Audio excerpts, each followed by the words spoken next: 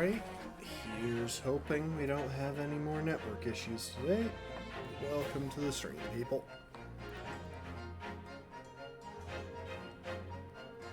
We are picking up where we left off, which was in the middle of the courtroom because I started hemorrhaging frames.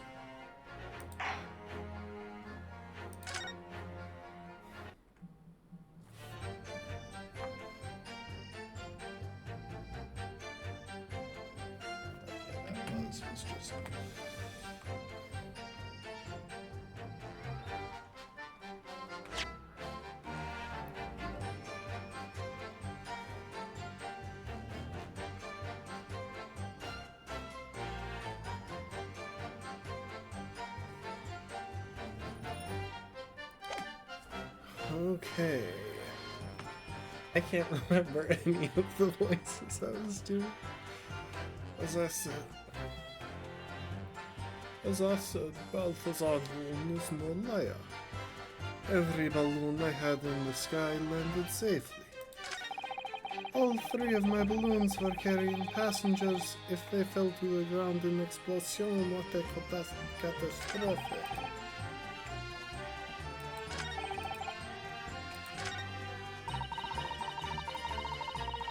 But you can't...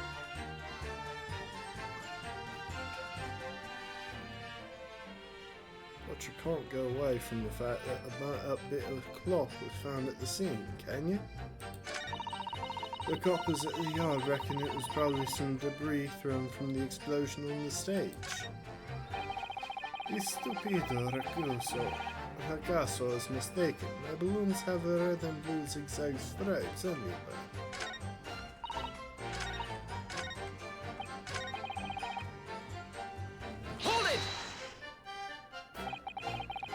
You couldn't just have forgotten one, maybe?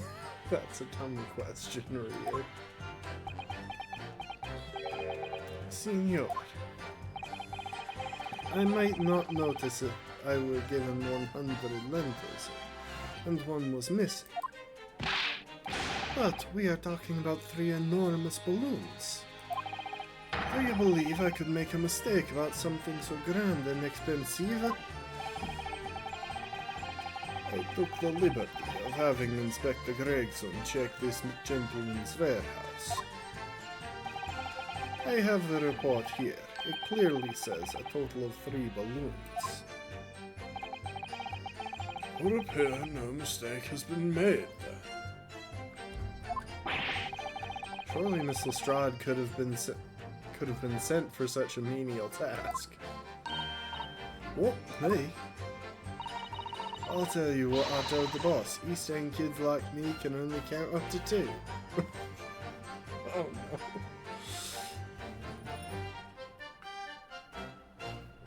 I'm gonna be honest, Gina.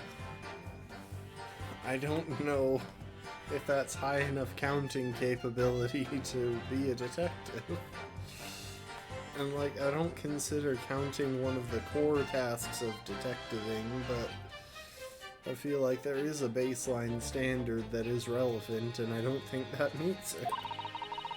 Obviously that ain't true, but the boss bought it and said he'd have to go and sell it in that case. Okay, never mind. Gina continues to be the best character. So just to recap where we are since...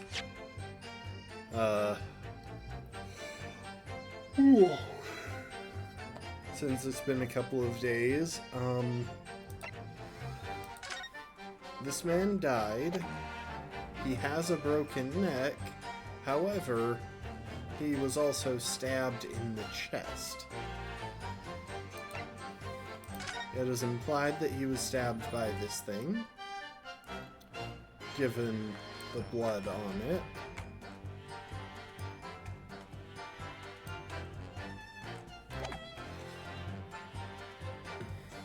And the fact that his stab wound matches it. Our client is claiming that he was teleported from here up to around here, where he fell and crashed into the tower. Now there's evidence that that's not the case. Because supposedly instantaneous kinesis can't transport metal, which is why the screwdriver was found on the experiment stage over here. But his glasses clearly also contain metal, which was supposedly transported via instantaneous kinesis as well.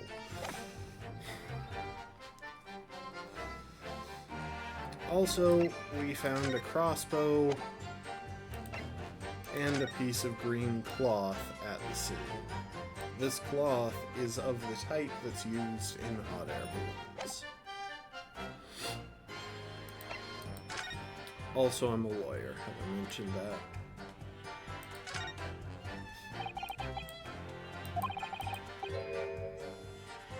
The background is a sunflower.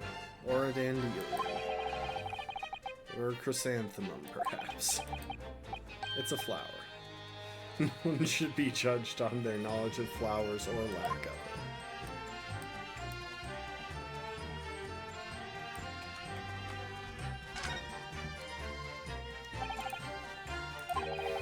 Kazuma Ahsoka. One day when I'm back in Japan and I've earned my official law qualification there, I'll wear one band on each arm. That should make me a very well-balanced lawyer, I suppose.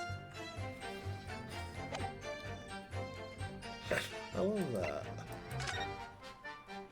Oh, also, Lord Van Zeeks, there was an attempted murder on him the other day. That hasn't come into play in this court case.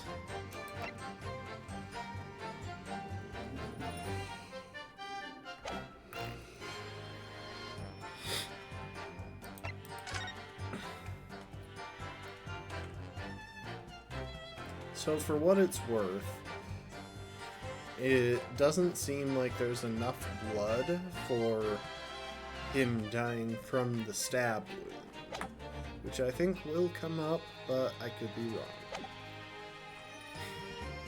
Hold it! It's sad.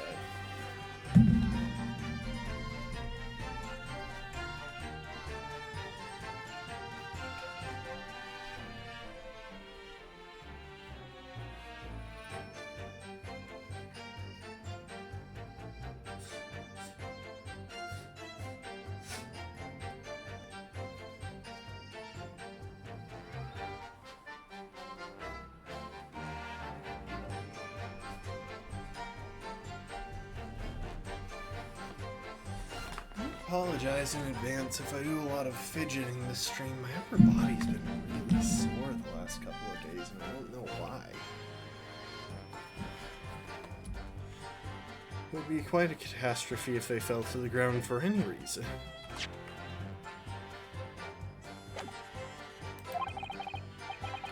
On that note, Mr. Loon, tell me, what is it that keeps these balloons in the sky? Are you idiota? Sorry? That is like asking why does a candle burn bright? It burns bright because it burns bright, and the balloon flies because it flies. What else? That must be Italian for I don't know. Oh, he's supposed to be Italian. Okay, I can pull that off. It's going to be wildly offensive, but I can do it. There are two types of flying balloons, hot air balloons and gas balloons. Hot air balloons work on the principle of hot air being less dense than cold air, whereas gas balloons derive their lift by using a gas that is lighter than air. See? And my balloons are filled with the magic gas, I believe.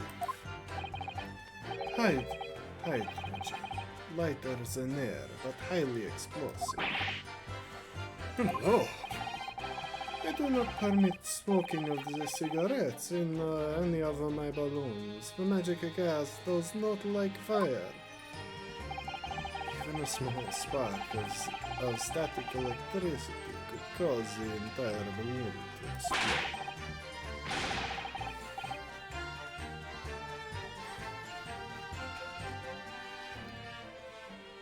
What is the matter with you, senor? All that comes out of your mouth is explosion, explosion. I tell you, my balloons are perfectly safe. They have to be or I cannot eat. None of my balloons exploded that day. I am completely sure. But if you still say that is what happened, you must show me the proof. Alright, so Mr. Loon had 3 balloons in the air that day. If none of them were damaged, then what was the one that exploded? Oh, that was a heck of an expression.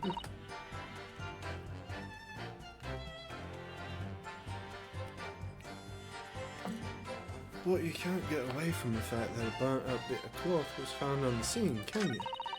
The coppers at the yard reckon it was probably some debris thrown from the explosion stage. Hold it! I was surprised to find the piece of fabric still at the scene, actually. Didn't you search the area surrounding the stage for clues? Nah, I'm not into picking stuff up off the ground, me. Always works out way better diving into people's pockets instead.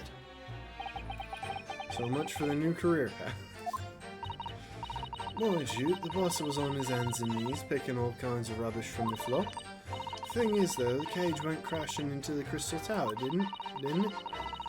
So that's where most of the investigating was going on. Even so, I would have thought someone from Scotland Yard would have gathered it up as evidence. Court, listen to you. You stumble across a bit of balloon and suddenly you're the best investigator in the world? Pardon? Well, you ain't got a badge, have you, like this one? I could arrest you with this if I wanted to. I don't think you could, Gina. I wouldn't put it... Like, she would try. I don't think she wouldn't try. I just don't think she would succeed. Come to think of it, there was some talk of scorching on the ground in the meeting we had about the investigation.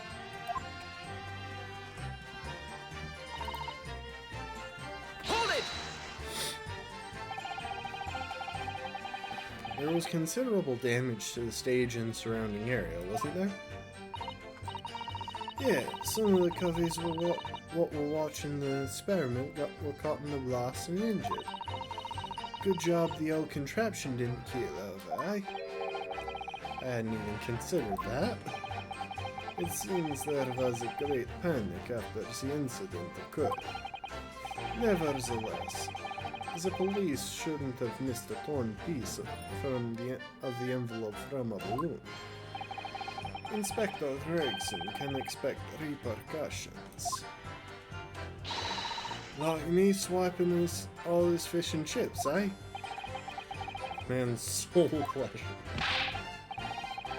None of this matters. That scrap of balloon envelope means nothing to me. Niente. Stupido Ragoso is mistaken. My balloons have the red and blue zigzag stripes anyway. Hold it! You mean the color's wrong? Si, senor. I do not have any green balloons in my warehouse. And yet a piece of green cloth was found at the scene, and it's unmistakably from a balloon. Well, I do not know how that can be. For the sake of argument, let's say that the green balloon did explode above the stage. You couldn't therefore conclude that it happened on the day in question. Why not? There have been recreational balloon flights over Hyde Park operating from before the exhibition. One could have exploded on some earlier date, unfortunately, as I'm sure you'd agree. You believe it may have been from some earlier balloon accident that predates the exhibition? Si, exactamente, as the senor says, it is not from one of my balloons. Clearly, this little Ragoso from Bohemia is mistaken about what he saw. Yeah, I have a feeling this is... Is this even going to be helpful? Excuse me! Is something wrong, Master Gotts? Is Master Wilhelm Gottschalk Sigismund Ormstein. It was on the tip of my tongue. Yeah, something is very wrong. I know what I saw. There was a green balloon there. I swear it. I swear all over Bohemia. You can speak as much bad language as you like, but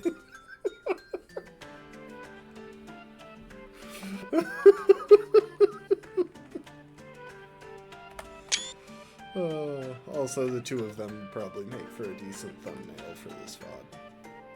I'm trying to remember, because I usually just go with whatever YouTube auto-generates, and sometimes it's pretty awful.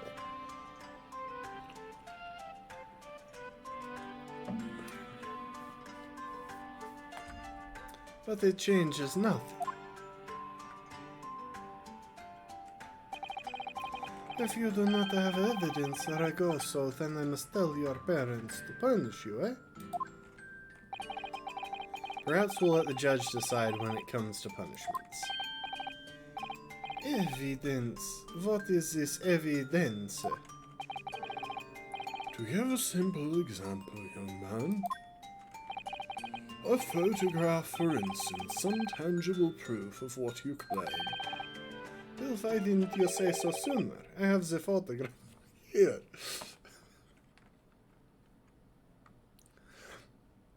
Lord Van Zeeks, I feel like this is your fault. Good gracious. What? I had not been up in a balloon for a little while, so I was very excited. I took lots and lots of photographs. Of the Crystal Tower, of the Bohemian exhibit, of the streets of London, of the hot eel cellar, the balloon. And the instantaneous kinesis experiment, did you take a picture of that? Yeah, one picture. Really, you did take one. But all I wanted was a ride in a balloon. I was not interested in boring experiments. Never mind that, can you show us that photograph? Of course, and then you will see. You will see that I am not lying, that I really did see a green balloon.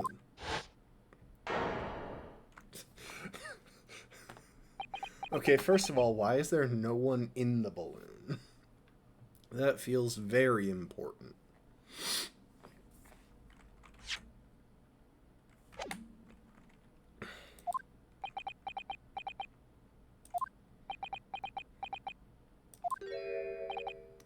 Well, I see you are all too shocked to speak. Yes, I think shocked is indeed the word, young man. Yeah, perhaps you cannot see that it was a green balloon from this photograph, but that is not my fault, it is the fault of the stupid person who made the camera.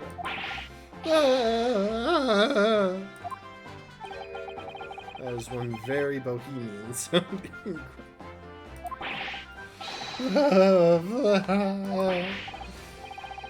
Very well, the court will accept this photograph as evidence.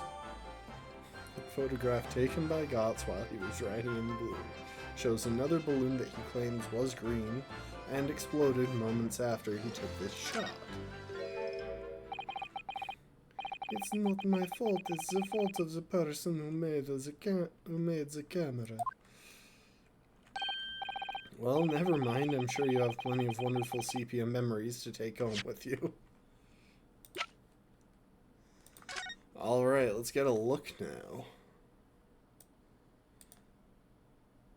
So there was a person there. What the heck is this light supposed to be?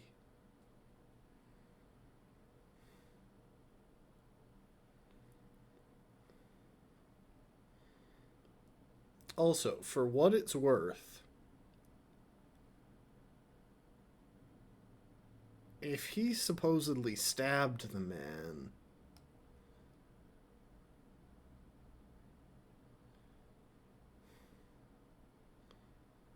wouldn't he have to be over by there? Like, how is he stabbing the man if he's over here? I mean, I get it. It's just a snapshot. It's a weak argument, but I'm still struggling to understand how he stabbed the man and operated the machine. But honestly, this bright streak of light feels like the relevant bit. Unless... Hang on now. Hear me out. The bright streak of light could be made by something flying through the air, such as, say, a bolt from a crossbow.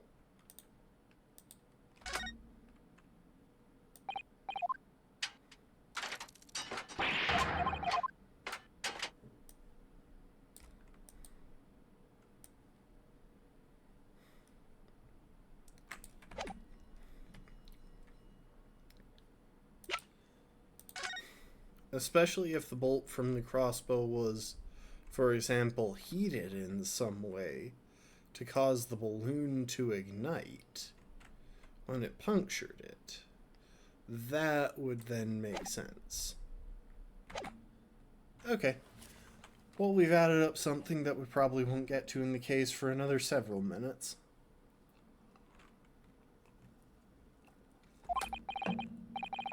In any case, when exactly did you take that photograph? Well, it was on the day of the big explosion. You don't say. When I pressed the shutter release, there was this very loud bang, and the hot wind rushed over my face. That means this photograph was taken a split second before the explosion occurred. Well, if you ask me, this black and white photograph, it changes nothing. I could not give the flying fig. Lovely language you've picked up. As I thought, Mr. Loon's testimony just doesn't quite add up. The young Bohemian boy claims to have seen another fourth balloon, but Mr. Loon vehemently denies the possibility. And it's hard to imagine the man in charge could be mistaken about the number that were in the air. Still, this inconsistency must tell us something, I'm sure. Okay, so where do I present that photograph?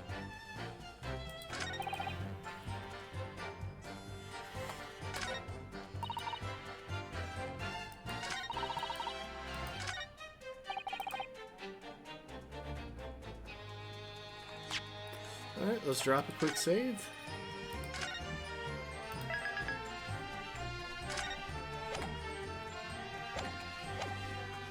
Frames are going strong.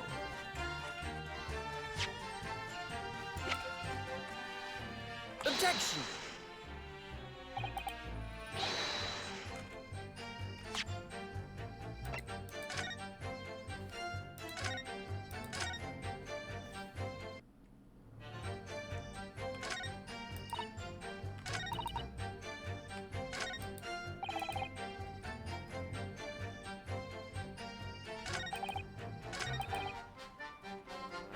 Oh, the contradiction that we're bringing up here is that all of his balloons were carrying passengers.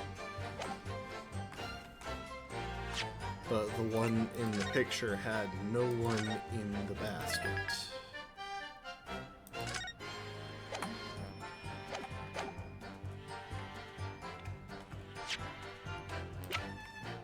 Objection! Unfortunately, the photograph Master Gotts took can't tell us the color of the balloon. But it can tell us something else, something crucially important. What?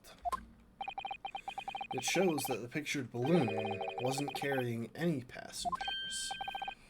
Oh, my goodness, you're right. You're right. Look. Hang on a sec.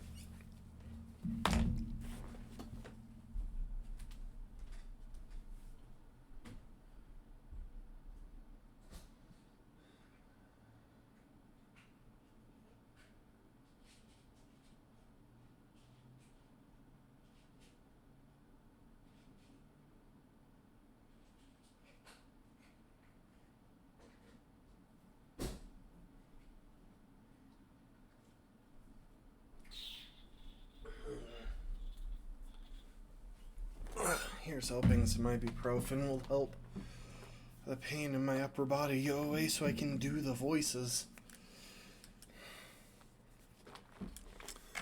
But surely all the balloons would have been carrying passengers. There would be no sense in it otherwise. See, they are for pleasure, for seeing the view. My balloons only fly with passengers. Which tells us that the pictured balloon isn't one of them. So when the incident occurred that day, there was a fourth balloon in the skies above the experimentation stage. The mysterious green balloon. Hey, no, nothing. Niente. I can only tell you one thing. If this balloon was not carrying passengers, then it was not one of mine. Objection! And now he will ask for relevant. There are illegal tradesmen everywhere you care to look.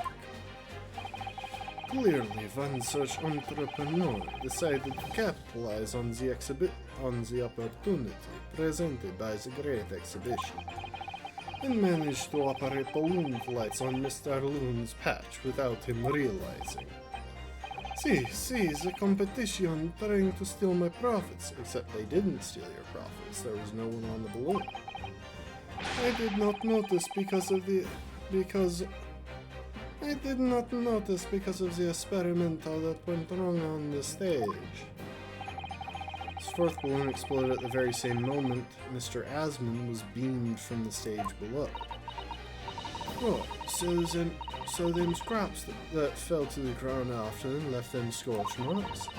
They didn't come from the stage at all. It was bits of balloon raining down. But because no one was in it, it didn't get no attention.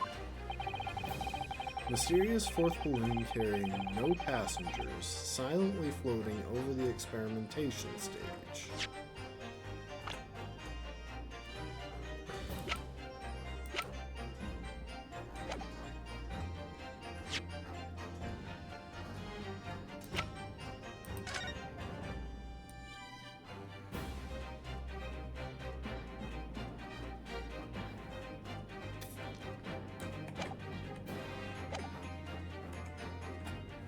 Objection! This photograph shows us nothing more. A stray balloon carrying no one and operated by some rogue trader. Clearly it has nothing to do with the case. Its relevance does elude me, I must say. The court has seen sufficient evidence and heard ample testimony already. The prosecution calls for this trial to be concluded.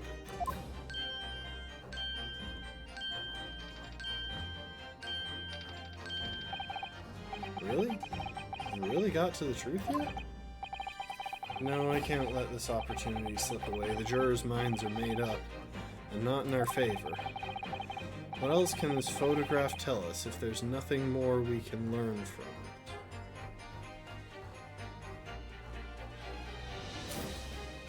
Is there nothing more we can learn from it? Objection! Ladies and gentlemen of the jury, wait, please don't give your decisions yet. I mean, there's one other thing that I noticed, which is that all of the smoke seems to be coming from under the machine, not from the machine itself.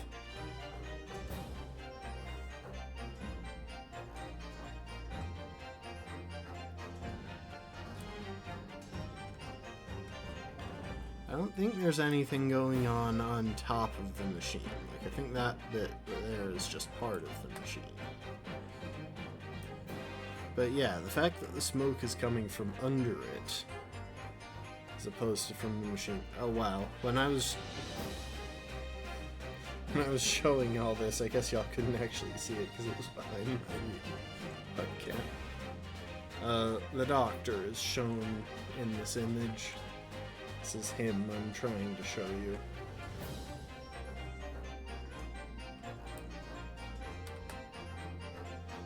But yeah, it really doesn't seem like there was anything going wrong with the machine. Photograph from Master Gotts. may well be hiding one more vital clue. What's that? A vital clue. Objection! We're well past the point of mere possibilities. It's time for definitives now, so tell the court. What exactly does this alleged clue in the photograph prove? Oh, wow, we're jumping all the way to this point?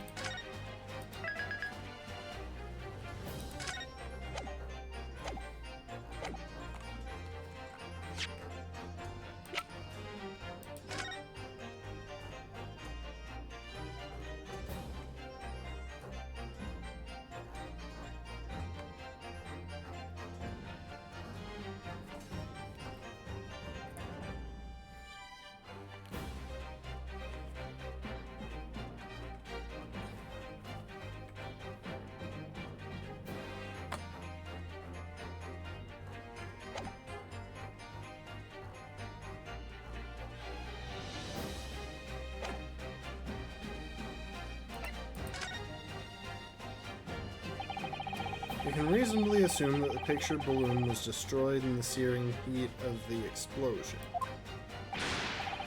Ja, that's right, ja, it was not my fault. Evidently, because of the bird cage from the kinesis machine materialized in the sky, where it had been flying. And the balloon being filled with flammable hydrogen, instantly and explosively ignited. Except that really doesn't make sense. Like, from a very specific perspective, his body is not burned at all. If this caused if this was in the presence of the explosion, his whole thing would be scorched. Or at least singed. Objection! No, that's not what happened. But it would appear that this photograph requires closer examination. Counsel for the defense, you will highlight the location of this alleged clue in the photograph before the court. Of course, my lord. If you look closely, it's plain enough to see. And what's shown is linked to another piece of evidence we have. In a way, that leads to an unbelievable conclusion. The clue that heavily suggests the real reason the balloon exploded.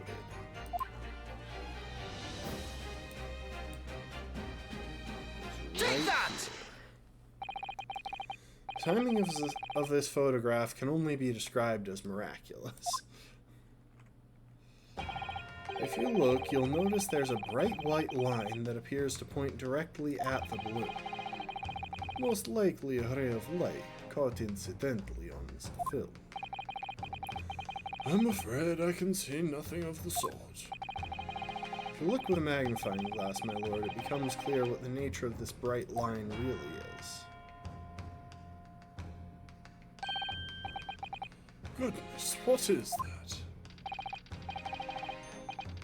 Undeniably some flash of light, yes. Oh, golly, do you think it might be lightning? But it couldn't have been a finer day. I believe we may be looking at fire. A bolt of fire. A bolt of fire.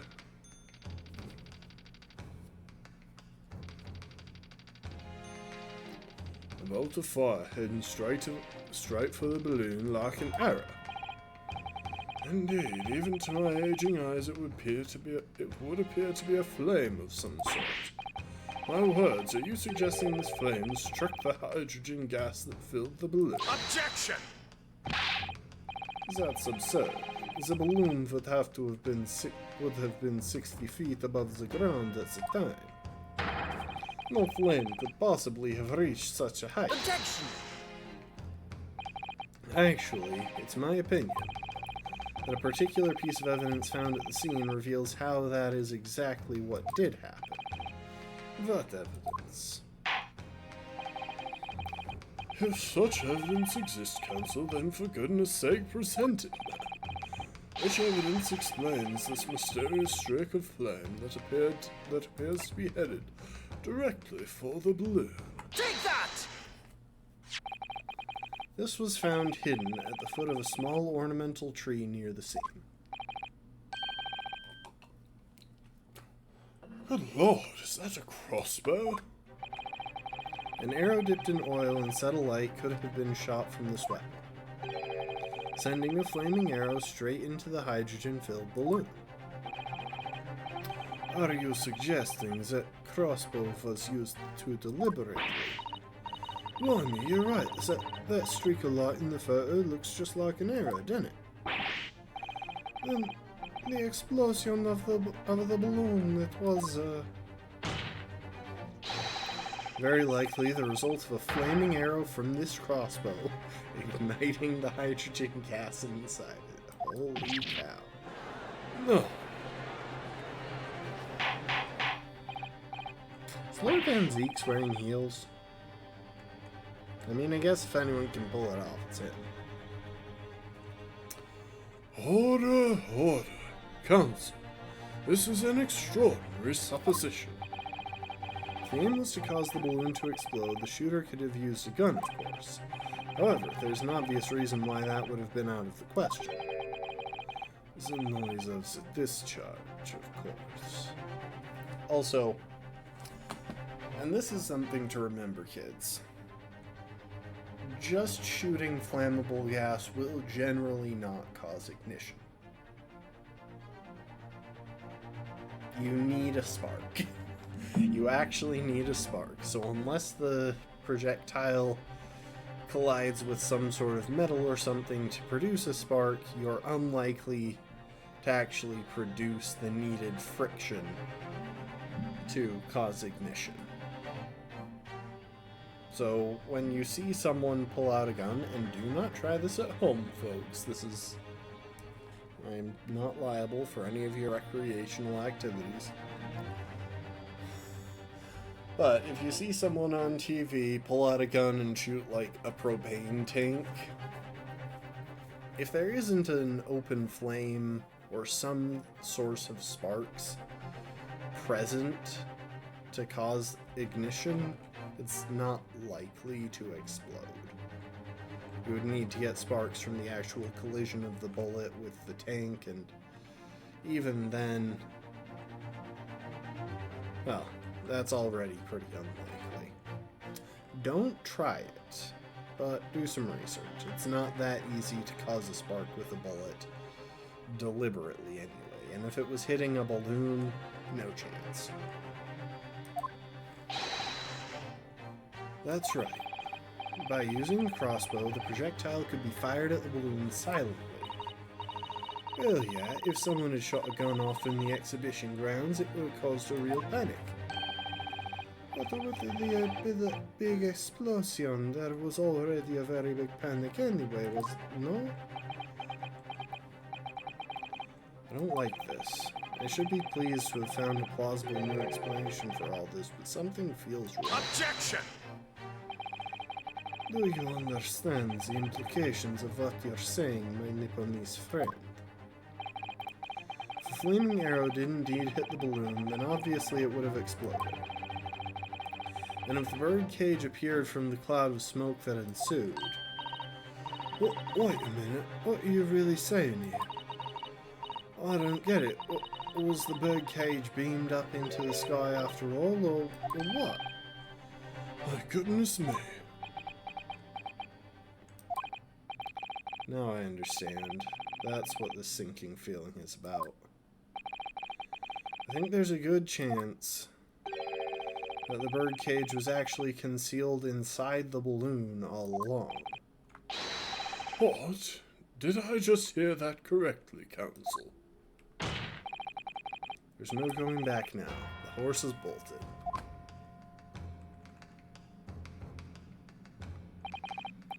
Let's assume, as I said, that the bird cage was hidden inside the green balloon from the start. On stage, when the experiment was started, the birdcage and the instantaneous kinesis machine disappeared in a cloud of smoke.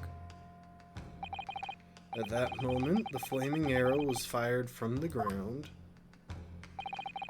causing the green balloon to explode and drawing the attention of the spectators to the sky above their heads. From amid the smoke, the hidden birdcage then appeared to fall down and crash into the crystal tower.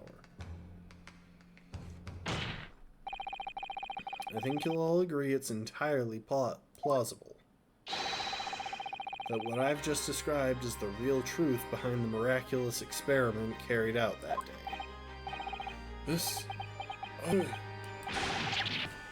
Good grief. Objection!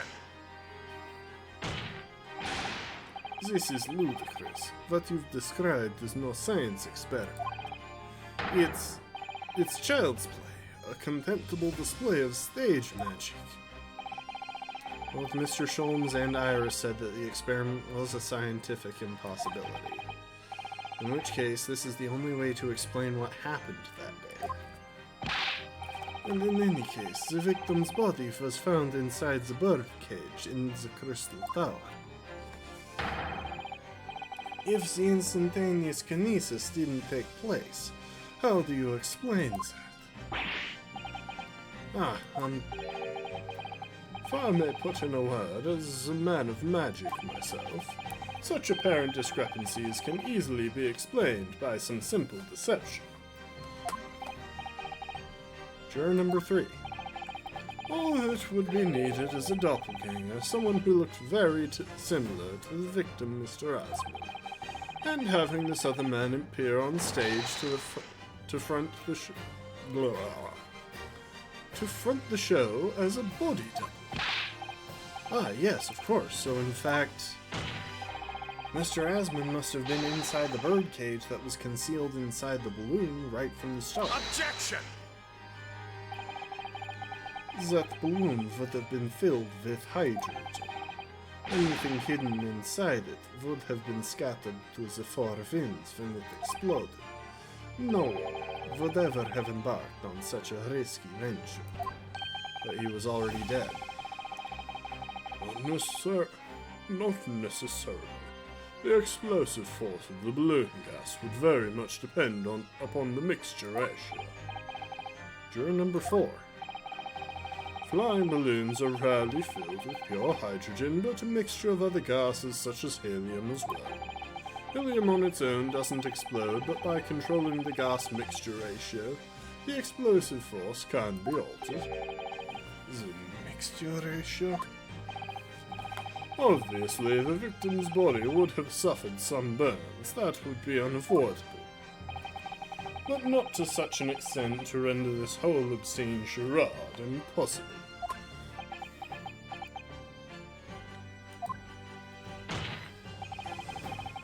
So everything that happened can be explained, logically and scientifically. The explosion that engulfed the stage at the start of the experiment was no accident. It was all part of an elaborate deception to make it appear that instantaneous kinesis had occurred. Now here's the real question, though. And this is the troubling bit. All of this implies that Mr. Asmund was dead and stored in the birdcage before the experiment even occurred. Killed, stored in the birdcage, in the balloon, to be dropped from great height. In which case, the snap of the neck might actually be the reason that he died. Or someone could have stolen the, the screwdriver to stab him with it and kill him, in order to plant the screwdriver and make it look as though the good doctor, Albert Harebrain, was the culprit.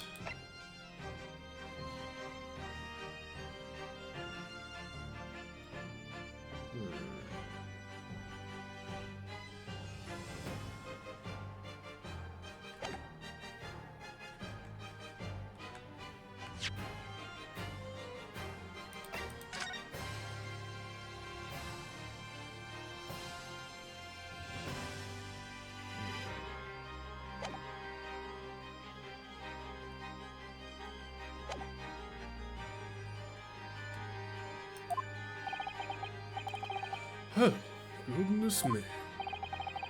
And if we accept that this is what happened, it means that the victim, Mr. Asmund, was never present on the public experimentation stage to begin with. You know, there's one other detail that I want to bring up, and this is just something that I know about from having recently replayed the Phoenix Wright games. In one of his trials, it talks about a defense lawyer who didn't have any faith in his clients and didn't put, and simply trusted in his own skills. And I do worry that we're treading dangerously close to that. Like, Ryu does earnestly believe the man is innocent, but it's gonna be rough for Dr. Hairbrain when he gets through this, if it's shown that the whole presentation was a farce. It's gonna be a nightmare trying to prove that he wasn't involved in the charade.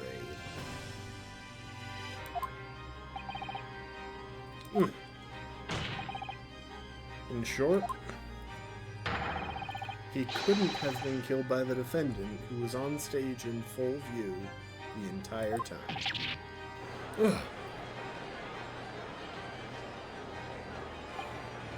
This will be very hard for the prosecution to counter.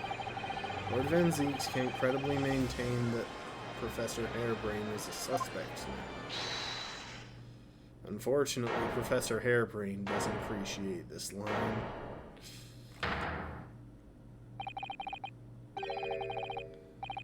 Mr. Naruhodo, I appreciate your efforts, thank you. Professor? You can stop now, just keep your mouth shut, please. Sorry? What's all this about, Mr. Hairbrain? What's all this about, Mr. Hairbrain? Mr. Hairbrain. I can't chain rolled R's, and I need a flicker of a rolled R when I'm doing Van Zieks' voice. So if he has too many in a row, that's difficult. I, Albert Hairbrain, hereby confess that it was me who stabbed Mr. Odie Asmund.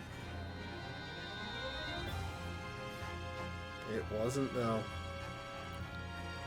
He's willing to go down for murder if it means that people believe his theory, which is admittedly a bit of a fool's business. Yes, it was me with my faithful friend and partner, Andrew the Screwdriver. What are you doing?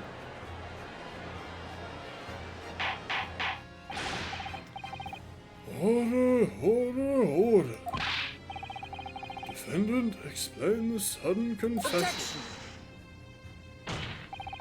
Professor Hairbrain, what are you talking about? Oh, it's Professor, not Doctor.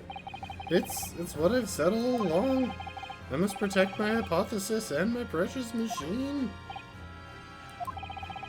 You stand there and claim it was all a trick, an elaborate prank, but where's your proof?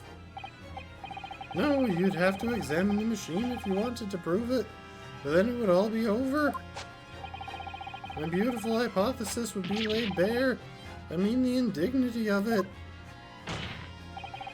It's clear that you drew the plans for the experiment, but you didn't actually build it. It's quite conceivable that you were duped, Professor. If you'll just let me, I can prove. Baroque? Yes.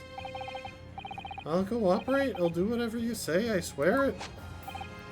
So please, ensure the Special Dispensation for Scientific Equipment Act is adhered to and protect my creation.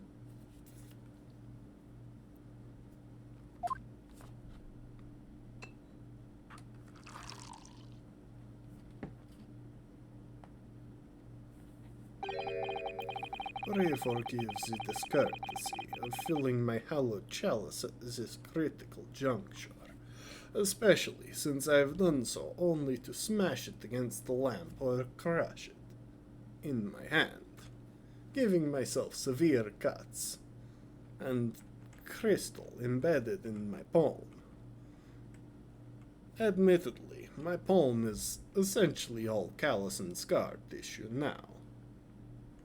So, there's no real loss there, but I will require stitches in the moment here. Here's to my learned Nipponese friend. What? And his upcoming attempt to clarify the defense's position in light of the accused's confession.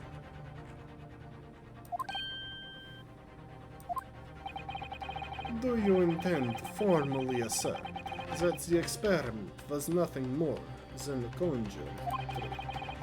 Because the moment you do, the Special Dispensation for Scientific Equipment Act that protects the professor's invention will cease to apply. The prosecution will then demand a rigorous examination of the machinery involved in order to establish the truth. However, if you acknowledge that I'm sorry, I'm struggling with the voices today. However, if you acknowledge that the machine is genuine and instrumental in the victim's murder, any chance of investigating will be crushed, and the confidentiality of the professor's hypothesis preserved.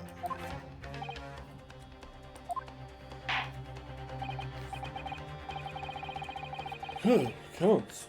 What is the defense's official position on this matter? This is a tough call, actually.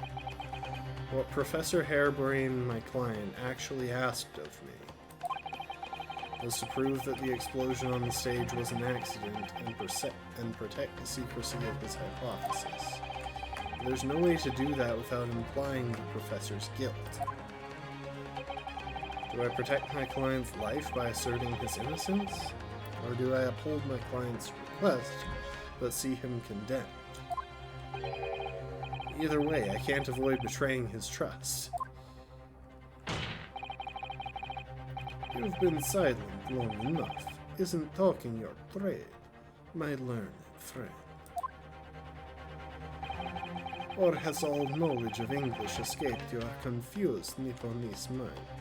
And Zeeks, you gotta stop pulling the racism card. Like, it's actually pretty sad.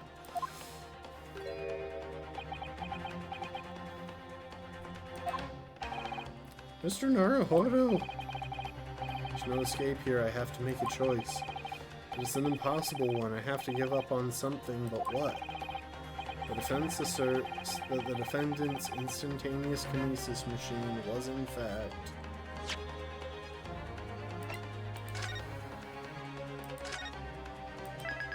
I have a suspicion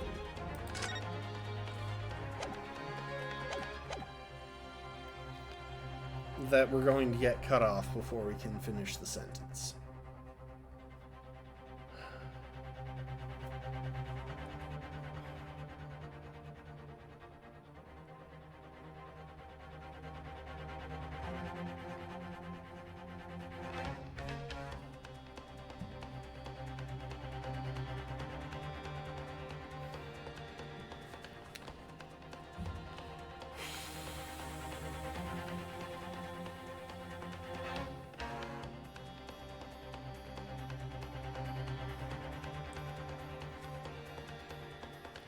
The thing is, the last time I managed to get a verdict pressed through that was false, I got suspended for 6 months.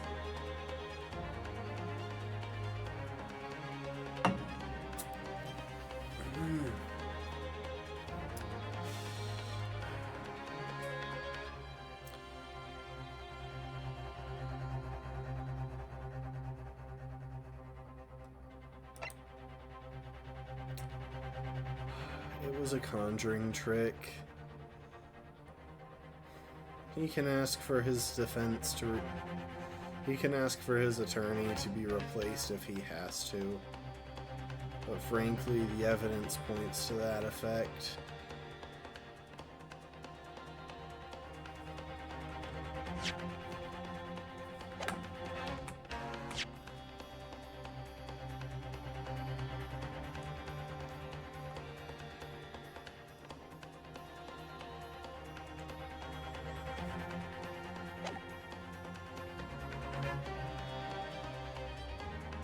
I want to see what happens if I click this one.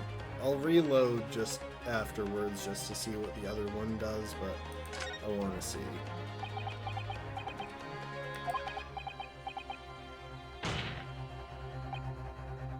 Ah. No, I can't say it. My client places faith in me. I can't just let him down. What must I give up on is not the question you have to ask yourself here. Okay, before we go on, we're going to load back to that point. I want to see what it looks like if I click the other one.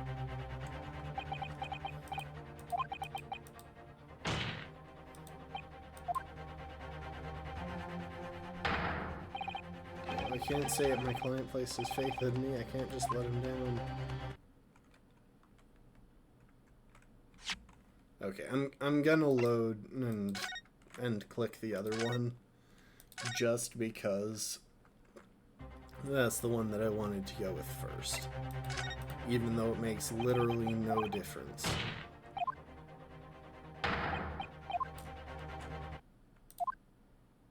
It's what can I protect? Susie! Hello again, Mr. Naruhodo. It's been far too long. Susato-san. What are you... I don't feel like I deserve that, Susie. My first Susato takedown in 6 months. There will be time to talk later, Mr. Naruhodo. For now, we must concentrate on the task at hand. I missed that smile. Which is working out not what I have to give up on, but what I can protect. Professor Harebrain. Ah, yes! Yesterday you told me that science is the pursuit of truth. Well, my job is to pursue the truth too. Yes, of course. And personally, I believe that you didn't stab Mr. Aslan. I think you've come to realize something yourself too, haven't you? That your experiment and the machine you built with the victim are questionable. The truth behind that is what we must both pursue. Ah!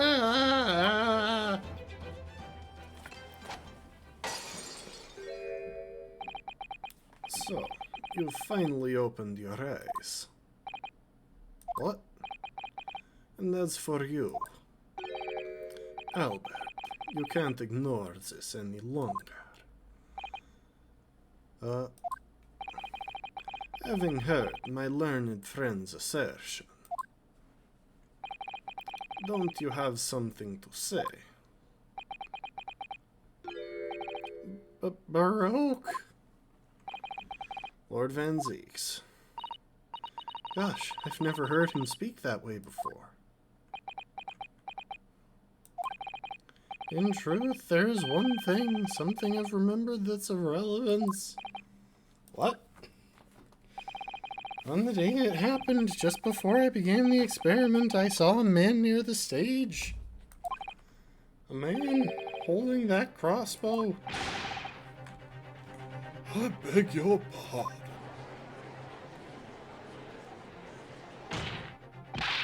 Professor, did the man have any distinguishing features? What did he look like? Taller than me and thinner than me with straight hair, straighter and whiter than mine. Do we have anyone relevant in the court record? I don't think we do. White hair but not straight.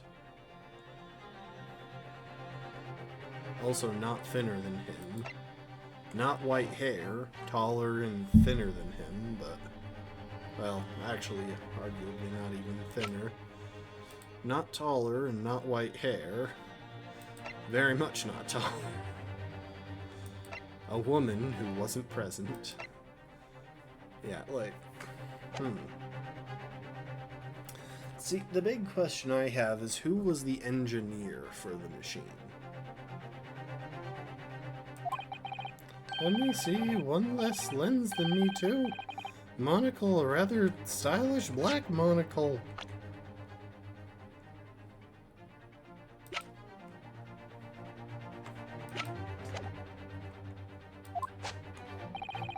And one thing in particular will help to positively identify the man.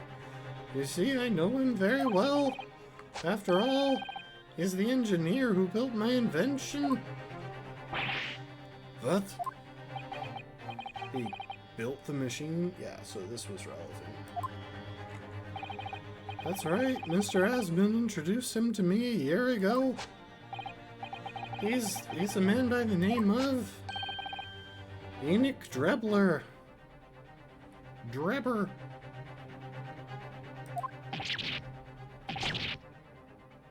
Enoch Drebber. Does this name mean something? Members of the jury seem flustered. Not a name any scientist wishes to hear. The man's an abomination. Not a name any conjurer wishes to hear either. Who on earth is he? I'm afraid this isn't the first tale of this nature that I've heard in scientific circles in connection with that name. There's talk of other flamboyant experiments that turn out to be nothing but stage trickery in the end. Obviously, the rascal is after the government's research grant money. When magicians are in need of money, I have heard of them resorting to these underhanded tactics. Honestly, this is an impressive trick.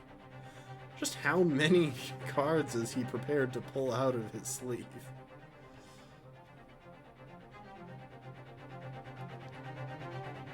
I suppose they could be, like, in his vest instead.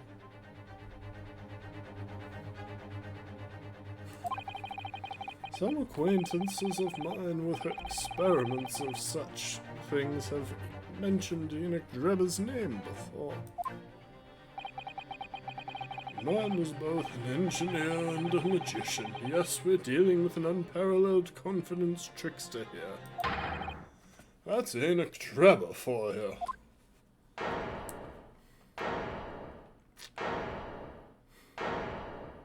So what he's learning is that he was duped into accepting an engineer who was thoroughly unsuited for the task.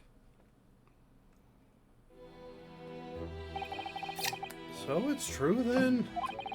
My invention, my great machine, it was just a grand illusion? Considering what we've just heard about Mr. Drebber's character, I'm sorry to say that sounds increasingly likely. Even though no one else believed it, I wanted to. I wanted to believe that machine would function exactly as my hypothesis predicted. Which is why you were so opposed to it being investigated, I presume. I knew that if the machine was examined in detail, its construction would give away my hypothesis. Obviously, I didn't want that to happen, but at the same time, I knew that if it was found to be nothing more than a trick, a work of deception, then everything I'd worked towards, all my research, all my dreams, my whole life would be over. I was terrified at the prospect. So you really had no idea then, did you?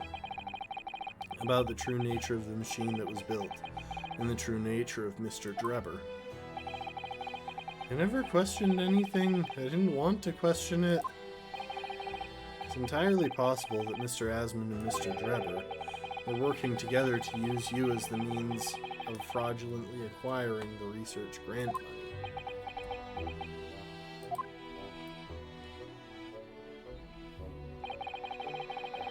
When I announced my invention to the crowds that day, it was the finest moment of my career. pulled all the levers and turned all the dials in exactly the way Drebber had described. When the smoke suddenly started billowing out, I panicked. I didn't know what was happening.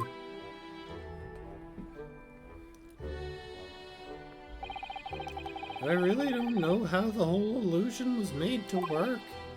I don't know anything anymore.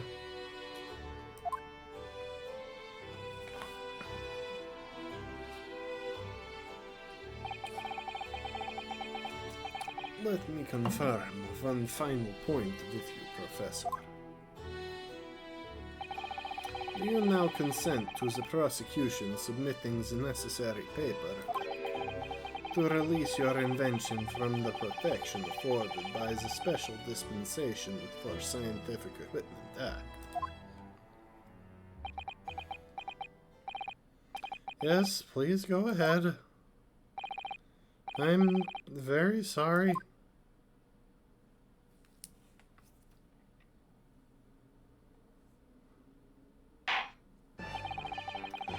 It would appear that we shall have to suspend proceedings for the remainder of the day now.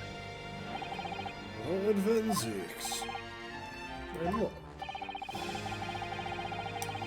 Court has been newly made aware of another party whose involvement in this matter is critical. Yes, Mr. Drebber. Gather information about the man. If possible, I should like him served with a subpoena. With pleasure, my lord. Now, counsel for the defense. Yes, my lord. When we reconvene, I shall be looking for one thing and one thing alone from you. Evidence that the defendant is innocent of the crime for which he presently stands accused. I understand. Good. In that case, this court is adjourned until tomorrow morning. Wow, we made it through an entire brief trial without a summation examination because the jury didn't jump to conclusions. 23rd October, 1:36 p.m., the Old Bailey Defendant's Antechamber.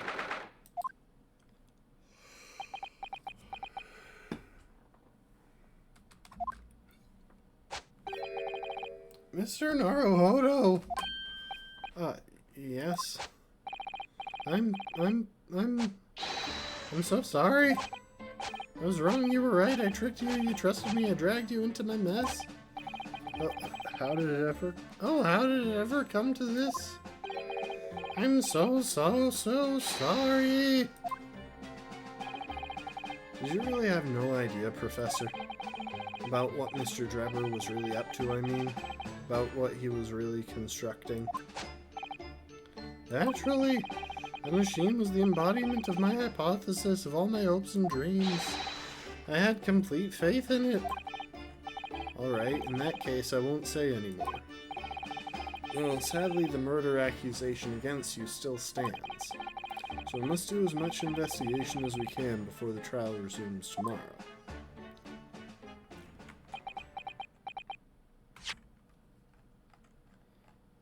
What time did we get out of there? 1:36 p.m. Well, thank you for doing so much for me. Here's the thing, Albert.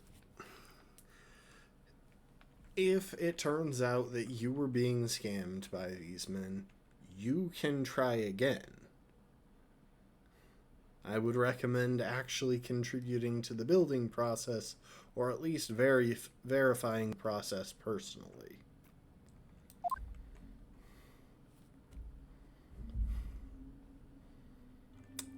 Susie? I'm so sorry for arriving late this morning, Mr. Naruhodo. Arriving late? Didn't you receive my postcard? I wanted to let you know when I'd arrive. Postcard? What postcard? I hid it from you, Runo, so... Iris, that was extremely unhelpful. Well, did it work? I was surprised, alright, especially when she threw me to the ground. Oh dear, I'm so sorry. I was just so happy to see you again that it sort of slipped. Susie, that's not a normal thing to have happen when you're excited to see someone. Also, she's the epitome of a refined Japanese lady and a huge help always. Maybe we could stick to more traditional displays of emotion in future. Susie's train was late into London Victoria this morning, you see. But we made the coachman really whip the horses hard so she didn't miss the whole trial. Okay, well that explains at least why Iris left before the trial. I was watching from the gallery for a while, but in the end, I'm afraid I couldn't contain myself. Well, I'm glad you didn't. Oh? Having you at my side in court gives me the strength I need to win. So, I'm delighted to see you back in London. Oh, you're too kind, Mr. Naruhodo. I'm delighted to be here. I hope I can continue to be of service to you. Of course. So, what's brought you back? Did Professor Mikotoba not protest? Let's save all that conversation for when we're back at home, shall we? You know, I've made one of my most special blends ever for this special occasion. Oh, Iris, how wonderful. I can't wait.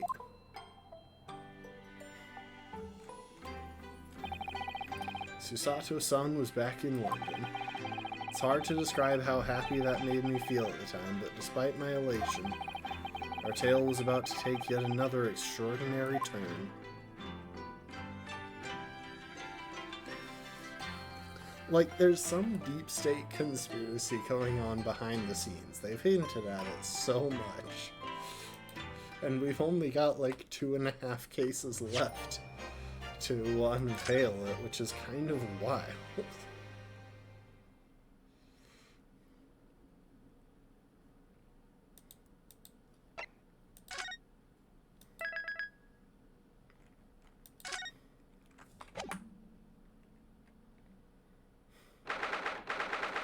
Oh yay, we get to argue about spades and stepladders and ladders now. 23rd October, 2:14 p.m., Naruhodo's Legal Consultancy. Oh, this room, it's been too long. It hasn't changed in the slightest, though. That's her way of saying that I haven't cleaned. It's been some 6 months, hasn't it? That's a long time for things to stay so familiar. I didn't know when you might return, and I wanted everything to be as you'd left it, and I didn't go in your room. But it has been some 6 months, it's true. So is your father alright, Susie? What happened? My father? Yes, Professor Mikotoba. I mean, it was half a year ago, but that's why he went back to Japan. Because of the telegram you received saying he'd fallen ill with a very high fever for some unknown reason. That's right. So I was surprised to learn you'd be coming back so soon. Surprised, but happy.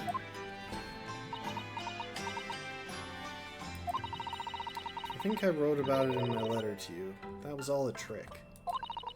My father is in fine health, and I'm obviously very relieved about that.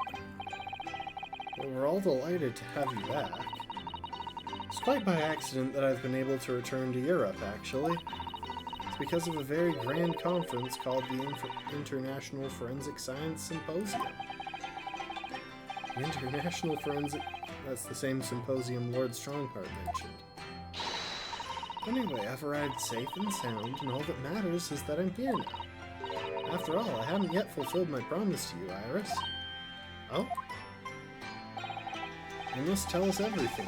What happened while you were back in Japan? Yes, of course, I shall. And there's one other thing. Something you wrote in your letter that particularly grabbed my attention. About you-know-who. About Kazuma. I know. I'll tell you all that I can. But first... Did you know that I'm a lawyer? You're still taking good care of that armband, I see. I'm so pleased. Well, yes, it feels like I wouldn't be me without it now, to be honest. Oh dear, there seems to be a thread coming loose just there. Look. I'd be only too happy to mend it for you, Mr. Naruhodo. Oh, thank you. I must have scraped it against something again. I'm always doing that. Then take better care of it, please. It's all going so well until I ruined it. He's trying, okay?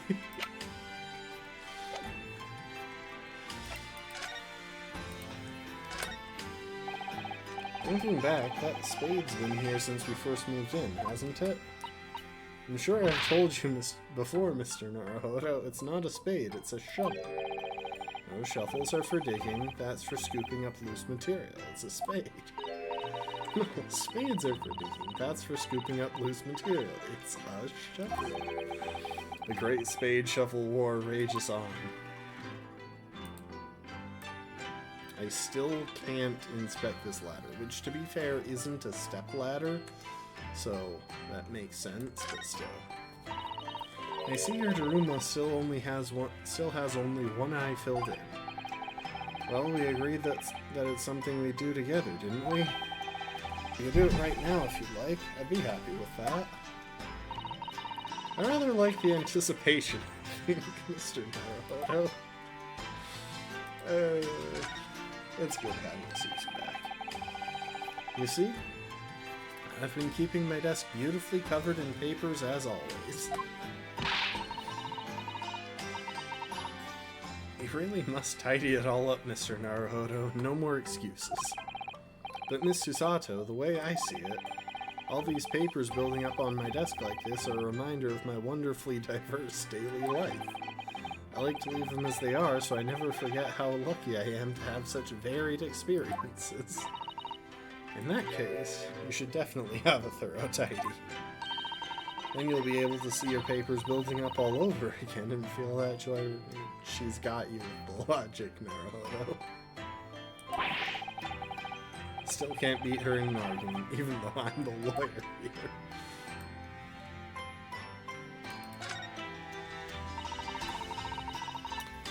Water gently boiling on the stove, I see. Feels wrong somehow if I can't hear the water bubbling away. We have plenty of logs, it's not like we have to worry about paying for gas. It's important to open up the window for fresh air when the fire's burning, though. You can't keep it closed just because it's cold outside, it could be a matter of life and death. Avoiding freezing winter air is a matter of life and death too, if you ask me. Oh well, perhaps a nice cup of tea will warm you up later.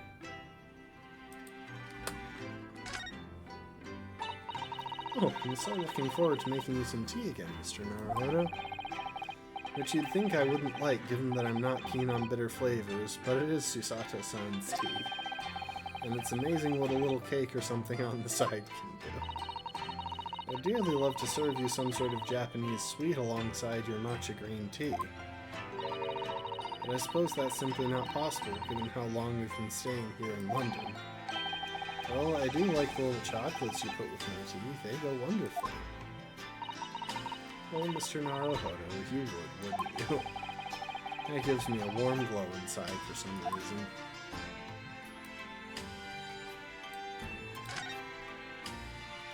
Iris. So pleased to see all our sea creatures doing so well in the aquarium. Well, a couple did eat a couple others, but don't worry too much. Yes, the prawns are still swimming and the anemones are still swaying. Obviously, I've been looking after them carefully. At first, I used to drool whenever I looked at those juicy prawns, but not anymore. They're like part of the family now, and you don't eat family. I don't suppose they'll ever know how close they were to meeting their maker. The room through there should be exactly as you left it. I've still never been inside, I've never been invited. Of course not. Only Iris is allowed in my room. No doubt I'll be hearing you two giggling away in there again then. Hey, you missed it, Naruto. I left your desk completely untouched, Mr. Sato, so it would be ready for you when you returned. It's beautifully clean. There isn't a speck of dust on it anywhere. You've been cleaning in my absence, Mr. Naruhodo? Whatever next? Well, I couldn't allow my great assistant's desk to sit there gathering dust, could I? His own desk, sure. Hers, no. It really is exactly as it was when I left. I'm so touched. But sadly, your desk is also exactly as it was, too. Well, that's how it should be, after all. Oh, dear. I'd forgotten how that clean-cut smile can be so disarming.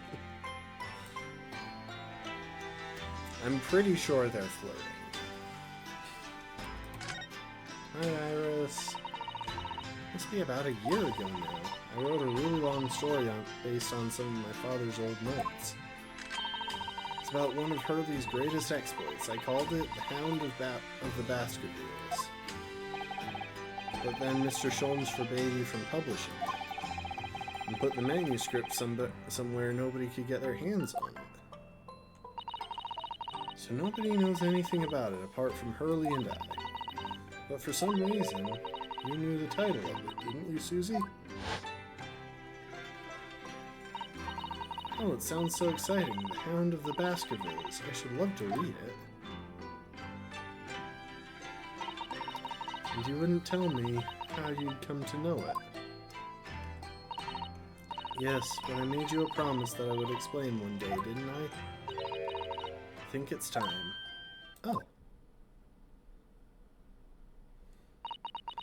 I'm only sorry I've had to keep it from you for so long, Iris.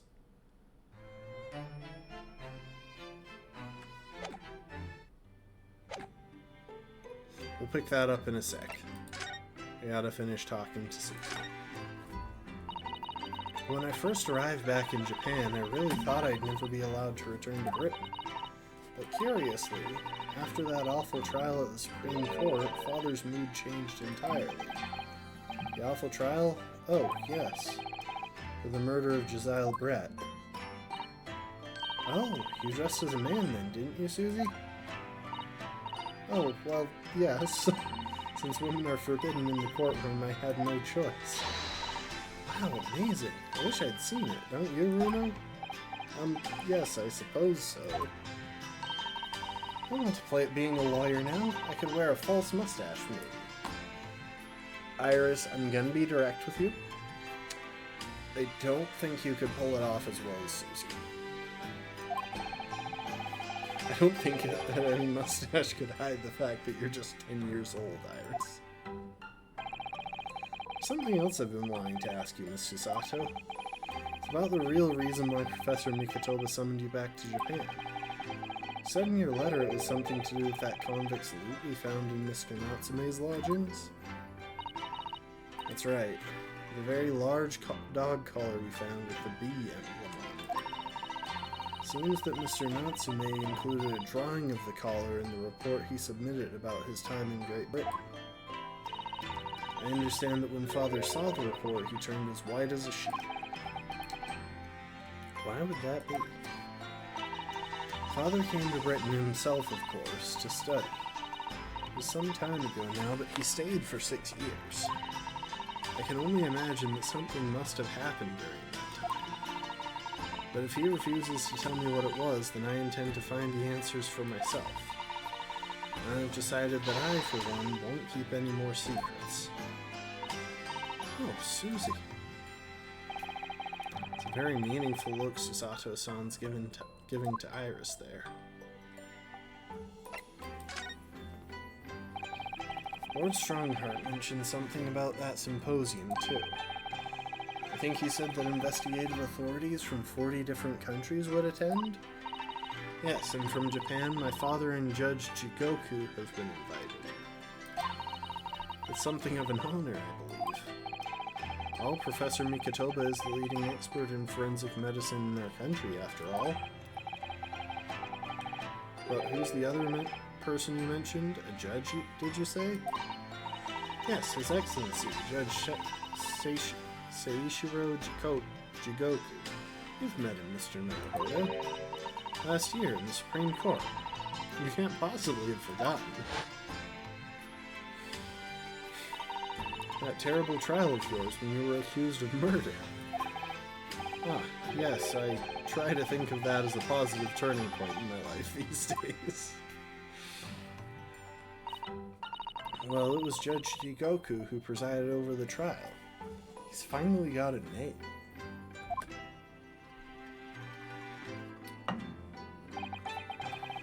If I'm perfectly honest, I'd be happy never to see that man's face again in my life.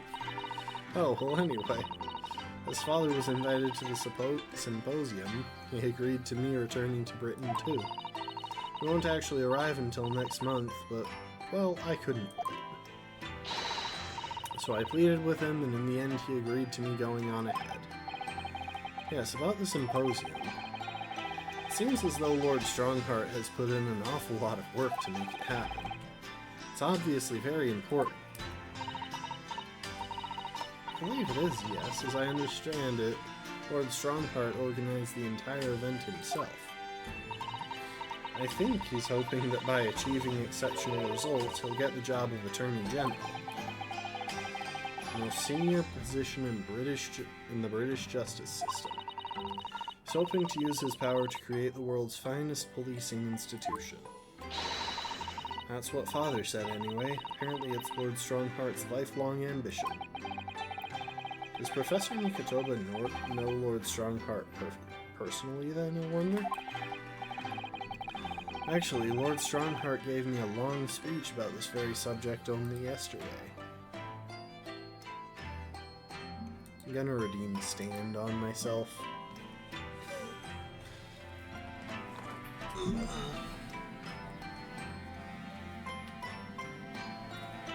Most of today I've either been sitting or standing hunched over.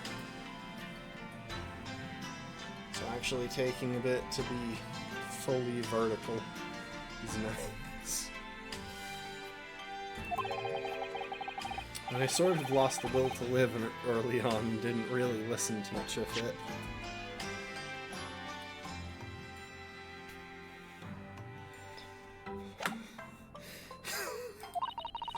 I'm trying for you. Jezile Brett, the woman whose unforgivable actions ended in me being wrongly accused of a crime I didn't commit. The murder of Dr. John H. Wilson. Yes, Jezile Brett, that's a name I won't forget for as long as I live. The extraordinary thing is, though, it seems it's a name we should all forget. Sorry? Since the incident, our government's intelligence services have been investigating Miss Brett. But it turns out that an Englishwoman by the name of Jezile Brett didn't actually exist. Didn't exist, but how can that be? It was a pseudonym. Her real name was Shin, and she wasn't a visiting student either. That was a front. Front? Who on earth was she then? Miss A. Shin. Her name is literally all our intelligence services have been able to ascertain about her. Nobody knows why or even how she came to be in Japan. It's a complete mystery. That makes no sense. It's no easy task to be accepted as a foreign student anyway. What could the woman have been up to? I'm afraid I really don't know. The only thing we can be sure of is that she had some business in our country that we don't yet understand. And now she's been killed, while all the questions surrounding her existence remain unanswered.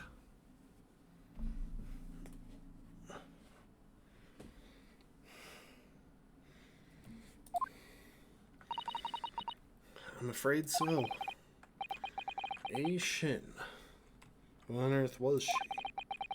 Why do I feel as though I've heard that name before somewhere? I'll be honest, I'm drawing a blank on this one. I don't recall the name Shin coming up anywhere.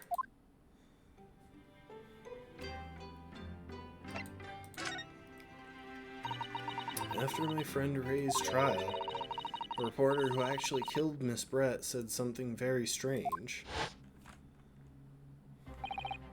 I know the truth. I know you had a hand in what went on. That visiting student's fate. Nobody here in Japan knows anything about it. They don't know that the guy never made it to England, that he died on that steamship, and that he'll never... Obviously, I couldn't ask him to elaborate at the time. But later, I visited the man in his prison cell and asked him what he was going to say about Kazuma-san. What did you learn? Nothing. He keeled over dead. I'm just making a wild guess here. After he died on the voyage to Great Britain, his body should have been unladen at the port of Hong Kong and passed into the care of the consulate staff there. Should have been? It turns out that his body never arrived. It just disappeared. What? Kazuma's body vanished? Our government tried to cover the fact up, it seems. They erected a grave on the hills by our hometown, except Kazuma-sama isn't there. Did Professor Mikotoba know about this? See, now, this is the sort of thing that I would expect to hit Ryu hard, because he cares a lot about Kazuma. It seemed that he did, but he didn't tell me. They're still investigating what happened to Kazuma-sama's body as we speak. I just don't believe it. What is this acute feeling of apprehension all of a sudden?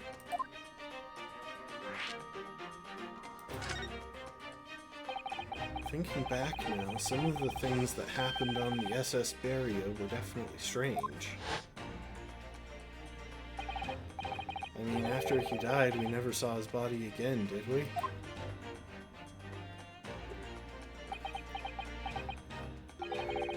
Could it be that he's actually still alive? Stop it, Mr. Naruhodo. It's too much to bear. Sorry, I didn't mean to. Just thinking about the possibility pains me so very much. Cast your mind back for a moment, Mr. Naruhodo. When Kazuma-sama was discovered, Mr. Sholmes was there, wasn't he? And he definitely examined the body. I remember it clearly. You're right. So if Kazuma hadn't actually been dead at all, it would mean that Mr. Sholmes had lied to us. There's no reason why he would possibly have done such a thing. I suppose that's true, yes.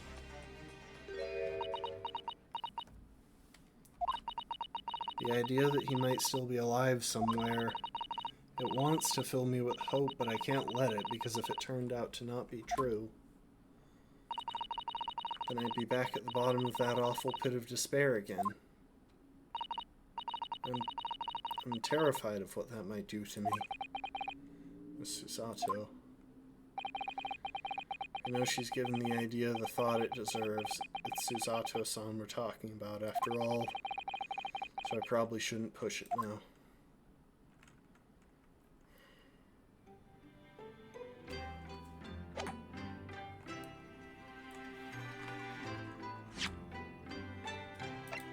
Let me duck out to the title real quick. Change into our investigation clothes.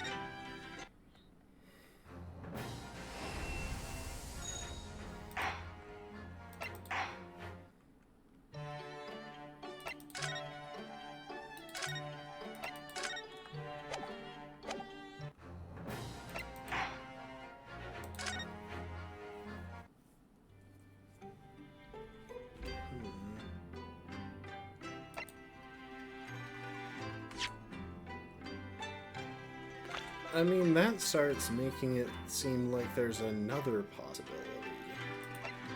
See, I felt really confident that this guy was secretly Mr. Sholmes. But theoretically, I suppose it could be Cosimo instead. I mean, that would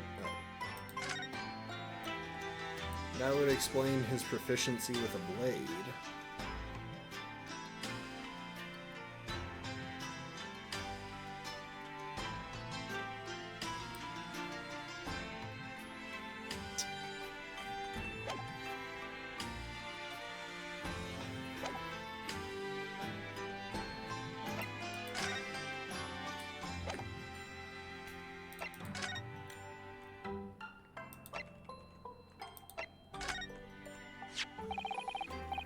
This paper, Miss Susato. Yes, it's all about the Great Exhibition. I've been dreaming about it, you know? Sorry that you were going to miss it when you were called back to Japan. So was I. I felt desperately unlucky. But here I am, back in London while it's underway. It's a dream come true. Perhaps you're not as unlucky as you thought, then. Once we've helped Professor Harebrain out of this terrible situation, we should all explore it together.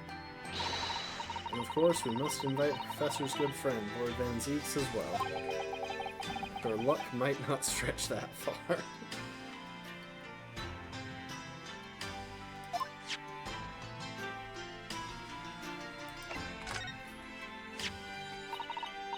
This was used to shoot down the balloon, wasn't it? Yes, with a flaming arrow. It's quite a formidable weapon. Quite accomplished with a longbow myself, you know. Oh, really? If you were to balance an apple on your head, Mr. Naruhodo, I'm quite confident I could hit it from a good 50 meters away. Quite confident, you say? Does the apple necessarily have to be on my head?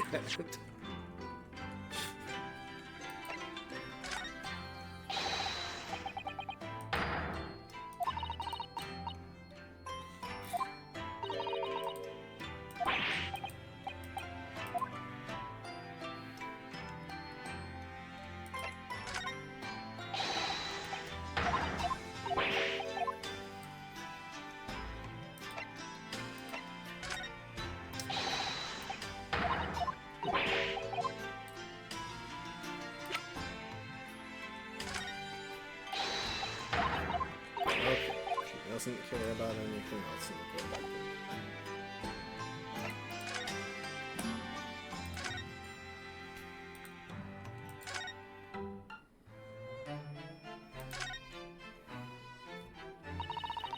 It was completely by accident that I came to know the title of your manuscript, Iris. It was a short while before we left Japan. I was cleaning Father's study and I saw something on his writing desk. A large box of papers. There was a label affixed to the box that was written in English. It read, "The Hound of the Baskervilles." What? My Baskerville story? Of course, I had no idea what it was at the time. But Father came in and... Susato, what are you doing? What are you doing? Oh, Father. Did you look at those papers? No, I simply read the label, that's all. Well, put it out of your mind. Sorry? Forget that you ever saw it, and certainly don't tell anybody else about this. Do you understand?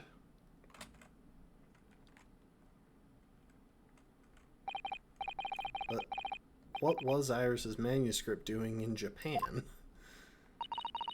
I have no idea.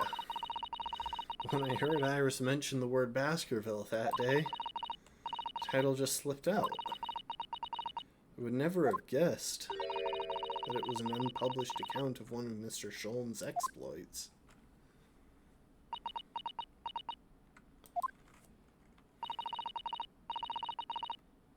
When I returned to Japan, I asked Father to explain, but he refused to answer any of my questions.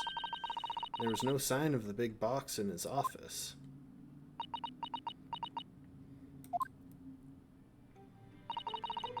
That's really all I know about it. I've no doubt that Father has a very good reason for being so secretive about it, but still. So I made up my mind to explain myself to both of you. Iris is really saying her dots today. Thank you for being so honest, Susie.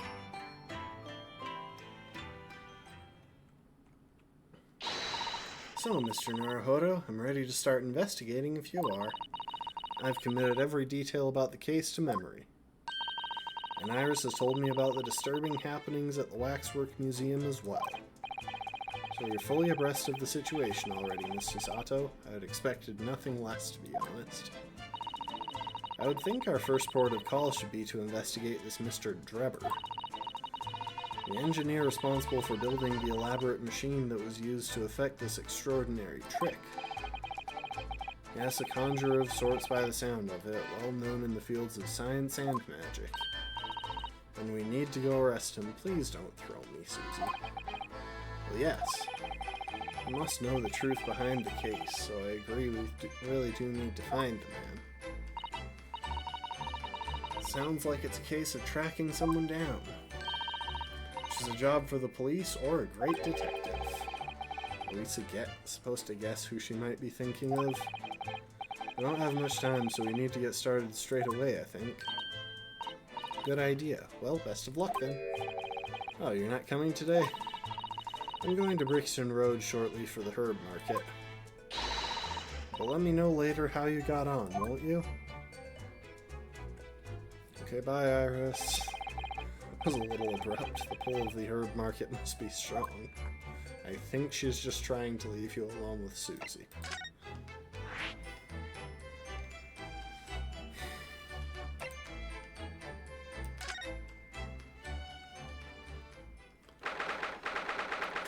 October, Sholmes Suite.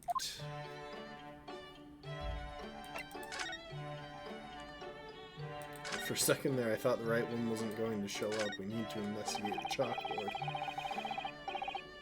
This blackboard is where Iris scribbles down her latest ideas. Let's see. Seems to have drawn a lot of little stick figures all lined up. Cheap apples at the market is what all of them say. What? Little figures can speak? All your questions would be answered if only you would read this month's Ranced magazine.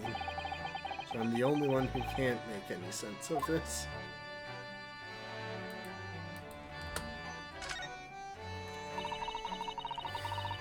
A collection of medicines, potions, and chemicals. Just look at all the little bottles she squeezed onto the shelves.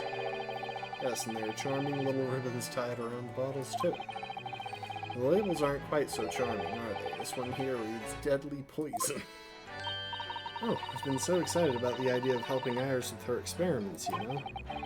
Just try to avoid any bottles labeled Deadly Poison or highly explosive.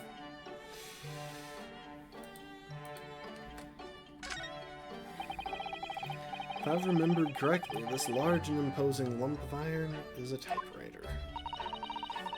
Every single one of the adventures of Herlock Sholmes blossomed from this very machine. It's such a dreamy thought. I actually had a go on it the other day. The metal bars that move when you hit the keys got all tangled up somehow, and that made Iris angry.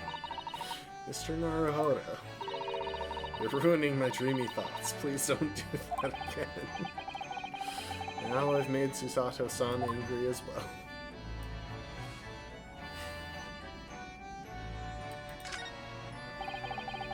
Iris's Pretty Little Tea. Iris's Pretty Little Tea set is set out beautifully as ever. Look. Well, it's only by carefully taking care of the tea set that you can make good tea. No, I feel like there are a lot of other steps in that process. Is that a roundabout way of telling me I need to tidy my desk? Oh, Mr. Naruhodo, you do overthink things at times. No, I think he might have been thinking the right amount. It's one of my favorite parts of this room, full of items with such exciting tales to tell. Sadly, Mr. Sholmes doesn't remember a single one of them. I do believe he's added to it since I last looked. Now there's a mysterious pince-nez, a mysterious little box, a mysterious horseshoe, a mysterious biscuit. think he might have just left the biscuit there while he was passing. Well, last one might just be one of Iris's unfinished snacks.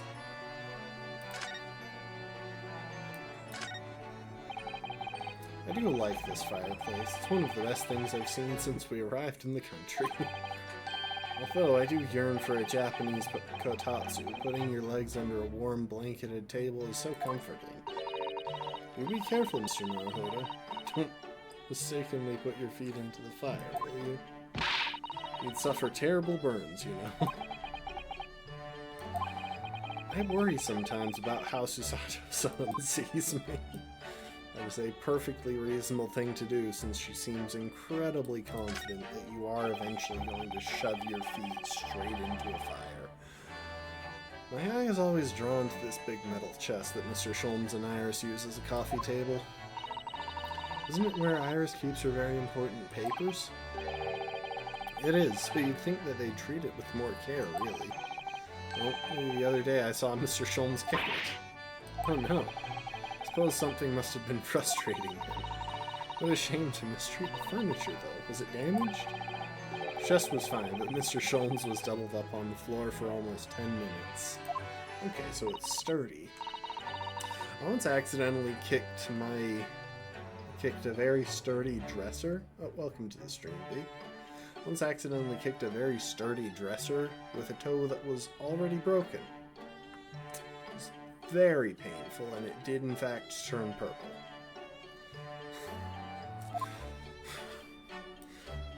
Do not recommend.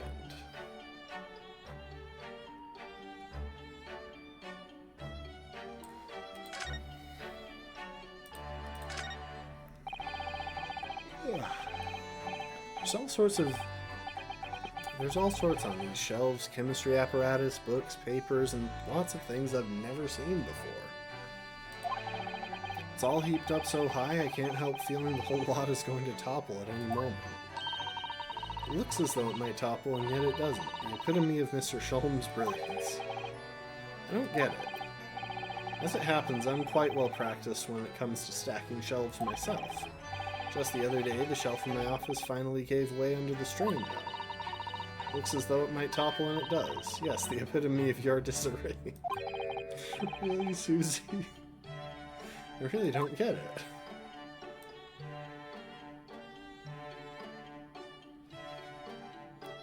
Oh, his probably fake Strad. And he found being sold for a song at a pawnbrokery. What's it called again? A shoddy something? Oh yes, this wonderful instrument features in the adventures of Herlock Sholmes. It's a world-famous Stradivarius. What? Stradivarius, Mr. Naruhodo. Stragivor. Are you even trying now? We'll come back to this another time, I think. See, it would be great if there was one interaction in, like, the last case where we got where he managed to pronounce it right. Also, I've never noticed this before up here. This spot. Why does it say VR?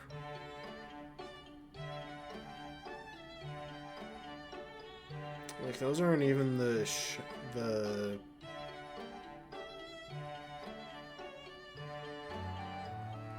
those aren't the initials of anyone who lives in this house. Finally managed to remember this behemoth's name, the Great Analytoscope. I don't think it was here when I left for Japan, was it? Oh, is that right? Yes, because it was with the pawnbroker. Ah, of course. Oh, that's given me a wonderful idea. I could pawn everything that's on your desk. The office would be tidy at last. Don't even joke about it, Miss Susato. You are joking, aren't you?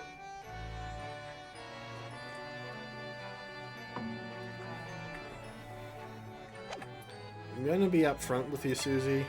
He probably wouldn't complain if you actually just moved everything off of his desk without asking him.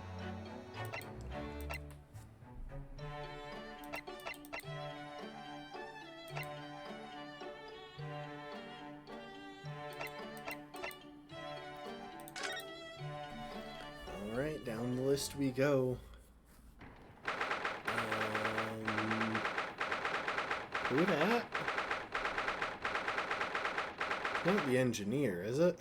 I mean, tall and skinny and white hair, sure, but...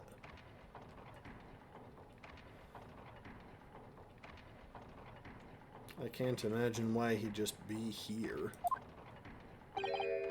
Oh, who's that standing beside Lord Strongheart? I wonder, I've never seen her before.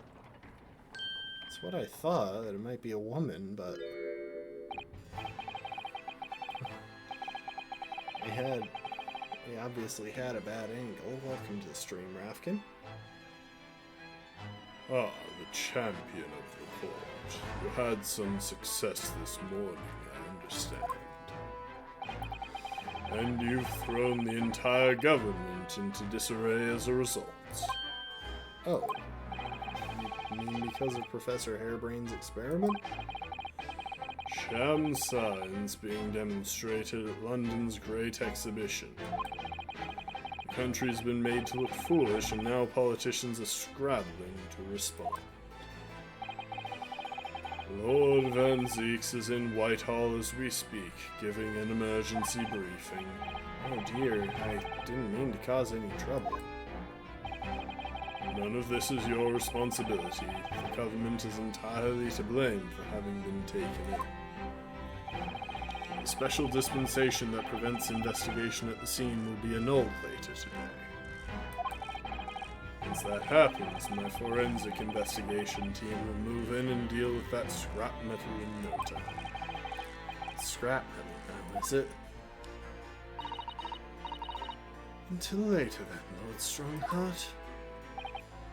Yes, thank you. She's got a caduceus as her brooch pin or whatever it is. Who is that? That was Dr. Courtney Scythe, Scotland Yard's esteemed chief coroner. She's leading the forensic investigation team's handling of this case. She was just delivering her report about the victim, in fact. Oh, I see. About Mr. Asman. Following the outcome of the trial earlier, I asked the coroner's office to reevaluate its findings. I don't have time to tell you what she concluded. If you want to know, you'll have to ask her directly. You can find her in the forensics laboratory. Ah, right. Now, what were you here to see me about? I can give you 7 minutes and 39 seconds of my time. So he's not running quite so spectacularly late anymore.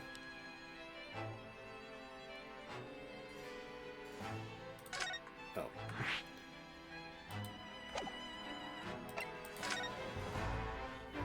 Forensic investigation team. What exactly is the forensic investigation team that you mentioned before? The British Empire's police force must become the most exemplary in the world. For that to happen, it's imperative that we embrace forensic science and everything it has to offer. I first created the forensic investigation team a year ago now. Unofficially, of course, to pave the way. Goodness, a year ago. At next month's symposium, I intend to present the results of their work to the world. Once I do that, the House of Lords will be powerless to oppose the creation of a full-scale forensics division. And once that happens, the position of Attorney General will be mine, and criminals will suffer dearly. What do you mean? For too long, those scoundrels have made a mockery of our legal system with false evidence and bribes. The London scum is about to be rounded up and burnt in the fires of hell. I intend to see to it personally.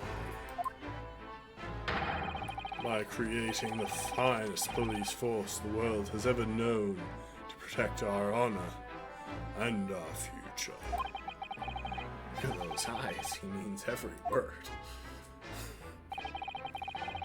Dr. Scythe is an extremely reliable coroner.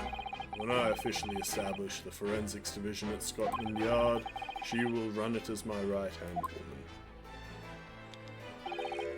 Now then, speaking of the symposium, Miss Mikotoba. Oh, yes, my lord. Your father should be on the high seas as we speak, making his way here to represent the Empire of Japan. Yes, that's right. I understand he will arrive at the beginning of next month. Are you acquainted, Lord Strongheart, with Professor Mikotoba?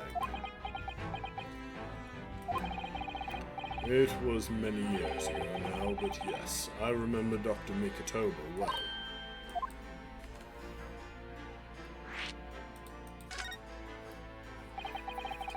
If my memory serves, it was some 15 years ago that your father came to Britain as a visiting student. Hang on. I gotta point this out real quick. It was 15 years ago. Susie is 16 years old, which means she was born just before he left.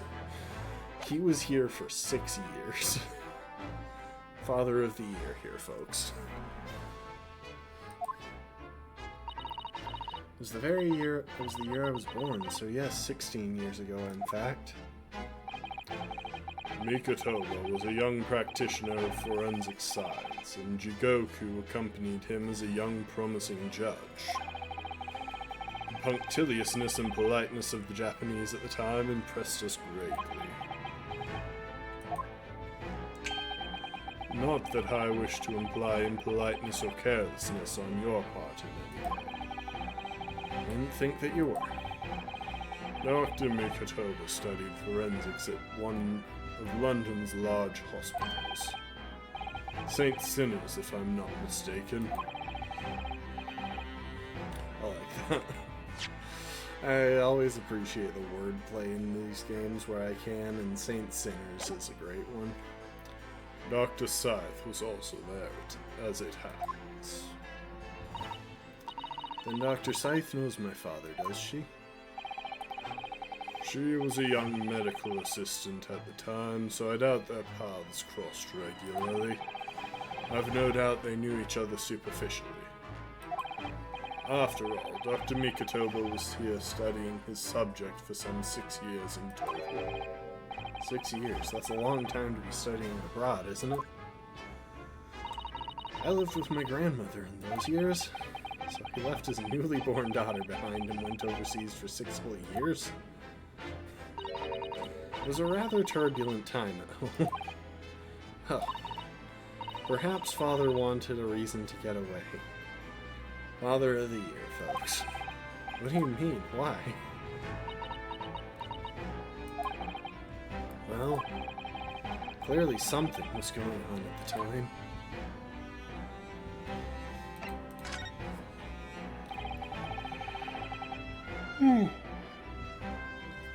I wanted to ask you about Lord Van Zieks, actually. I heard that his older brother was killed some years ago by a mass murderer known as the Professor, who targeted nobles and royalty. Is that right? You Japanese are a thorough lot. You've done your research well. Yes. And you could say it was that very incident that gave rise to the Reaper. What? Why? When his brother, Clint Van Zieks, was murdered, it was just after young Baroque had graduated from the University of London and become a prosecutor. When obvious criminals who managed to evade conviction in court started disappearing, rumors quickly spread throughout the capital. Londoners started to say that wherever Baroque Van Zieks went, the ghost of his dead brother wasn't far behind. Oh my word. So Lord Van Zieks isn't the Reaper, it's the ghost of his brother.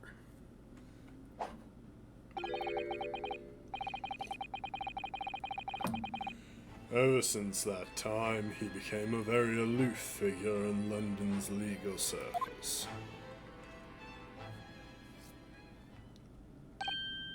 Oh yes, Lord Strongheart. Go ahead. It's about Professor Harebrain's experimental machine.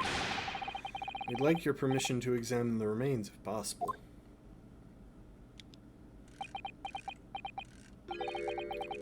Are you well versed in science, then? Not in the slightest. In fact, you could say I was barely aware of the subject at all until recently. Well, the special dispensation legally preventing investigation of the machine is currently being annulled. In a few hours, Dr. Scythe's team of forensic experts will begin their own investigation. But I suppose until then, there's no harm in you looking at the wreckage, as long as you touch nothing. Thank you. Being able to look at it is better than nothing. And I'll be able to see it too. Your time is up. You'll have to excuse me now, I'm afraid. My next engagement calls. We're extremely sorry to have troubled you when you're so busy, my lord. It's okay, we troubled him yesterday when he was way busier. I have important matters to attend to in preparation for the symposium, you understand.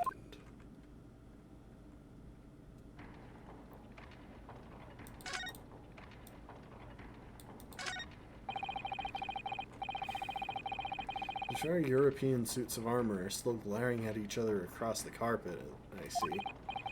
In a way, they feel like guardians of the Lord Chief Justice's office. I suppose they're rather like the lion dogs that guard shrines in Japan, aren't they? Aren't they a bit too human to be called lion dogs? So this is giving me a weird and mostly unrelated thought.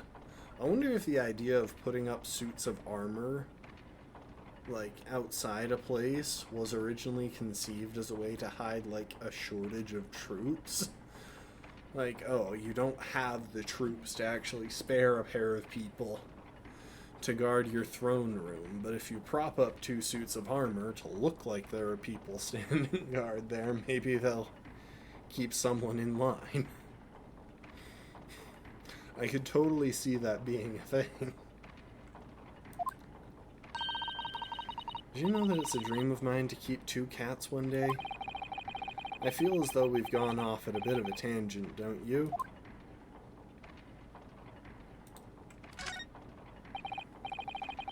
As ever, the enormous clock is diligently maintaining its rhythmical tick-tock today. Watching machinery at work can be quite mesmerizing, can't it? Ironically, you can completely forget the time. What I particularly enjoy is watching the enormous wheels of a steam locomotive turning. When I was a little girl, Grandmother often used to take me to watch the railway engines, you know? It's an open fire for me. I could sit and watch the flames for hours. Mr. Naruhodo, we could install one in the office. An enormous wheel turned by an enormous steam engine. Perhaps we could start with a simple fireplace. I feel like one of these is definitely more achievable than the other. You couldn't read all of these books even if you were reincarnated 6 times over as a bookworm. Can Lord Strongheart really have read all of these? Thinking about it, Father's study is full of books that look as though they've never been read too. Oh, really? Peddlers of books are forever pushing their wares on him, you see.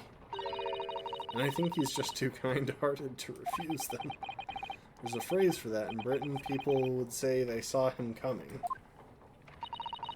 Makes me wonder if perhaps the vast number of books on the shelves in here are a sign of Lord Strongheart's overwhelming kind-heartedness.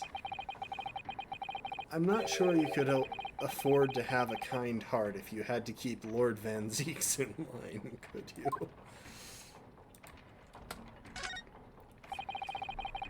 Just sitting behind that desk must make you feel so important, don't you think?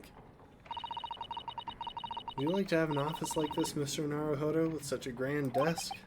Oh, me? No, I don't think so. Oh? Well, imagine if you suddenly found yourself needing the toilet. You'd have so far to go. How true. Perhaps the important people who work in ostentatious offices like this haven't considered such things. I'm going to take that as a compliment.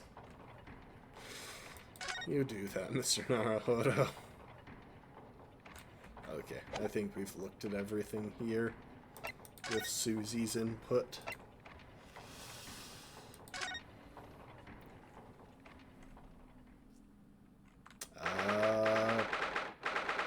Yeah. Okay, then. I could start trying to figure this out, but I feel like I would have a hard time without knowing where he started scribbling. Because there's a flow to these things, you know. When they hit you with a wall of mathematical scribblings, it's not even necessarily that hard to figure out what's going on. It's just an issue of figuring out where to start. Which step follows what. If you weren't there when it was written.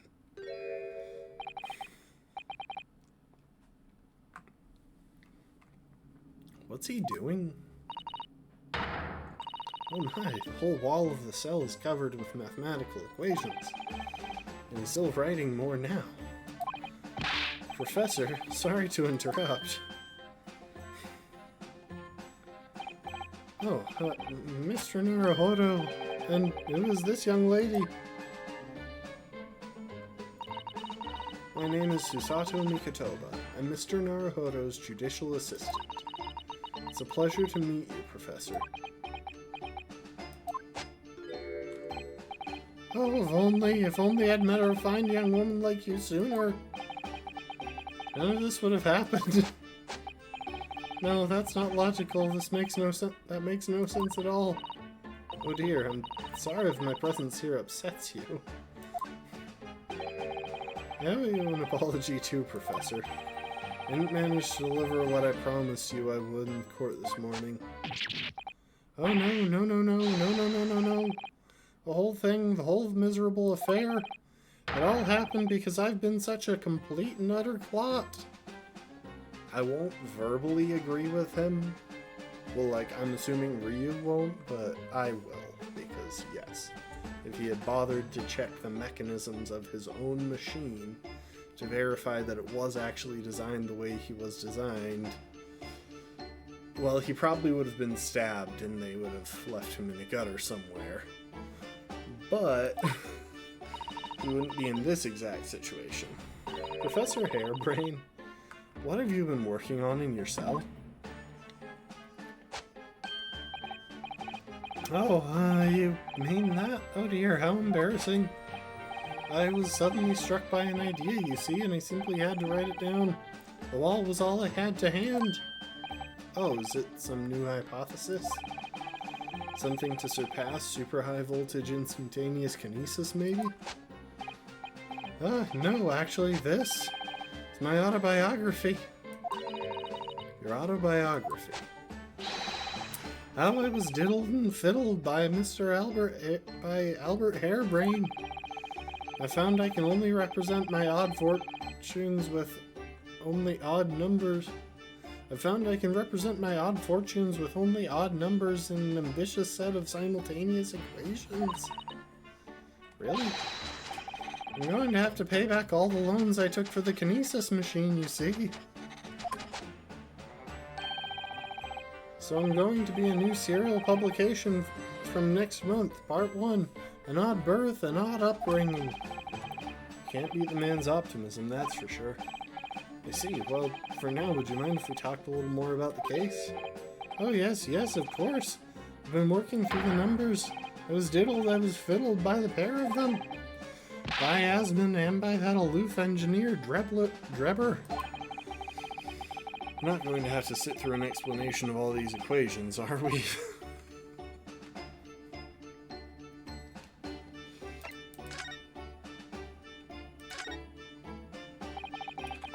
Everything I believed in has been turned on its head.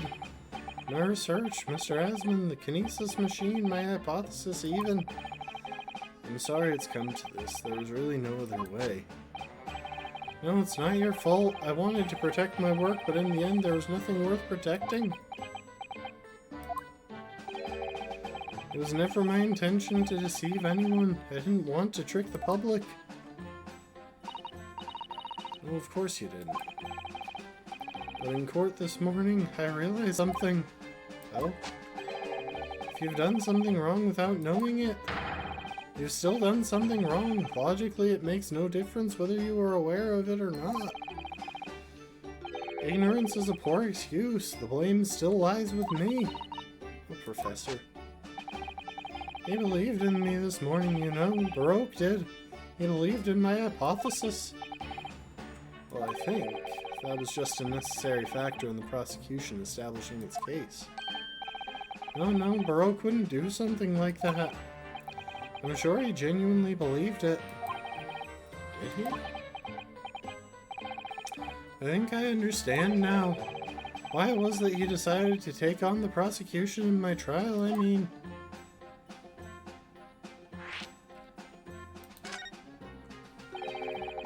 After the terrible accident happened, nobody would believe in my hypothesis anymore. Not the police, not the prosecution service, not any lawyers even. I feel like I dealt some kind of finishing blow there. So if any other prosecutor had taken the case, if it was anyone other than Baroque, I'm sure the prosecution would have declared my hypothesis a complete and utter nonsense. And in that case, you would have been declared a fraud yourself, Professor. Exactly, which would have been a fate worse than death for me. But Baroque insisted that I was a proper man of science from start to finish. You think that's why he... I know him very well indeed. He's an extremely kind-hearted soul. That extremely kind-hearted soul spent all morning trying to paint you as a murderer, didn't he? Well, admittedly, that part of the analysis appears to have some flaws in it. What about the whole Reaper side of things? How does that fit in with the kind-hearted soul idea?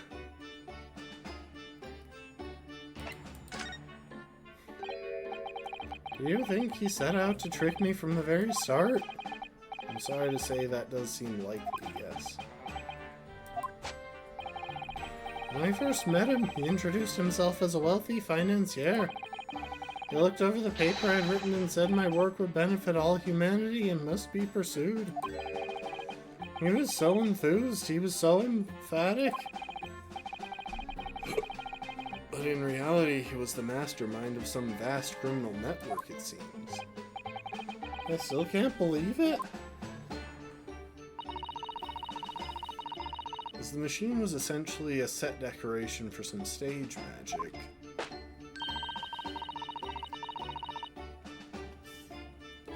It probably didn't require a large amount of investment, actually.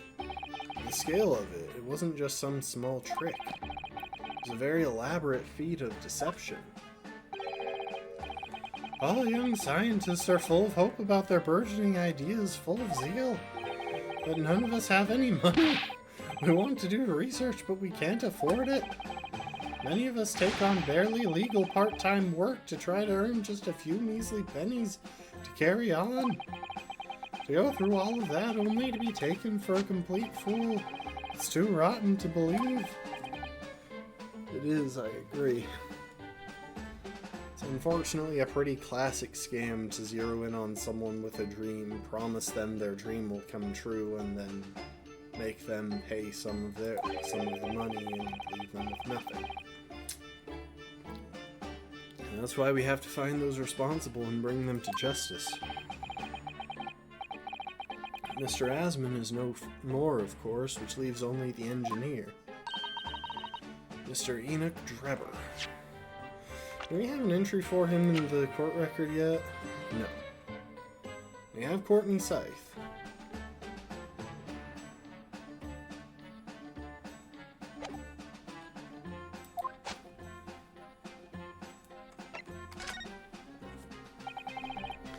Is he an engineer, a magician, or a swindler?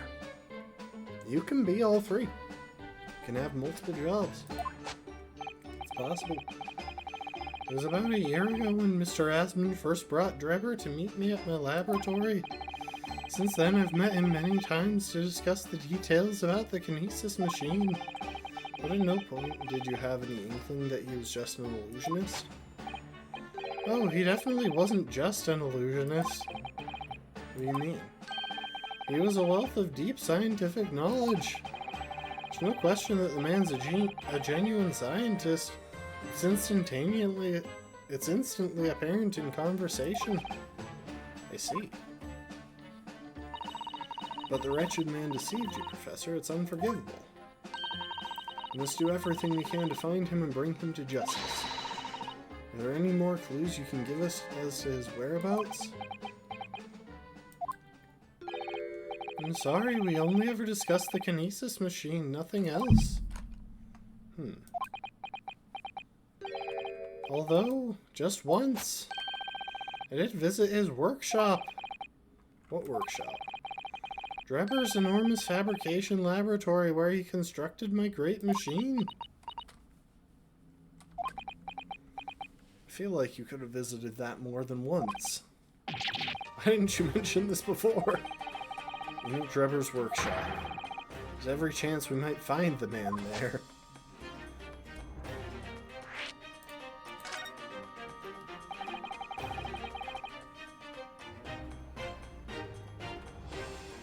So you've been to Drebber's place of work, then? Yes, just once, you understand. It was an enormous place, plenty of room to construct the Kinesis machine, you see. Where can we find it? We have to go there once. There's a good chance that we'll find Drebber there. Well, yes, definitely. I'm sure you're not going to want to hear this. But I have absolutely no idea where the workshop is at all. I'm sorry. I was more than half expecting that. You see, I was blindfolded in the carriage the entire way there, and that didn't seem suspicious to you.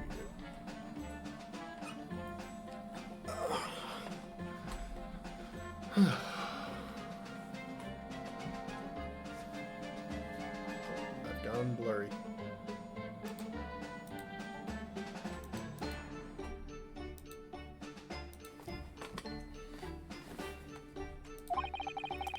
Blindfolded you? He wasn't taking any chances then. The place was incredible, the pinnacle of modern engineering. Even the oil he used was the very best, a special French machine oil that's impossible to obtain in Britain. Ah, the indescribable scent of that imported oil. Perfumers across the world should forget their secret formula and use that instead. What do you think, Mr. Sato? Ode a machine for your next birthday? I've never used any kind of perfume, Mr. Naruhodo. I'm not sure I'd like to start with that. I don't suppose you know even part of the workshop's address, Professor.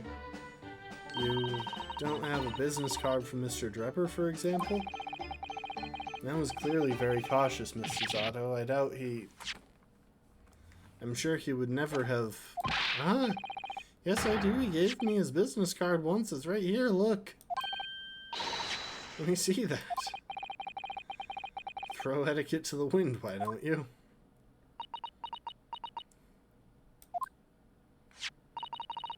Enoch Drebber, engineer.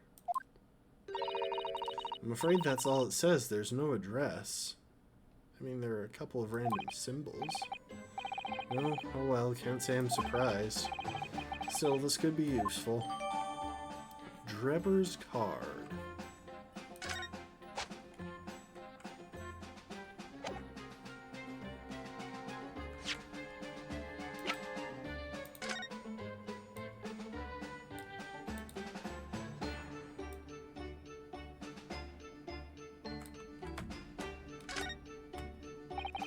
This dark smudge here.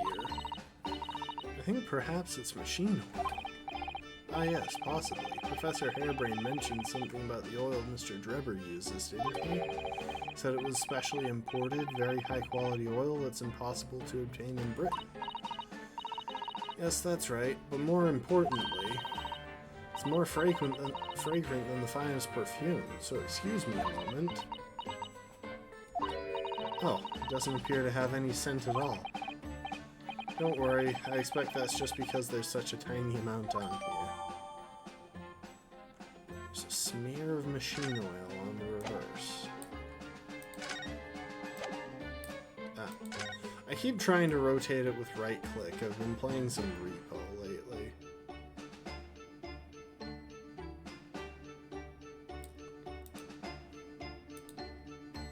I feel like the symbols in the corners have to be important, but...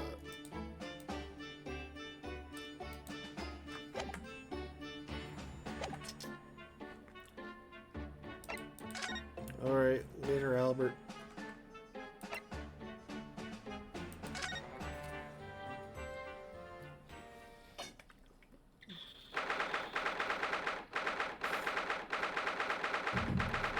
I'd kind of like to go into the Crystal Tower as well.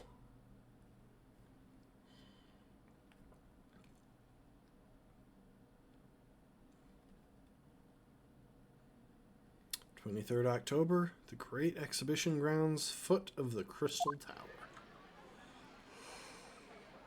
Oh. I had no idea there were so many people in the world. I know what you mean, it's really packed here today. Feels as though it's taken us 2 hours just to make our way through the crowds to this point. Has it? I shut my brain down, so I didn't really notice, to be honest. Gosh, I do wish I had your absence of mind sometimes, Mr. Naruhodo. There you are. There you are. I had a feeling you lot would show your mugs before long. Oh, Inspector Gregson, I see you're hard at work as usual. Greetings to you. I do hope you've been keeping well since we last met. This was all the ceremony. We just saw each other in court this morning. Not you, Sunshine. The gentlewoman so loyally at your side. Oh. Well, thank you, Inspector. How good of you to notice. He might be a bit rough around the edges, but he's still a proper English gentleman at heart, I suppose. As you probably guessed, we were hoping to investigate the scene some more. Right, well, that's the young trainee's domain. Alright, get over here, Gina. But she's playing with a dog. Oh, and someone's saying their dots. She seems to be busy playing with the puppy. Probably giving it a traditional East End training. Gina? She's a police officer now? Amazing, isn't it?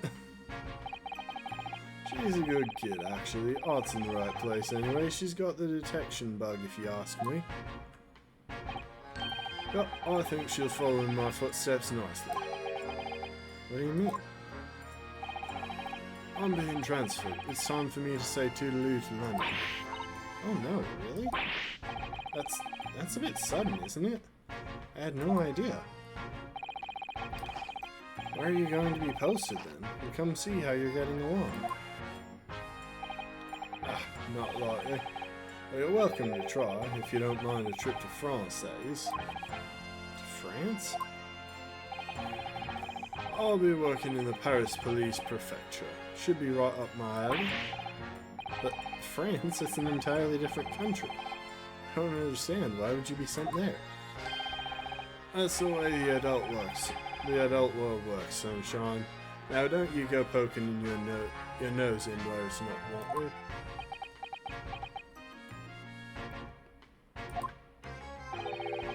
I'm intending to take the kid with me when I go. What? You're taking Gina to Paris? I can't leave her here in London. Who knows what would become of her? I suppose he's worried she'll slip back into slipping her hands into people's pockets and purses. I don't think he's worried about her pickpocketing, Mr. Naruhodo. I think he's worried about the Reaper. Oh, of course. So that's playing on Inspector Gregson's mind too, is it? Anyway, I haven't mentioned any of this to Gina, so don't go blabbing, you hear me?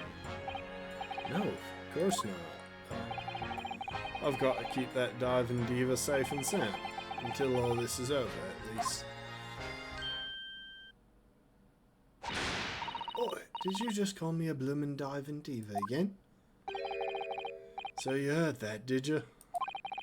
Right, well, any questions about the scene, you can put them to my capable detective diva, yeah.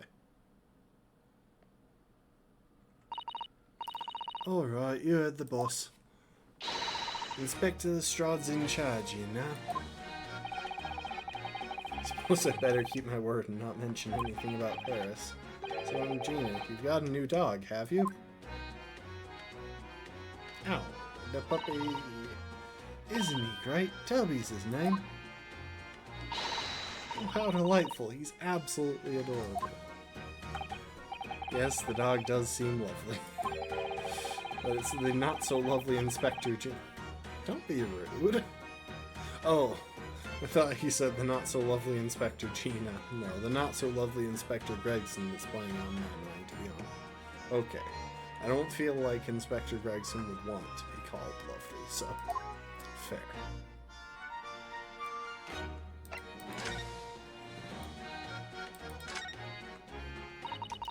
Here's the scorching on the ground that you mentioned.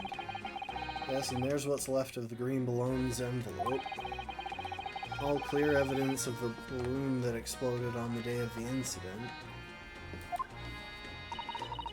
Poor Professor Harebrain, I do feel sorry for him that his dreams have been shattered like this. Someone's well and truly burst his bubble, as it were. It's not funny, really. Ouch, I'm a bad person.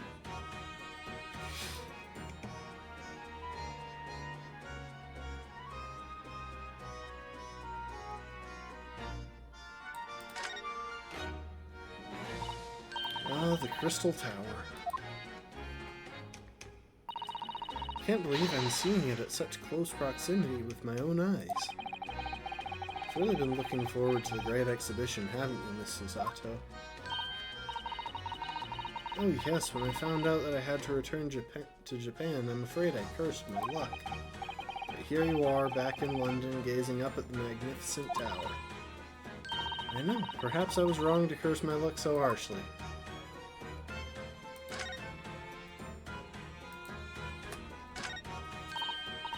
Oh look, a flying balloon. I've never seen one in the flesh before. Susie, gotta be clear here. They are not made of flesh.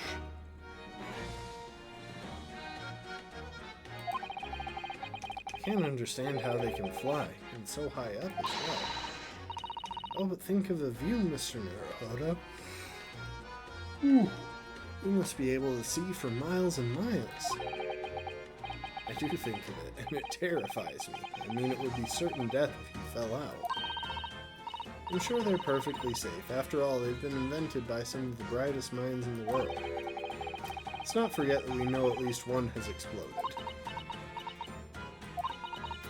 I'm sure there are other ways to fly.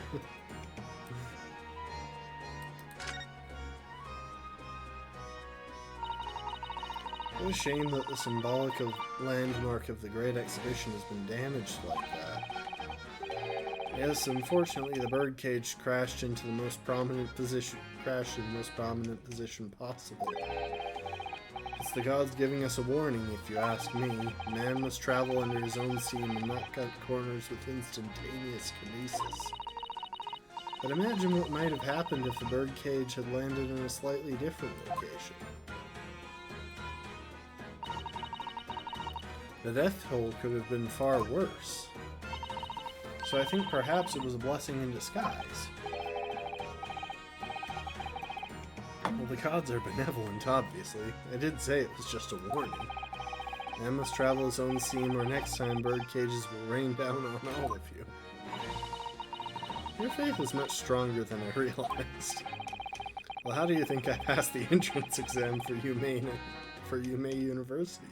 It wasn't by studying alone.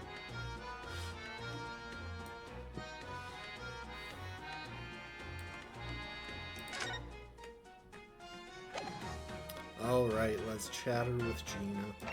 Oh, by the way, I'm a lawyer.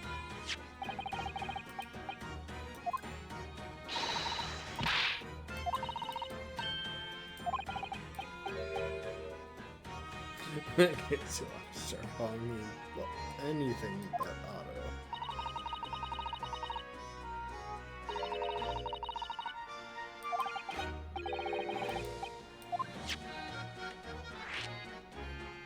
Wait, why did that change something?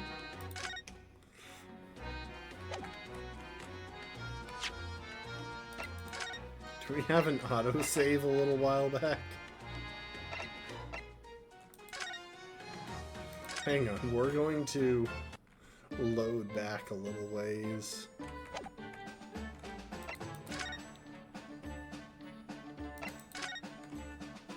We're gonna have to mash through some text before we get, well, not really mash, I can just hold the left click button.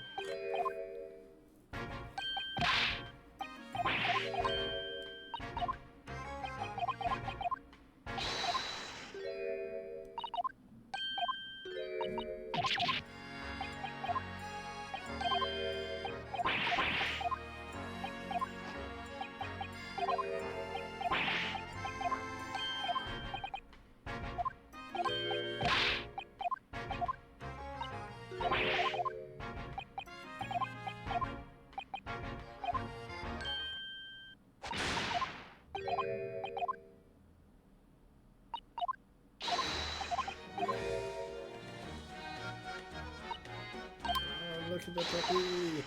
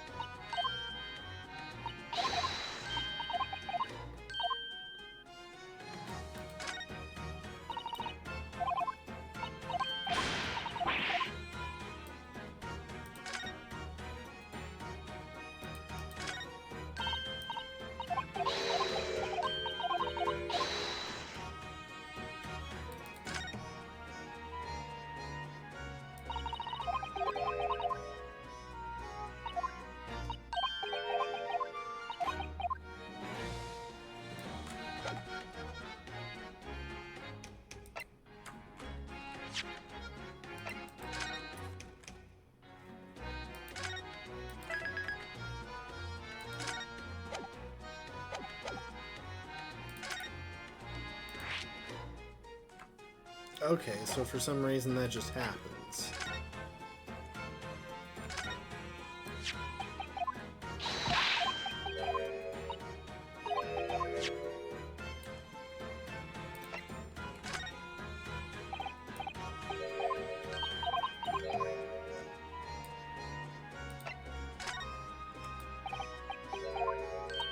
Unfortunately, I don't think she reacts to anything else.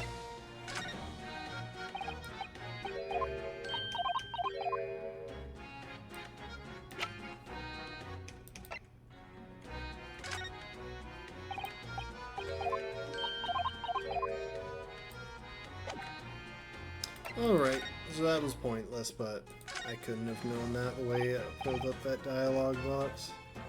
We were actually hoping that we could investigate the scene again. Yeah, oh well, if it's around here, you can do what you like. It's alright, is it? I'm gonna be playing with my new friend here. Ah, yes, Toby. The machine that exploded must be at the top of those stairs, I presume? I haven't actually seen it yet, so if you don't mind... Sorry, you can't go up there, Suze. It's like I told Otto yesterday, even I ain't allowed near that wreck. What's it called again? The reason we ain't supposed to touch it? The Special Dispensation for Scientific Equipment Act? Is that what you were thinking of? Yes, then. That's why only them lot are allowed to investigate it. What they call them again? The forensic something? The Forensic Investigation Team. Is that what you were thinking of? That's the one, yeah. But isn't it the case that the special dispensation has been lifted? I think so. I don't really get it, to be truthful with you. You're still supposed to get permission from some bigwig or other, as far as I know. What was his name again? Lord Strange something? I'm not sure that's quite right, Gina. I think you mean Lord Strongheart, perhaps. That's the one, yeah. Apparently he's always watching the time or something. Actually, we've just recently been to see Lord Strongheart. Okay, so that's why it updated the dialogue box. It realized that we had already had that conversation, which we would have had to go and do separately otherwise. What you betting? Last time the boss was called to go and see it, we waited for 3 hours at the Covey's office and came back sniffing. Tragic. Well, Lord Strongheart has given us permission to examine the scene as long as we touch nothing. Oh, yeah? Honestly. Alright then, go ahead, but if it turns out you're lying, it'll be the boss who gets it. He'll never eat another chip again in his life. So, you're still saying all this is above board, are you? I'm sure everything will be fine. That really would be tragic. Alright then, them's the stairs, off you go. Oh, thank you, Gina.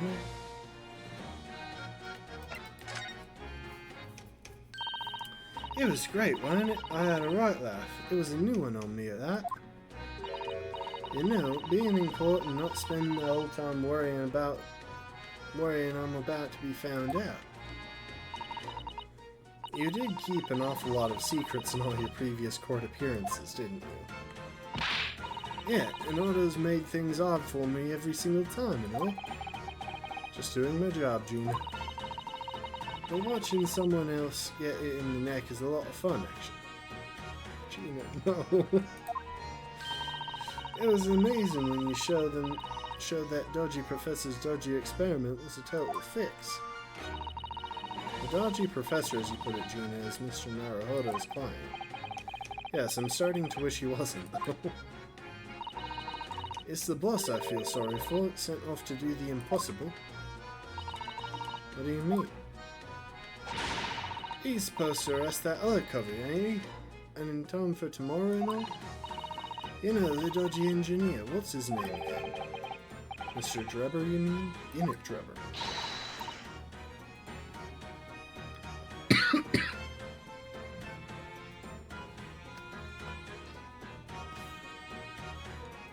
That's the one, yeah?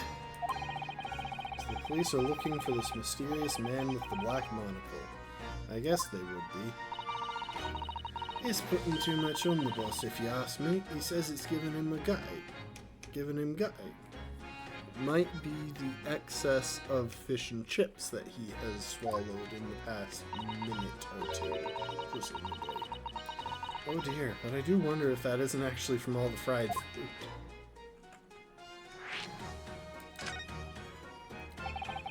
So Scotland Yard are trying to track down Mr. Enoch Drebber. I wonder if they'd had any luck.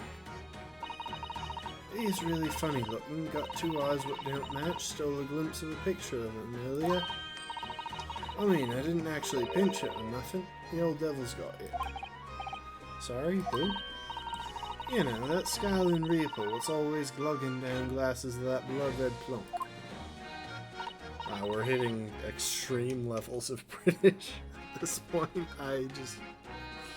It is barely decipherable. Oh, Lord Van Zeeks. He's always had an infamy, that Covey. Don't know what he's always scowling about, Mom. Probably would have been a pretty good boss as it goes. Should rather be the Reaper's apprentice than a detective's trainee. The way I see it, the choice is between a chip-guzzling detective and a chalice-glugging demigod. You're equally badly off with both. I suppose you're right. I hadn't thought of it like that. Glad we've put that one to bed. Anyway, the point is, everyone at the yard's dead set on finding the fishy engineer. But there don't seem to be no clues to go on, so they're stuck. There's nothing that can lead us to Drebber at all. find out about the dog. Where did you find that little mutt then, Gina? Oh, don't be so flaming rude, Otto. Slight overreaction, don't you think?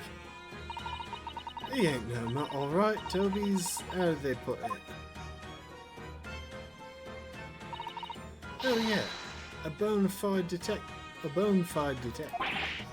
Sorry? I've given him a proper title and everything. It's Chief Inspector Toby to you.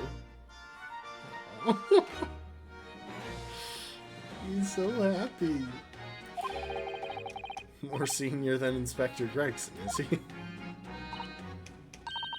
Oh, so he's a police dog, is he? Police recruit dogs now? I've heard that they're already being used officially in Germany as part of their city policing. They're used for chasing criminals and such like. They have a wonderful sense of smell, after all. I have a fairly good sense of smell myself, as it happens. I can tell undergarments that have been freshly laundered from undergarments that haven't.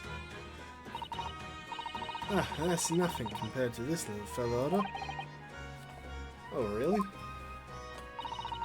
According to what the boss said, once Toby has got a good whiff of your drawers, he could chase that scent to the other side of the world. What? To the other side of the world? You mean, he can swim? Mr. Naruhodo, I think you may have missed the point, by a rather wide margin. I just can't believe this little dog has such an incredible skill. I'm telling you, there's going to be more and more dogs doing their little bit for the police in the future. Yes, I agree. Right, one of these days they'll be barking orders at us lot, not the other way around. Oh dear, sorry Gina, I don't think I agree with your vision quite that much. Well, anyway, whatever you think about that, Toby here is Britain's first police dog. I found him down the East End the other day. Someone had just chucked him out on the street. There you go, I knew she'd lifted him from somewhere. Oh Gina, you're such a kind-hearted soul, aren't you? To children and to animals. And he seems like a good dog, so that's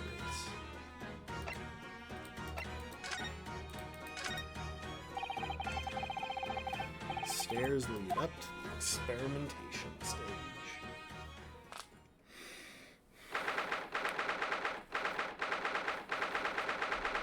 (23rd October, Great Exhibition Grounds experimentation stage.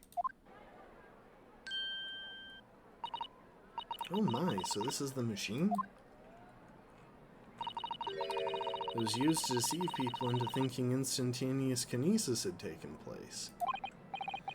Yes, that's right, or rather, it was the machine. It's a little worse for wear at the moment. What extraordinary lengths Professor Harebrain went to in order to obtain the research. No, the professor was strict as well. He didn't know anything about it. Yes, of course. It's amazing, though, isn't it? The scale of the whole affair is so very British. You're right about that. You'd never see such a grand deception in Japan, that's for sure.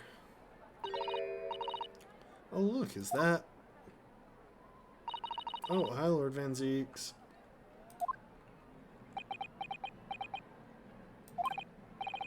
So I think we're more or less done here, aren't we? Shall we, Mr. Sato? Already? He is the Reaper, remember? We do all to keep our distance, I think. We have permission to be here, from the top. We're perfectly allowed to investigate this machine, as long as we don't touch anything. From the top? Do you mean Lord Strongheart? Exactly. So we can stay here and stare at this wreckage for as long as we like. She could have been at the center of the explosion here and it wouldn't have bent her steel will.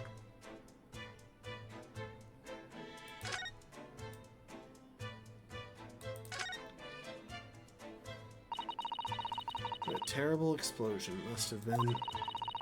Even the steel girders have buckled and twisted in the blast. And what they call the bird cage was right in the middle of it all, just here. Well, look, Mr. Naruhodo. That metal grill on the floor. Looks as though it's designed to open. It does, doesn't it? Before it opened at the precise moment the explosion occurred, the birdcage could have dropped through and disappeared from sight. I don't think there's any doubt that this was a very elaborate hoax, is there?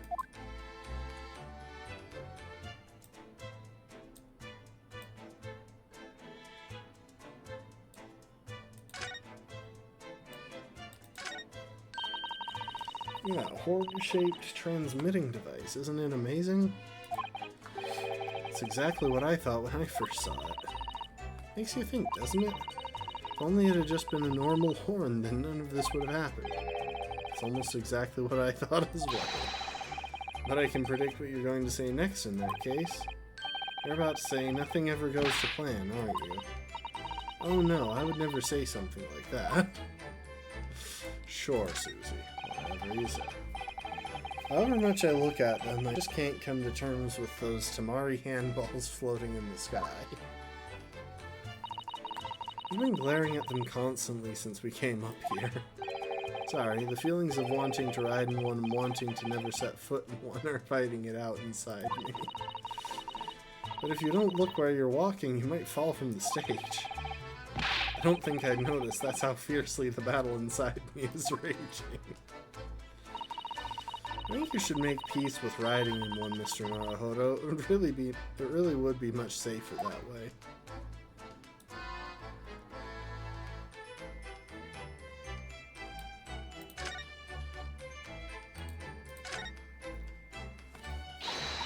Oh, isn't it exhilarating, all this different architecture from all corners of the world? It does make you feel a bit like an explorer, doesn't it? I know it's all subjective, but the onion-shaped roofs have rather caught my attention, personally. How is the machine still smoking after all this time?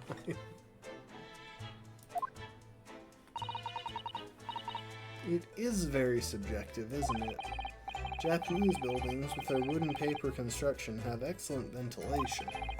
I've realized that British buildings, being made from brick and stone, are very strong and long-lasting. The more you know about how things are done in other countries, the more you understand your own, I feel. Yes, I do agree with you there. But I can't help wondering what an onion does for the roof of a building. I mean, I suppose it's playing on my mind because I don't like the taste of onions. You really oughtn't let your taste in vegetables dictate your taste in roofs, Mr. Naruhodo. Okay, but at the same time, I feel like it's a reasonable question.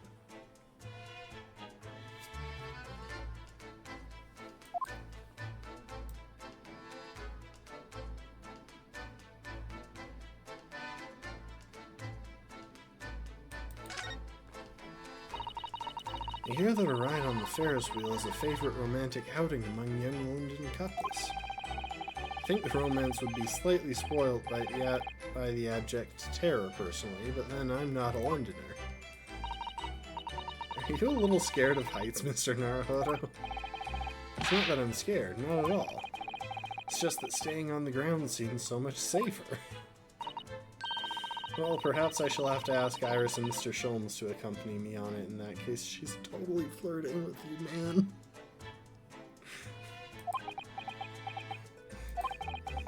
When you put it like that, part of me does want to give it a try. Oh dear. It is complicated for you, isn't it?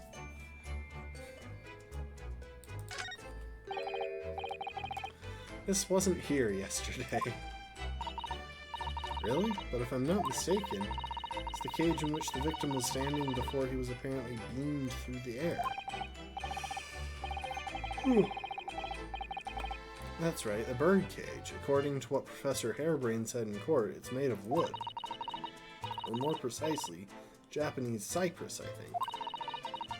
And despite having been in an explosion and then falling from a great height, it's relatively unharmed. There is some damage, though, you can see right there. What wonderfully durable construction, wouldn't you say, Mr. Naruhodo? I'd understood that the forensic investigation team had taken it away yesterday to examine it. I suppose they must have brought it back here when they'd finished their work. Sadly, not with the body inside it. No, that's right. I know we were given strict instructions not to touch anything, but still, this is too important a piece of evidence to overlook. We might need it for the trial. If you try and touch it, Ryu, she's going to throat you, and I think we both know that. The bird cage from the machine has been entered into the court record. This cage, with the victim inside, crashed down into the Crystal Tower.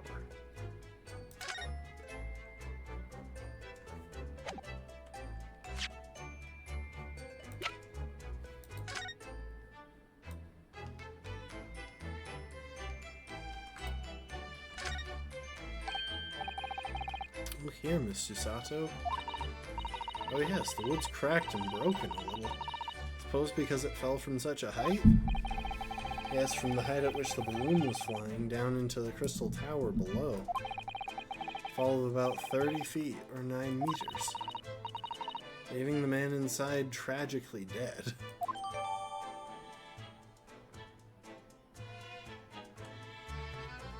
Okay, so damage to its there's damage to its base.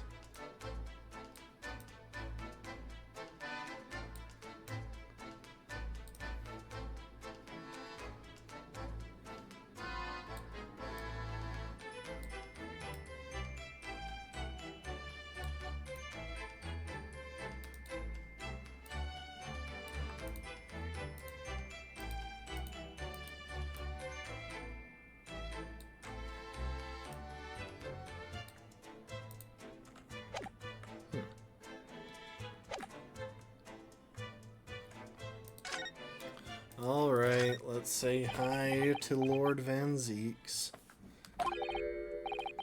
Least approachable man in the world, winner 10 years in a row. Be strong, Mr. Naruhodo. Your country and your assistant stand firm behind you. Lord Van Zeeks.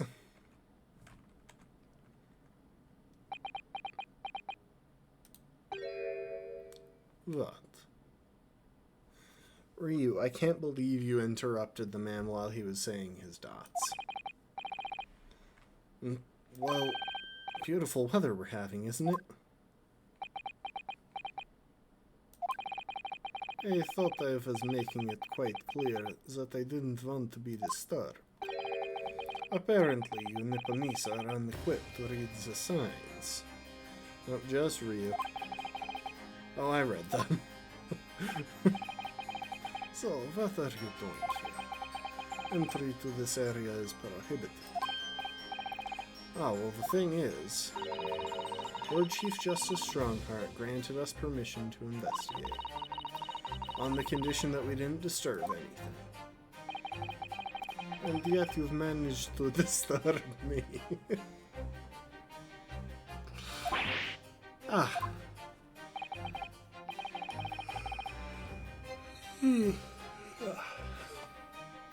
Never mind. State your business, then. Come to think of it, there are quite a few things I'd like to ask Lord Van Zeeks about. Not least of which is that awful case, even though it's nothing to do with this. Ask away, Mr. Naruhodo. You won't know unless you try. I mean, this is prying into the death of his brother. That's kind of personal. Feels a little bit rude to pry. So, Clint was the name of your older brother, I understand, Lord Van Zeeks. In Nipponese, I always have to be on guard whenever you're around. So, you've been investigating me, have you? Oh, no, it's not like that. Alright, it is a bit like that. My older brother was also a prosecutor. He was the pride of the Van Zeeks family. But tragically, a vicious killer took him from us. A professor, you mean.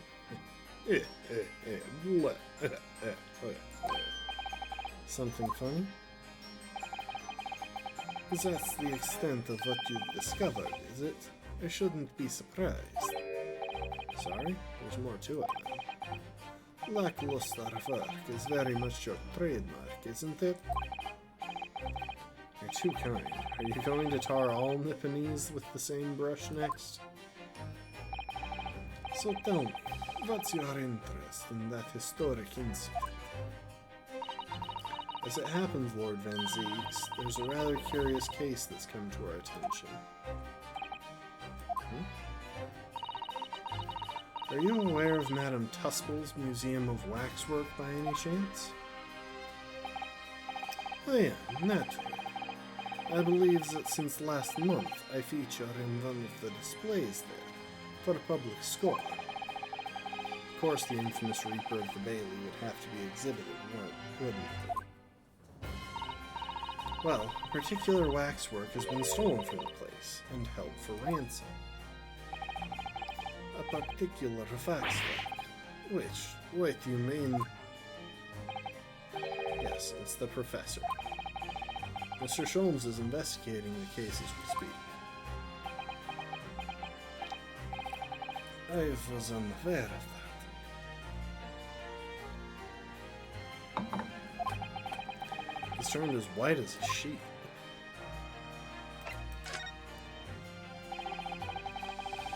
Are the police trying to locate the engineer, Mr. Drebber already? Surely that goes without saying. We're very keen to see him found as well. Trouble is, we don't have much to go on aside from the description of the man we heard in court earlier. Which, according to Professor Harebrain, was of a tall, thin gentleman who has straight white hair and wears a black monocle. Why am I suddenly picturing the guy from Spy Family? Y'all might know if you've seen the show or read the comic, the elegant professor. So I was just wondering, I mean, I realize it's probably not possible, but very much appreciate any more clues you can give us. Wow, Susato-san really knows how to take the bull by the horns. Fine, why not? I have a photograph of the man here from an investigation 10 years ago.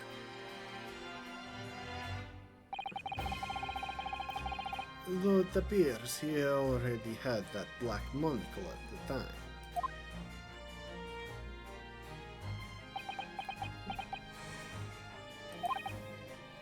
What?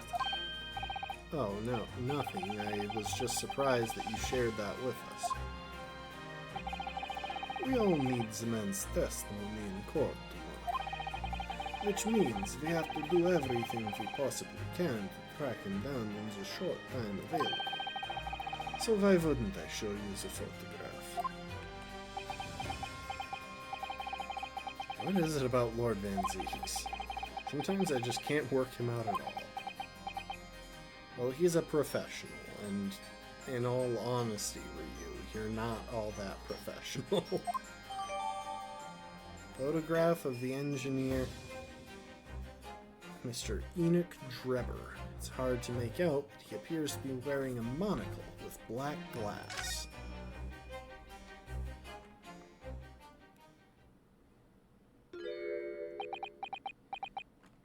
Hi, person who is either Mr. Sholmes or Kazuma.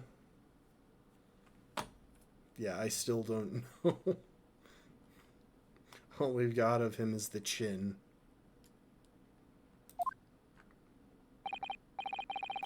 Ah, the file I requested for the trial tomorrow. Thank you. Okay, so now I'm becoming increasingly suspicious that it's Kazuma. I don't feel like she would have this reaction to Mr. Sholmes. Are you alright?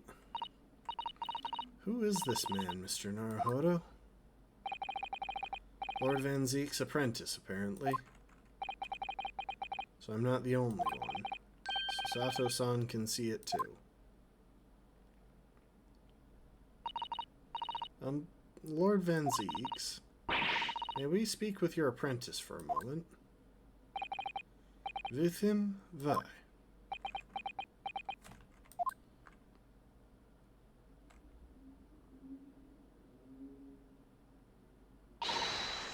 Kazuma-sama.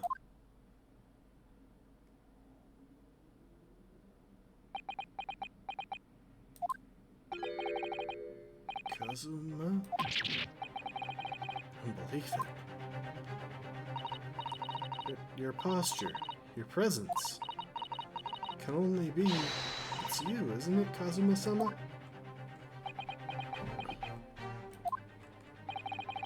I felt something strange the very first time I encountered this cloaked figure. As if I knew him somehow. Can it really be you, Kazuma? Wait. Too late. What's going on here? Okay, so apparently they're doing the reveal way faster than I thought they would. What is your interest in my apprentice, exactly? You act as if you know the man or something. Well, since when has he been in your care? I don't recall you having an apprentice before I left Great Britain 6 months ago. Lord Strongheart introduced him to me about 3 months ago now, with instructions to mentor him as a prosecutor. But he didn't tell you why, did he? The man appears to be suffering from amnesia. He's forgotten every last detail about himself. He has amnesia? Tomorrow, he will appear in court at my side. What? Is to serve as my judicial assistant on Lord Strongheart's orders. He'll be in court with us. Now then, unless I'm much mistaken, I believe this conversation has run its course. Oh, yes, thank you. I definitely saw a reaction there. When Susato-san called out like that, it really seemed to hit a nerve. She called out Kazuma-sama. Sorry, Susie.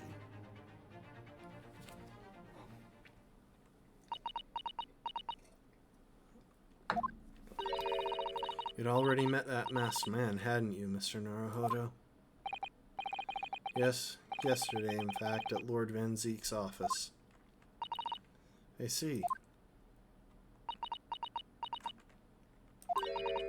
And if Kazuma-sama really is still alive, it means that Mr. Sholmes lied to us.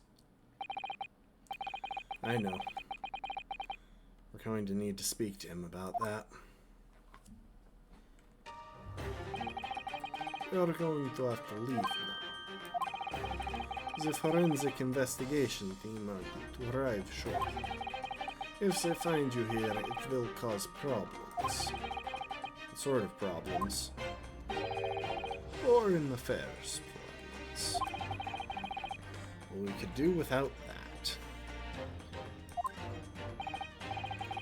Alright, we'll be on our way. Let's go, Miss Susato. Of course.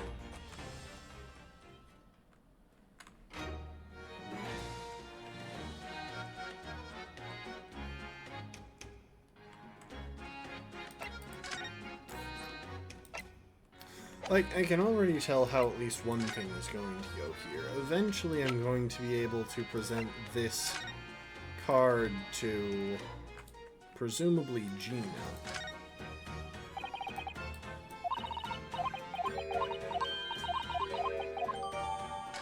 Oh, apparently I hadn't updated it after reloading the save. Eventually I'm going to be able to present that card to Gina. She'll have the dog sniff it, and that's how they'll find Drebber.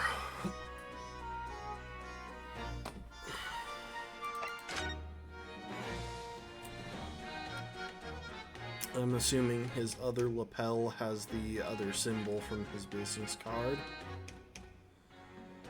And this is showing a street corner, but I can't imagine that it would be relevant given this picture was taken 10 years ago.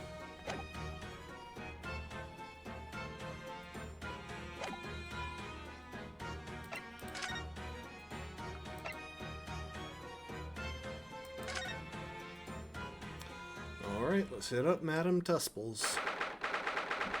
I wonder if that guy is still missing his arm.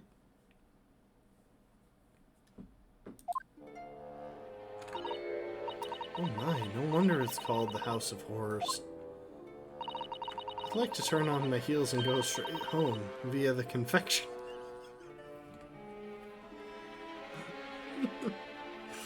Oh, Susie. Being scared makes you crave sweets? I can understand that. I was looking forward to a reunion after 6 months away, but there's no sign of Mr. Sholmes anywhere. That's strange, he should be here investigating the abduction of the waxwork. Oh well, I suppose we'll just have to come back again later. Hey, I'm gonna look around.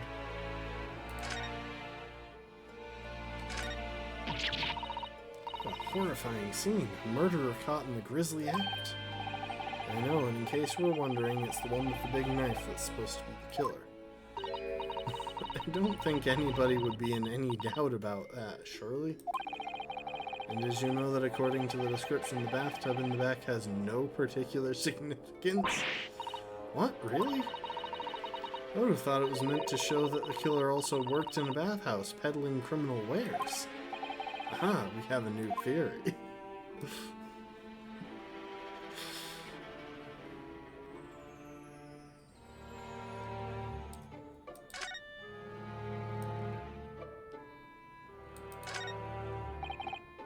Oh yes, the heavy curtains in the middle of the House of Horrors. Whatever's on the other side of them, you just know it's going to be terrifying, don't you? The sign says it's Madame Tusple's special exhibit. It seems you have to pay extra to get inside. I don't know, can you believe that? Paying more money as if we haven't been scared enough already? It's not my doing, Mr. Naruhodo.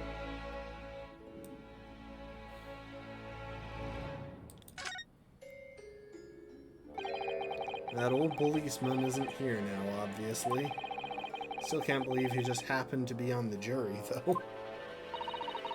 I understood that London has a population of 6 million people, and yet you do seem to run into the same people disproportionately often, don't you?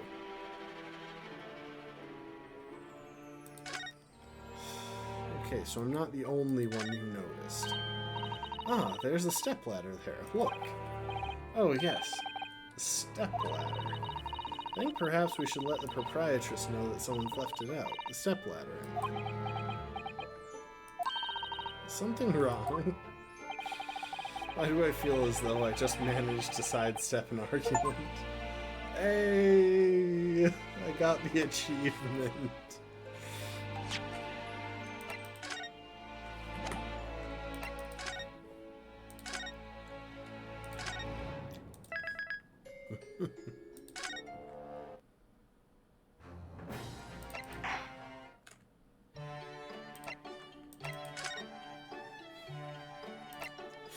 For having wrung your hands through every debate about ladders and stepladders.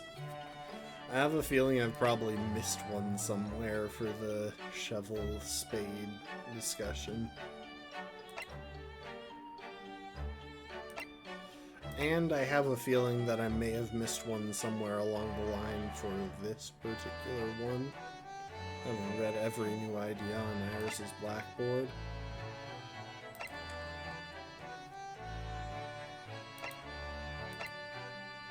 And I definitely missed this one somewhere in the 5th case in the previous game, but I'm gonna have to look up how to get it.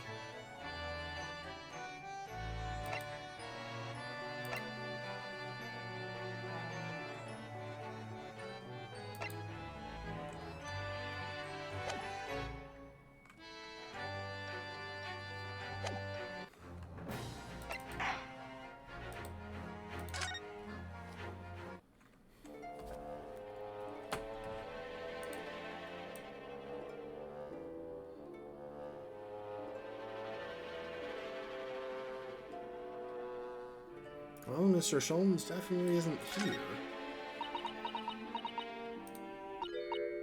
This one's posture reveals his weakness. Sorry? The killer's stance leaves him wide open to attack. I'm quite sure I could see him on. With a Susato takedown, then a Susato squash, and finally a Susato smash.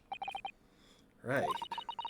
And if that doesn't render the culprit unconscious, a Susato slam should finish him. Susato slam? Don't ask Ryu, now she's going to demonstrate. Oh, I'm sorry, it's rather hard to explain. Leave yourself open slightly and I'll demonstrate. Absolutely not.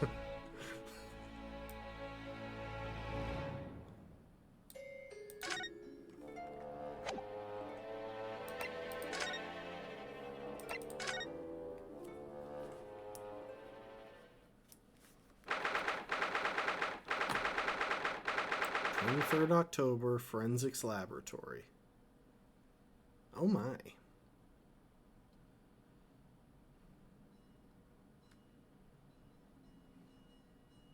Not as open of a space as modern forensics laboratories seem to be.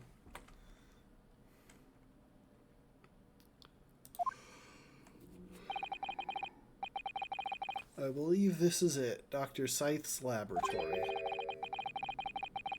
That chemical smell really assaults the nose, and there's plenty to assault the eyes in here, too. Looks as though the doctor isn't here. But we're here now, so we may as well do some sightseeing, don't you think? What a seasoned tourist you've become, Miss Susato. We could just have a little look around, being careful not to upset any restless souls.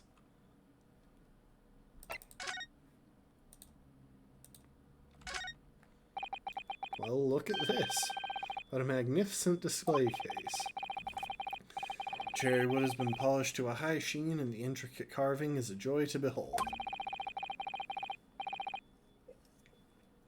Western cabinet makers are really are very skilled, aren't they?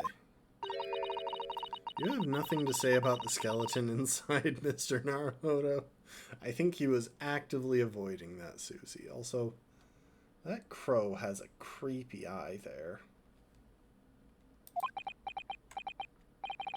Miss Susato, can't you tell that I'm trying very hard to avoid talking about the terrifying contents of the case?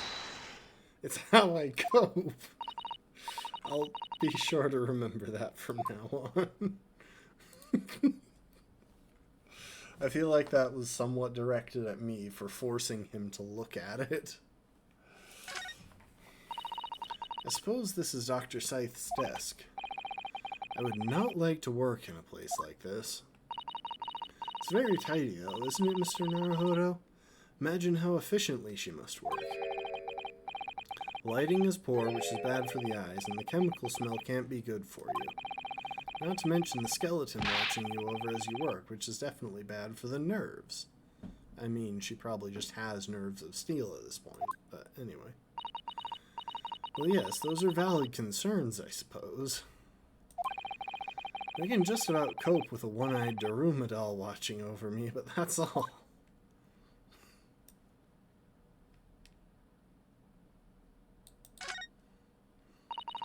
That looks like an owl and a crow up there. I know, and they haven't even twitched since we came in here. Well, no, they wouldn't have. They're taxidermy mounts, Mr. Naruhodo. I was afraid you were going to say that. I've been trying very hard to tell myself they're just sleeping with their eyes open. I feel like that would be creepier, wouldn't it? I think perhaps you were wise to put something like your Daruma doll on display in the office instead.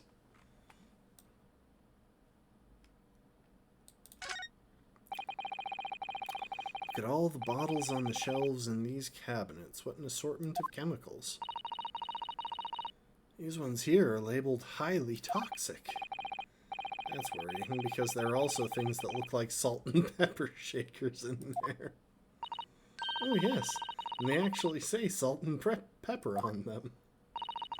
The doctor probably spends a lot of time in this room, I suppose. Perhaps she has meals here sometimes. Life goes on, even when you're surrounded by death.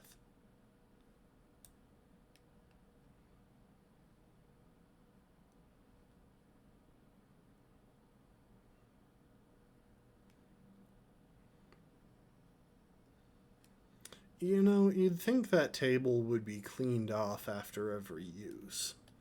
I mean, I suppose you don't keep living things on it, so there's no risk of, like, infection, but still, contamination of evidence is a problem.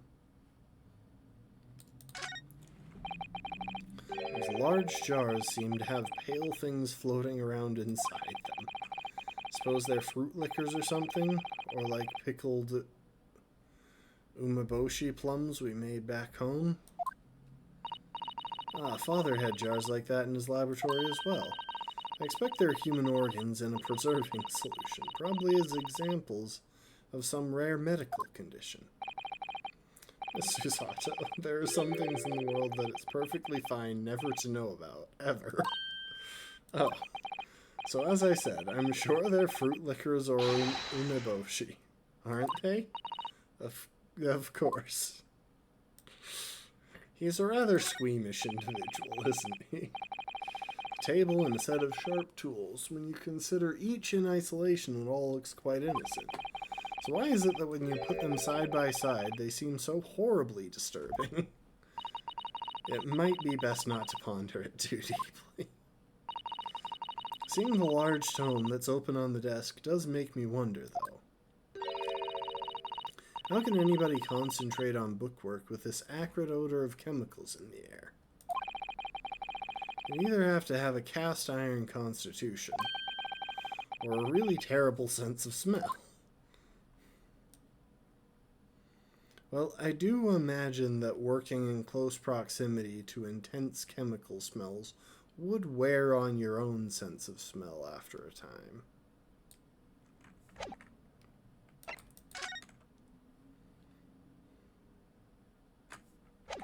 Really, you think we need to spend more time investigating here? I don't think there's anything else to investigate.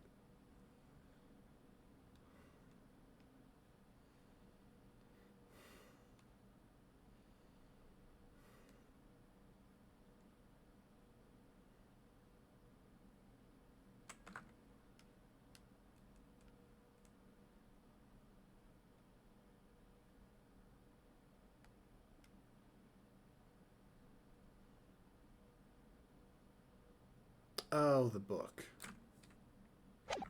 Before we do that, I want to take care of something. I don't know if I had already examined this the last time I presented it to her. Okay, I hadn't. About this, Gina. Yeah, I'm still learning me letters at the moment. I only know A to E, so if it ain't too much bleeding trouble... Ah, actually, Gina, it's the back of the card that's important. Eh? How come? There's just a dirty old smudge on the back, that's all. It turns out that this is very high-quality French machine oil. It's a very particular scent, apparently.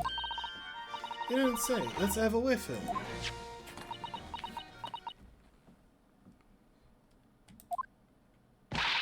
You sure? I don't smell nothing. No, we didn't mean that you should smell it. Oh, right, you mean Toby.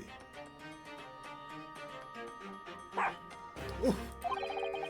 His sense of smell is so good he can track people over the oceans, can't he? It's an exaggeration, but still. Professor Harebrain informs us that this oil is unique to Mr. Drebber's workshop. Sniff, sniff, sniff, sniff, sniff, sniff. Good boy, Toby. I think he's picked up a scent. So you mean if he follows the scent of this oil, Toby could lead us to that dodgy Covey's workshop? That's right, that's exactly what we were hoping. Alright then, we'll give it a go. I'll just borrow that.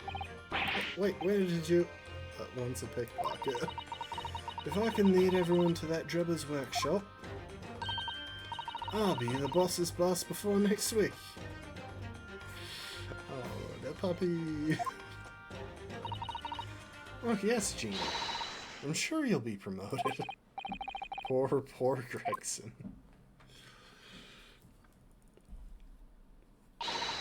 Right then, Otto, leave it to me. Sorry? We're gonna get going after that dodgy engineer covey right this minute. Oh, but hang on. Someone's supposed to be here on guard duty. Be on guard duty here all the time. All the time. I'm afraid we can't help. We need to get on with our investigation as well, Gina. Oh, right. Oh, well, never mind. It ain't gonna be me what gets it in the neck. It'll be the boss. Poor Gregson again. Ready, Toby? Got that oil scent, have you? Come on then, boy. See you later. I do hope the scent of that oil leads them to that swindler's workshop. Yes, I hope so too. Ideally before the dog swims across the channel to France. I never did examine this again after being kicked out. If we could bump into the forensic investigation team, it sounds like it could make trouble.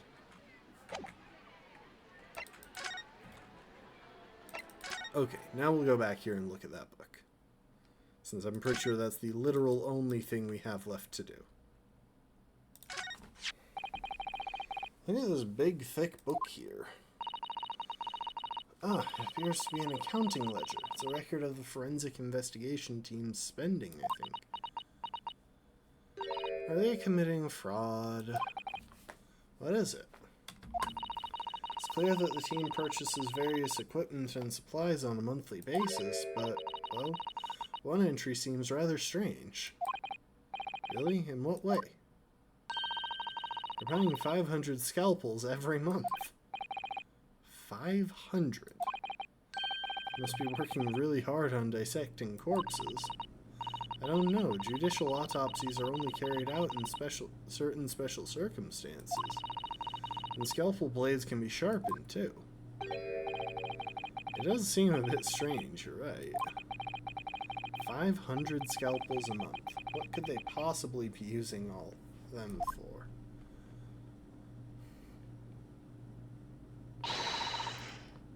What are you doing?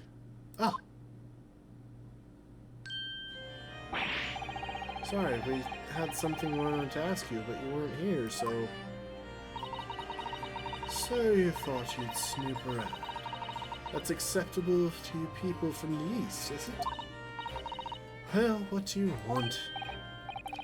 Lord Strongheart told us, you see, that it was you who examined the victim's body. Mr. Asmund's body. So we came to ask you about your findings, on Lord Strongheart's advice. Very well. If the Lord Chief Justice has given his consent, I'll tell you what our investigation has revealed. But when we're done, you must leave immediately. By the way, I'm a lawyer. Would you be good enough to take a look at this? Oh, you think I'm good enough, do you? Ah, no, I didn't mean... So I'm not good enough. In that case, why would you show me anything? Clearly you're too good for me to show you anything again, ever.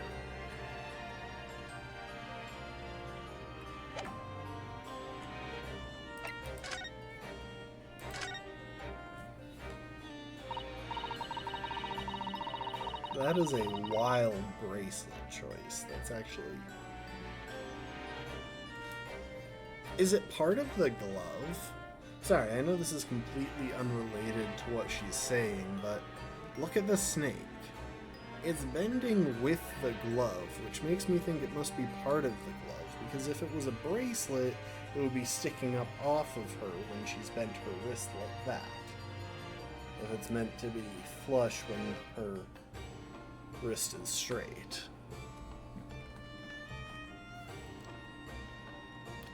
So, you want to know what the forensic investigation team determined from its examination of the scene?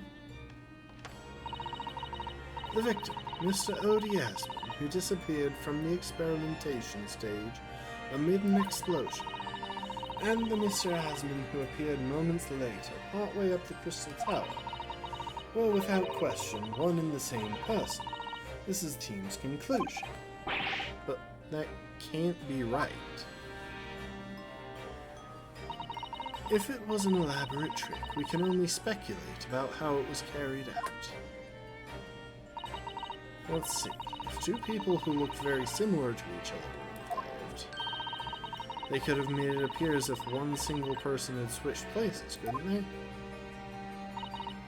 Very true, but sadly in this instance that was not the case. The man who disappeared and the man who subsequently reappeared was the same person. The fingerprints at the scene make that quite evident. Fingerprints. They're not yet officially recognized as forensic evidence in the British justice system, but one day they will be used as an investigative aid as a matter of course. But that would mean that the instantaneous kinesis actually took place. So where does that leave us? My team was tasked with investigating, not drawing conclusions. Instantaneous kinesis is impossible, and yet the body did move from one place to the other. That hasn't cleared anything up at all. It's made the whole thing even more of a mystery.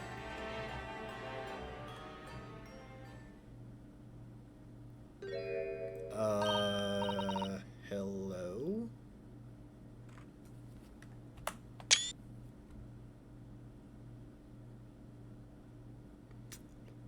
Mama, what's this? Where did she spring from? Well, considering she just called the other lady Mama, I think you can draw those conclusions. And did she just call the doctor Mama? This is a lawyer, dear. Oh. Hello. Pleased to meet you. Yes, I'm a defense lawyer, Ryunosuke Naruhodo. Mama. Yes? Can I cut this one up? What?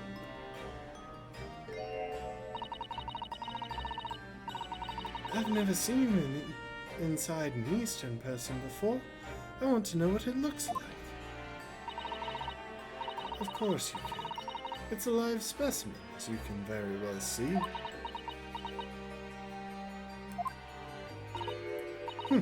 Boring.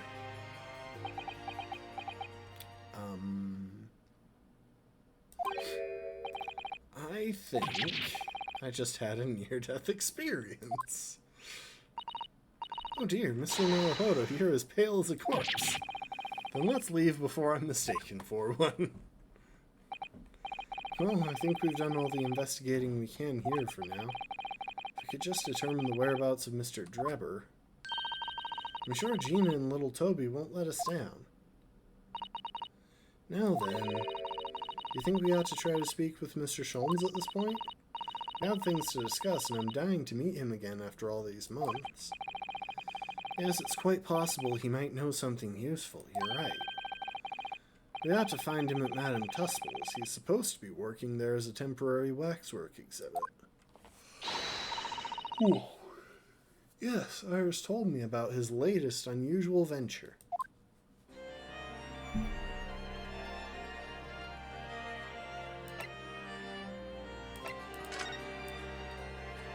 I'm just curious if any of these interacts have changed now that she's in the room. It doesn't seem so.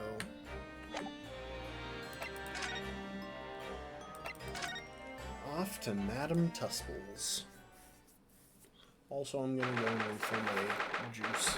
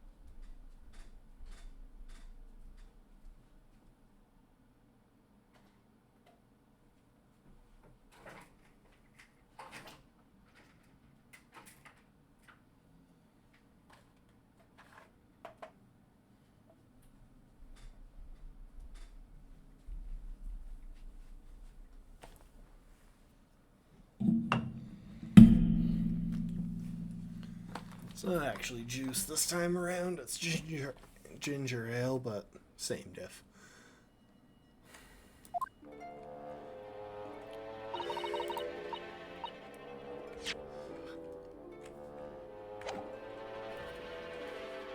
Here we are again, at the House of Horrors. I'm afraid I haven't gotten used to the place yet. I'd still like to turn on my heels and go straight home. Via the confectionery, of course. Shigato-san really is after something sweet today, isn't she? Hey, what's the matter? Look, Mr. Naruhodo, look at all that wax. Look at that waxwork. I'm quite sure it wasn't there before. It looks exactly like Mr. Sholmes, down to the very last detail. Aha! What is it? Oh, sorry. I think you'll find that's the temporary waxwork himself. Hi. Ah, the friend of my dedicated employee. Oh yes, hello again. It's Ryunosuke Naruhodo. I must say I'm quite spellbound by the great detective. He is a marvel. My precious waxwork is already back where it belongs. You don't mean... But yes, the mystery is solved already. Wow, Mr. Sholmes can really engage his brain when he's hungry enough. So as you can see, he has returned to his habitual duties. Yes. His habitual duties? Ah, Lord, will not disturb, huh?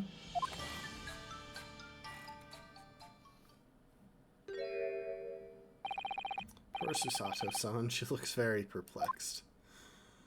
Alright, Ryu, go and kick the waxwork.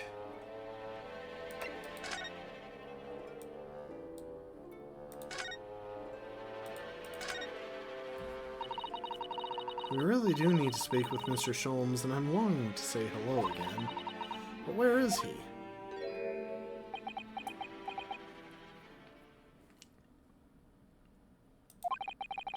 I think you might find that he's quite nearby, actually.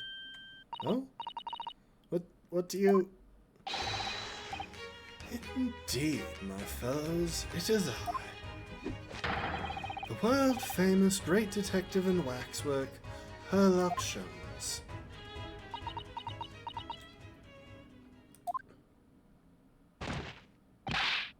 Susato-san! Susato-san! Oh no, she fainted. Poor Susie. My most humble apologies. I thought I'd died and gone to eternal paradise for a moment, via London. My dear madam, allow me to make amends by offering you a tasty free deduction at some point. As long as it's not of questionable street food quality. I don't understand. Why are you working as a waxwork here, Mr. Sholmes? Merely a secret identity, you understand. Though the case is largely solved now. Largely solved? We're talking about the waxwork abduction, I presume. Indeed we are. Oh, we're talking about the waxwork abduction, I presume. Indeed we are, my good fellow. As I predicted, it was as easy as proverbial pie, which is significantly easier than actual pie, shockingly enough.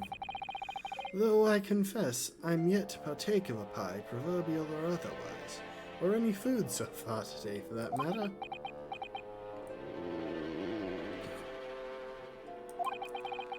That stomach rumble echoed around the whole museum. So how did you manage to solve it so quickly? Ah, well, do you remember I said it was largely solved?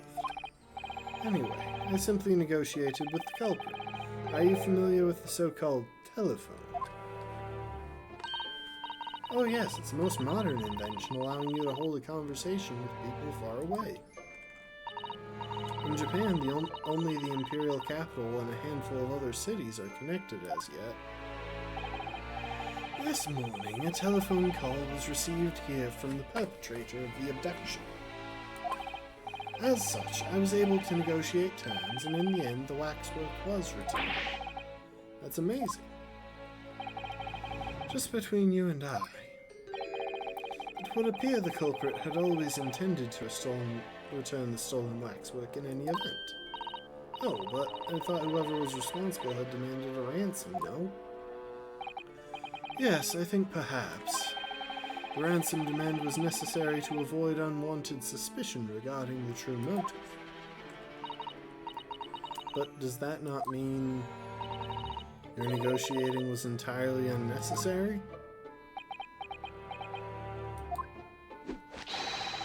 A fact that I must ask you to keep from Madame Tusples at all costs. A hungry young Iris awaits my return to Baker Street, after all. Poor Iris. Now then, do I sense that you have some business with this great waxwork? By the way, I'm a lawyer.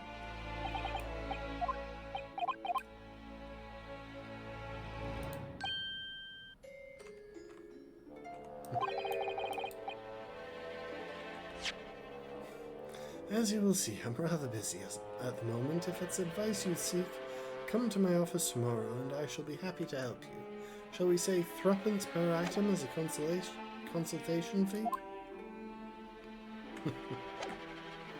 Alright, we'll have a conversation. We're in the process of trying to track somebody down. Oh? Yes, a man by the name of Enoch Drebber. He's the swindler who duped Professor Harebrain and the engineer who built the kinesis machine. A swindler and an engineer. Quite the modern man. He also seems to be a conjurer of sorts, too, with considerable knowledge of stage magic. We really need to locate him before the trial resumes tomorrow morning. But we have so few clues to go on, that's the trouble. Do you have any good ideas? I have no data yet. It is a capital mistake to have good ideas before one has data. If I knew something of the man's appearance, at least I may be in a better position to help. Yes, Drebber's appearance. Fortunately for you, however, presently I have little to occupy myself, and little to fill my stomach. As soon as you find any clue, no matter how small, I should gladly give you my thoughts on it. Mr. Sholmes, did you lie to us? My dear Mr. Naruhodo, stay that piercing stare. What is this about? Last winter, when we were first on our way to Britain aboard the steamship, your words were very clear. So then, let us unravel this mystery, and discover what events led to this curious murder. You told us that it was murder, and you examined Kazuma-sama's body. Indeed, and wherein lies the problem? We met him earlier today, the victim, Kazuma Asogi. Mr. Sholmes, now is not the time to be saying your dots, unless you're preparing to get a whooping from Mr. Naruhodo.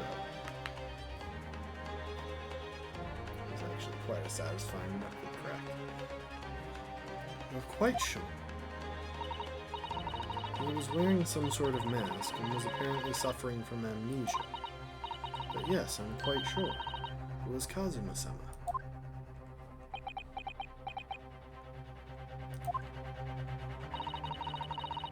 You must have known that at the time, Mr. Sholmes. That he wasn't actually dead.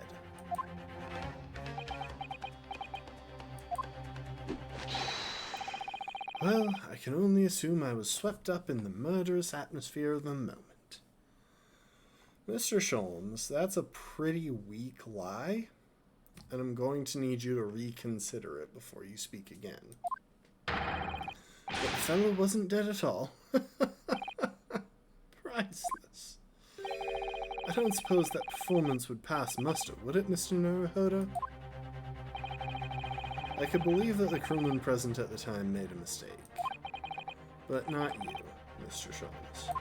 Well, to be fair, most of our experience with Mr. Sholmes has been him making mistakes. But no, examining a person and concluding that he was in fact dead when he wasn't, that's highly questionable. I will now tell you something of the first importance, my dear fellow. Great detectives are wont to lie. It will serve you well to remember that. Please, Mr. Sholmes. Tomorrow in court you will find yourself on the threshold of a very great mystery. For now, I'm afraid that is all I can say.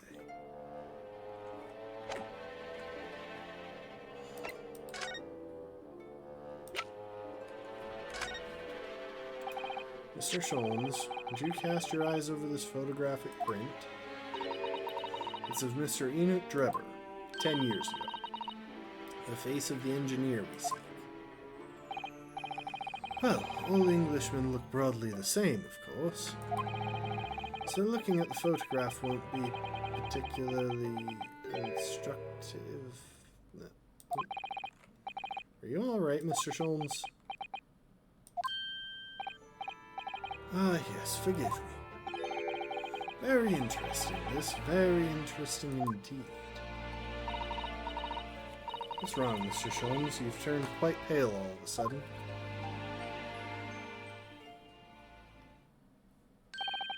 I have a suggestion, Mr. Naruhodo. Will you indulge me?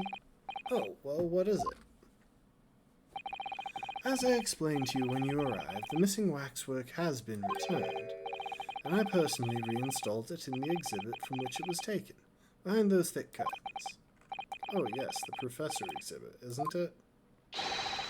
Would you like to see it for a mere 5 shillings? That's a special one-time only price, you understand? What? The opportunity won't come again, I might add. Would you like to see the fruits of my labor? We do have a rather pressing investigation to carry out. Perhaps we could postpone? The price is a very reasonable 5 shillings. I think you'll find it's well worth it. Are you being quite serious, Mr. Sholmes? Surely you need only look at my expression to ascertain if this is seriousness or silliness. I can never tell with you, that's the point. Very well, it couldn't hurt. Here's your 5 shillings. He's going to try and say that that's each now, isn't he? Gratefully received. So, the special exhibit waits behind the curtain. I invite you to peruse it at your leisure.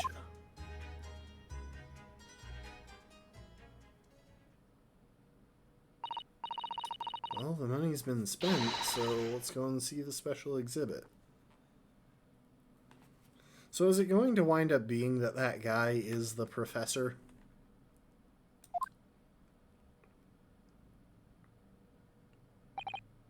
Through those heavy curtains at last.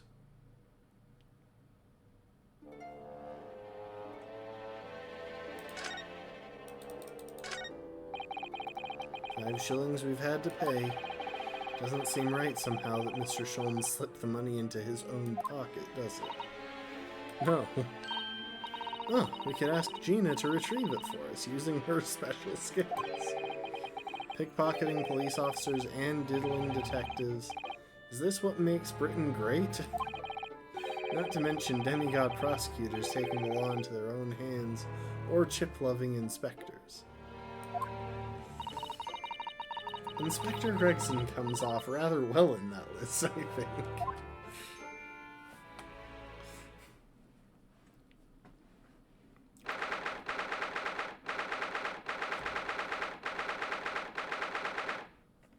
(23rd October), Madame Tuspel's special exhibit.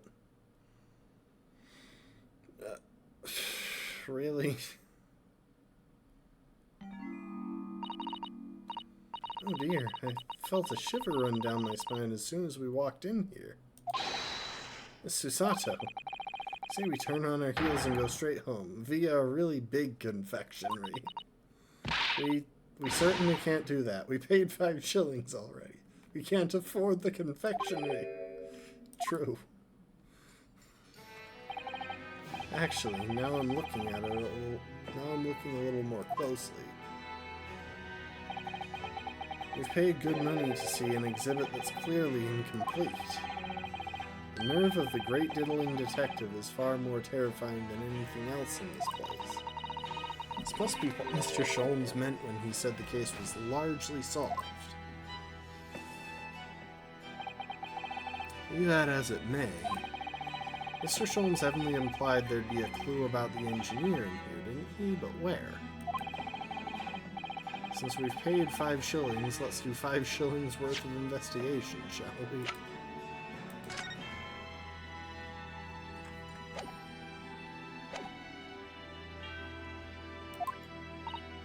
Yes, we will get what we paid for. It's that fear or frustration that's making Susato-san's voice tremble.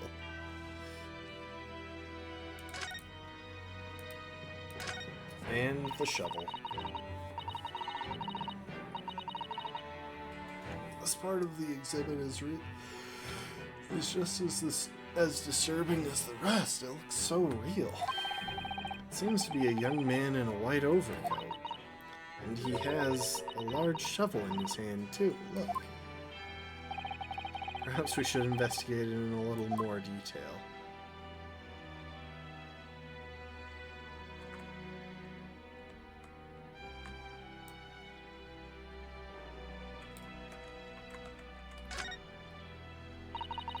What a large shovel. He's holding it rather ominously, isn't he? What on earth was the man doing with a shovel in the graveyard in the middle of the night? Miss Susato? Yes?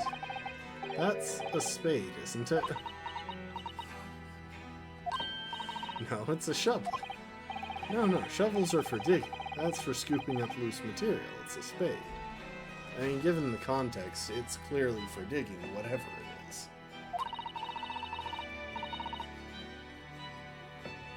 We've been through this, Mr. Naruhodo. It's a shovel. No.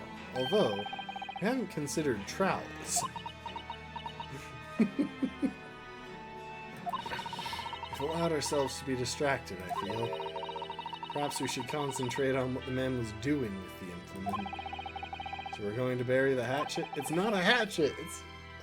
It's either a shovel or a spade. You're right, though. What was the man doing in the graveyard in the first place? That's the real question. Oh, I was really hoping that would be the achievement. There is at least one shovel-spade debate that I haven't encountered. What's this here?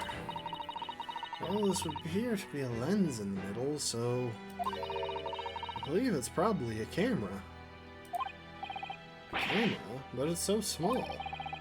British technology is incredible, isn't it? I mean, what about Mr. Sholmes' skin prints? I think perhaps you should treat Mr. Sholmes' inventions as exceptions to the rule. But anyway, why would the man be in a graveyard at night with a camera? I wonder. Perhaps he was trying to capture the moment a dead body came back as a ghost on film? We'll just borrow this for a little while, I think. The camera has been entered into the court record. By looking at the photographic plate inside the camera, we can see what picture was taken. It's a photographic plate. It's a piece of glass coated in a special emulsion that reacts to the light coming in through the lens. If we open the cover at the back of the camera, we should find it. Let's have a look. You should see yourself, Susato-san. Your eyes are shining. You really do like machinery, don't you?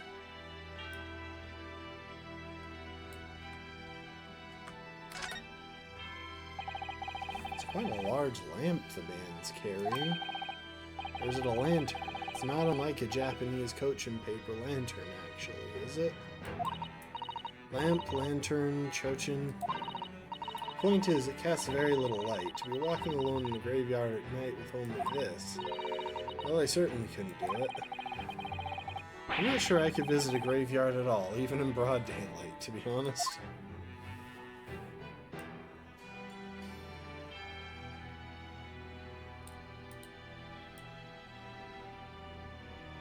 I can't... Oh, I can angle it for the man's face.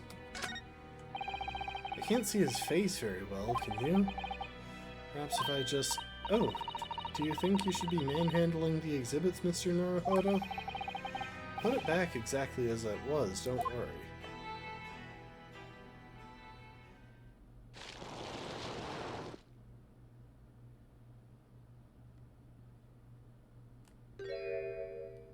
Oh, it's the man himself. Ah! What on earth? How can... I don't believe it. It's a black monocle. Mr. Naruhodo, is it possible that this man is... Yes. It's Enoch Drebber. Did I already have him in the court record? I don't actually know if he was there before this very moment. He might have been added as soon as we got the picture of him.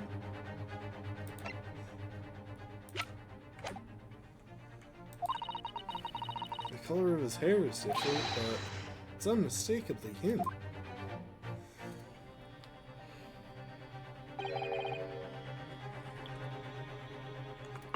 Indeed it is.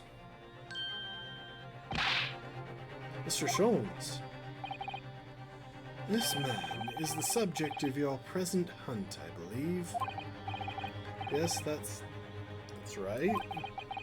Just who is this man? Why is he here in this exhibit?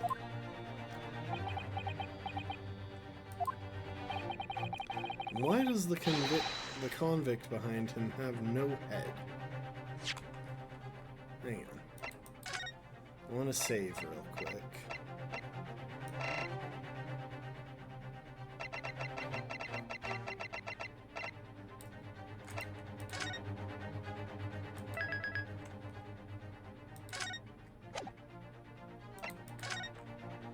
I don't want to load the autosave because I didn't get to finish looking around the room, and I'm not sure that I'll actually have the opportunity again.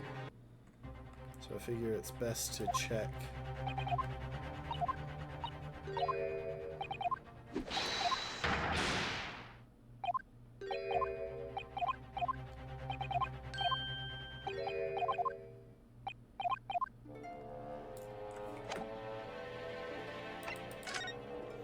Okay.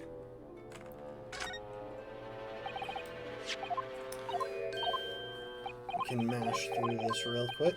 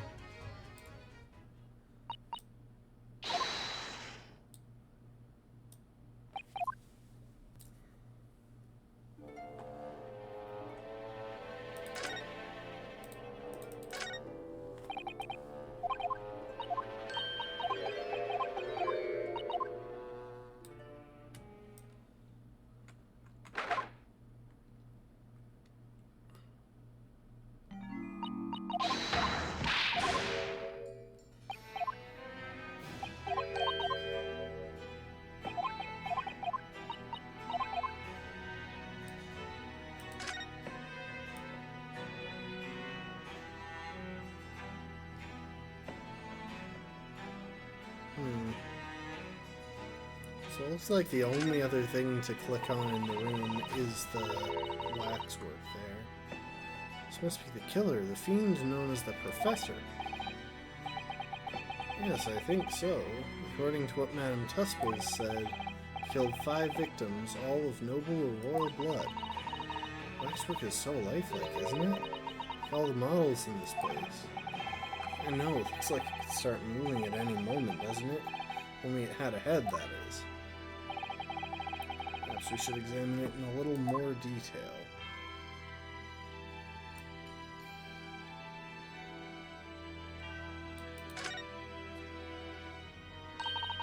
So this is the condemned man.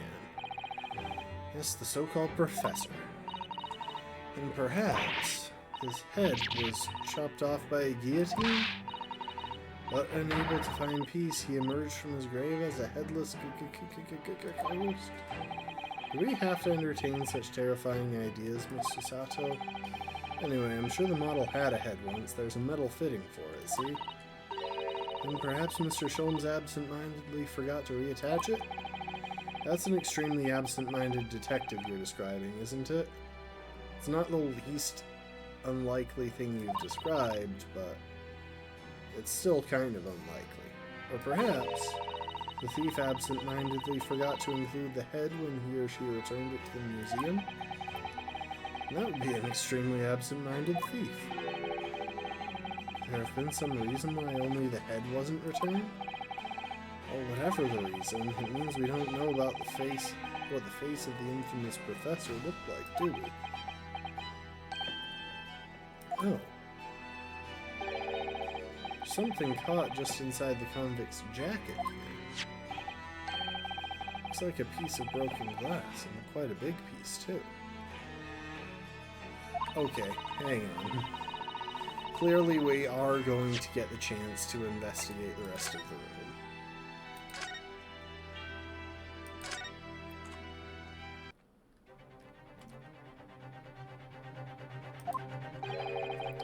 The head was missing when the model was returned by the thief who stole it. What a surprise. So then the case isn't yet solved, is it? Did I not say so myself? Largely solved were my words, I believe. But I must locate the missing head tout de suite, as Madame would say, or I'll be in grave trouble. A very hungry Iris still awaits my return to Baker Street, preferably with rations. Ah. Do you know, though, something about this room is strange. Strange? What do you mean? Well, the displays in the House of Horrors are supposed to depict real events, are they not? Indeed they are, Miss Susato. Do go on. And, as terrifying as they are, the scenes in the other exhibits are believable. But this one... This surely couldn't ever really have happened, could it?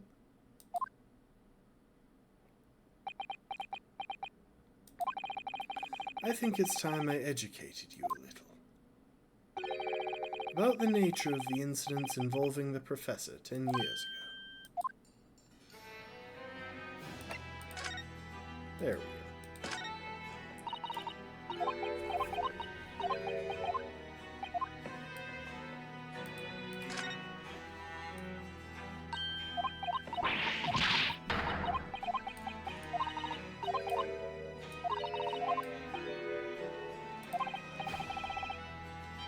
Whatever the reason, it means we don't know what the face of the infamous professor looked like, do we? Oh. Something caught just inside the convict's jacket. Looks like a piece of broken glass, and quite a big piece, too. It's very thick, isn't it? It's very thick, isn't it? About 5 times thicker than normal window glazing, I'd say.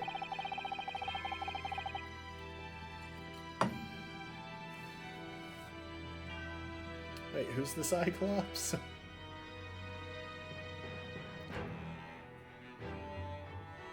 Are you talking about the waxwork here? I think it's just missing its head.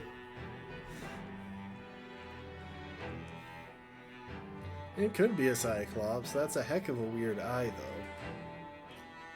though. Like, just from a practical perspective, I don't feel like that eye has much mobility, and it essentially points straight up.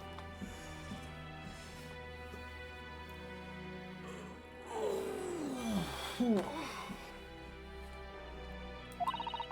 suppose it must have been made thick to increase its strength? Why? Well, perhaps because the glass had to span a particularly wide area, such as a big building, for example.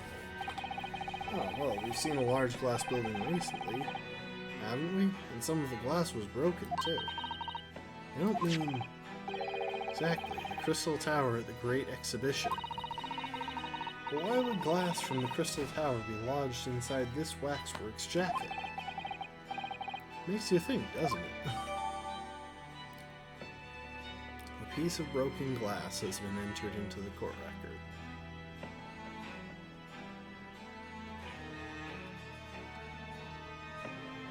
It appeared to be from the Crystal Tower. Earlier in court, we established that the kinesis experiment was a trick. And now we discover this fragment of glass here in this waxwork. Is it just a coincidence?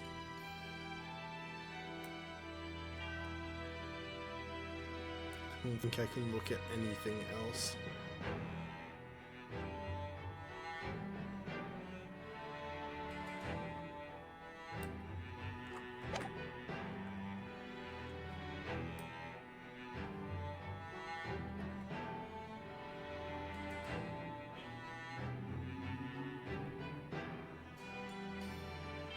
Ah, I can look at the gravestone.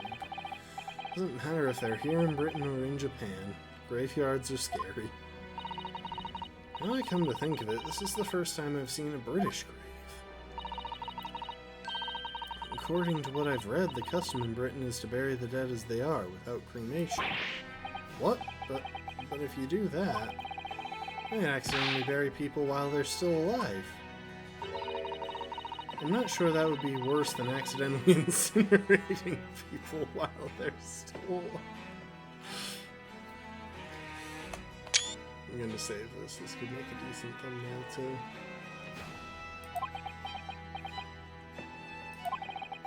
I think we can both agree that it's best not to be still alive when our time comes then. And what am I to say to that? It's best not to still be alive when you're dead. Astute observation. Who are you?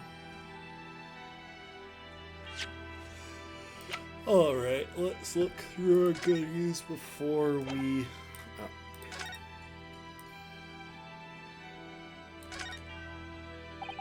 talk to Mr. Sholmes. This piece of glass is almost as thick as it is wide. Yes, I've never seen anything like it. If you were to compare it to a human, only Mr. Sholmes has such thick skin. There's really no need for such a comparison, Mr. Naruhodo, as you well know. Anyway, it can only be from the Crystal Tower, surely. Yes, I think so too. It was probably made especially to meet the demands of that great structure. Oh, I do appreciate how it is slightly transparent.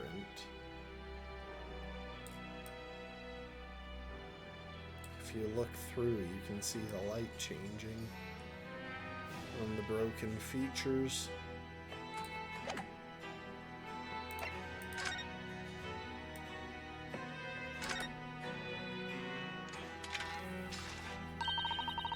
What a wonderful machine. You really love contraptions like this, don't you? Oh yes, anything mechanical I find absolutely irresistible. Almost irresistible, surely. Well, whenever I see a pocket watch, for example, I can't help myself. I simply have to take it apart. That explains why your dad no longer owns a pocket watch. I don't know if he ever owned one, but I'm assuming.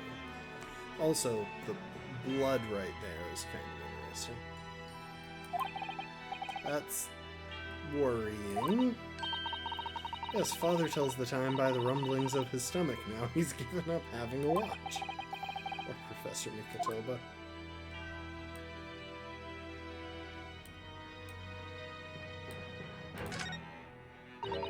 Look, Mr. Naruhodo. What is it? On the bellows, just here, there seem to be some very dark red stains. Yes, you're right. It looks like blood, actually. Yeah, this is a pretty appropriate time to say your dots, Susato. Oh my. I'm sure it's not what you're thinking. The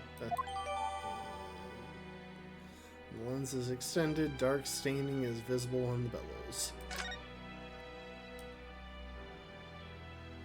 It's so weird to me to think of a camera having bellows. in my head, that's a piece of, like, smithing equipment. Oh look, the cover came off. Yes, now there should be a glass plate inside. You have to change the plate with each new photograph you want to take, you see. Something wrong? There is no plate. It's been removed. Oh, what a pity. But I suppose if you think about it, this wouldn't be the actual camera that was used at the time, just like the waxwork isn't the actual person.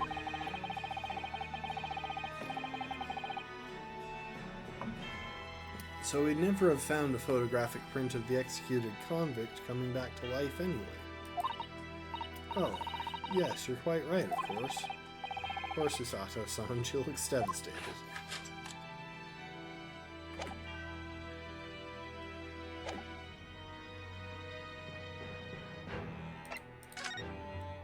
Alright, let's talk. I believe I told you a little about the professor yesterday, did I not? He took the lives of 5 victims, everyone being either a member of the aristocracy or royalty. All were attacked by an enormous hunting hound and had their throats ripped from their bodies. Oh gosh, an enormous hound? How awful. After taking the life of his 5th victim, the killer was apprehended. It was a case of unprecedented magnitude in Britain, you understand. Accordingly, the professor was tried in a closed court. No members of the public were permitted. Closed court. So you mean that the professor's identity... As you've surmised, my dear fellow, his identity was never made public. Naturally, he was found guilty and was summarily sentenced to death by hanging. He was buried in a grave at Lowgate Cemetery, which adjoins the rear of the prison where he had been held. However, that was not the end of the affair. Oh? The very night that he was buried, the convicted man came back to life. Came back to life? He clawed his way out of the ground and emerged into the moonlit graveyard. The exhibit here depicts that very scene, as described by the sole witness to those chilling events. There was a witness? But of course, my dear fellow, it was none other than the young man in the white overcoat. Enoch Drebber. He saw it happen?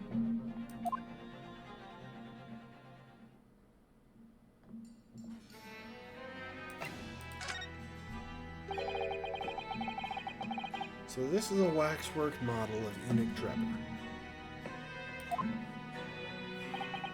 10 years ago, the convicted professor, having been gibbeted and buried, emerged from his grave in the dead of night. The sole witness to that unimaginable scene was this young man. From appearances, I would say he was about 20 years old. So horrifying. Scared out of his wits, the young Drebber ran to a nearby police station to report the incident. And the sheer terror of what he'd seen is said to have turned his hair white overnight. Yes, as shown in the photograph we have of him, his hair is completely white. For the following few days, the story of what he'd seen was on every front page in the capital. The public was frantic for every last detail about the killer who'd come back to life. As you've seen, an exhibit was even created here at Madame Tuspen's. I can quite understand why the man's hair turned white, certainly. But what I don't understand is what Mr. Drebber was doing in the first place, in a lonely graveyard in the middle of the night. Yes, what was he up to?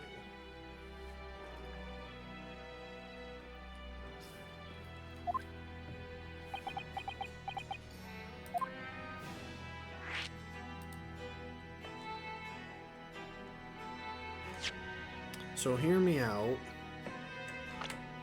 What if somehow Odie Asman was the professor? He managed to masquerade as himself for a while. And then this was the waxwork made of him at his execution. And this is his way of somehow covering up that he escaped. I guess escaped from jail by faking his own death. It seems pretty far-fetched. The professor's acts of terror threw London's upper classes into complete panic 10 years ago. It was a great scandal, one might say, at the very highest levels of society. And since the killer's identity was never made public, rumors abounded. After all, no killer had ever before systematically employed a dog as a weapon of murder. Yes, I can imagine the impact the case must have had. But in time, of course, the rumors abated. So too did talk of the shocking witness account of the convict who came back to life. It was forgotten, dismissed as a dubious ghost story, as a preposterous parlor tale. But why did people stop believing it? Why? Simply because there was no resurrection to speak of, as was established in fact. Wait, what do you mean? What do you mean by no resurrection? The police investigated the grave in Lowgate Cemetery and published their findings. The convict's body was found to be buried exactly where it had been following the execution. No. That would mean Mr. Drebber must have lied to the police and the newspapers. Okay, hang on. What if another convict somehow managed to use this as a way to escape by swapping himself with the body and then swapping the body into the grave?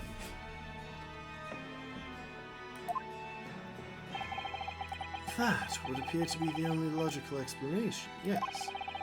The young man subsequently vanished from society, and nothing more has been heard of him since. It's rather striking, then, that he should resurface now, don't you think? Of course the convicted murderer couldn't really have come back to life, that's not possible. But Drebber's hair is unusually white, and if that really did happen overnight as a result of shock, it's hard to believe the incident was an out-and-out lie.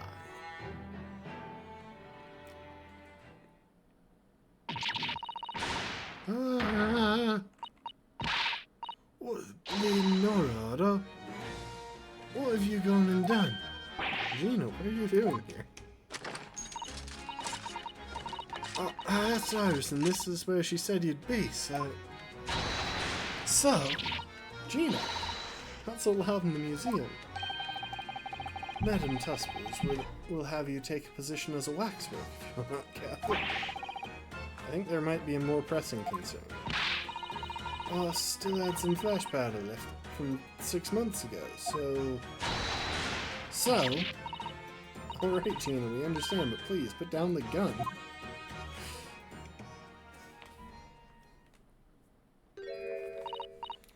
Sorry, I got scared. You should try being the one on the other end of the barrel.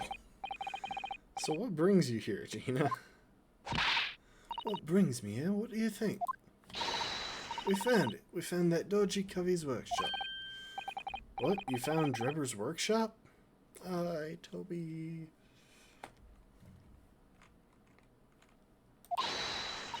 Yep, Toby's nose took me straight there. The boss and the others are heading over there now in a drag, so come on. Here's the address. I got the boss to write it out. Oh, thank you, Gina. We'll make our way there at once. Alright then, see you there. She looks very proud of herself.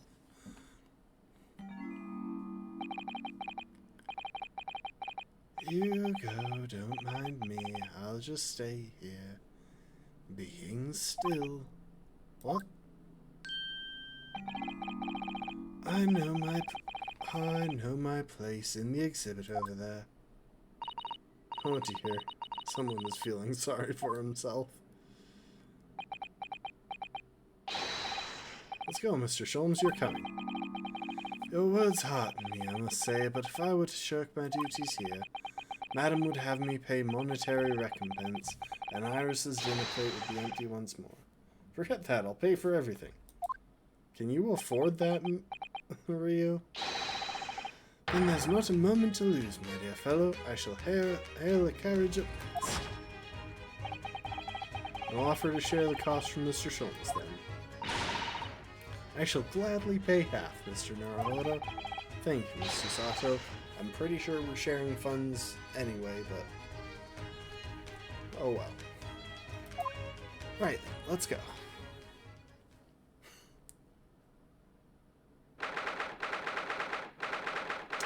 23rd October, Aunt Drebber's workshop.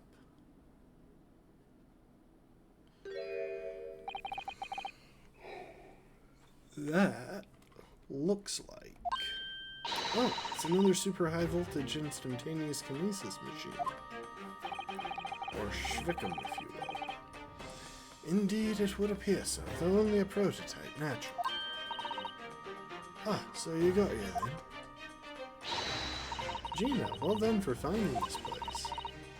And in such little time, you've really worked miracles. It's Toby here who's the miracle worker.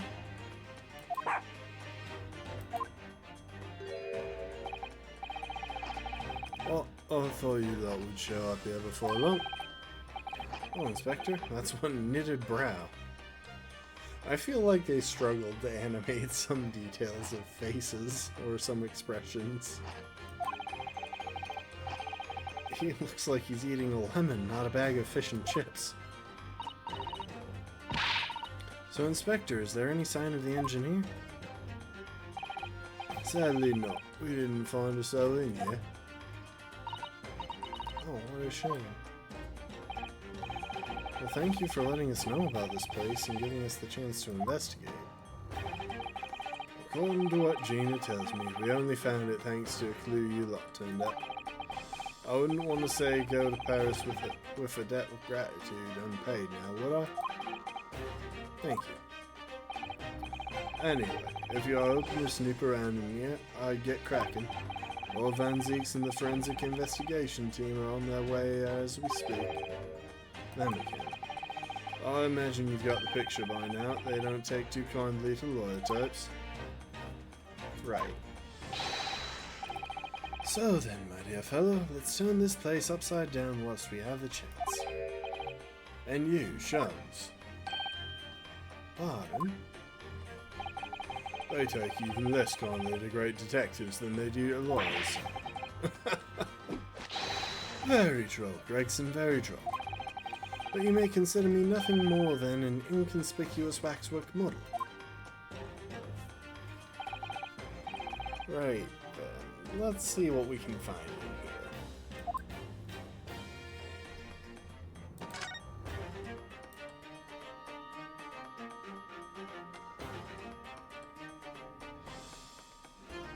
I can't examine the ladder. Wait, can I?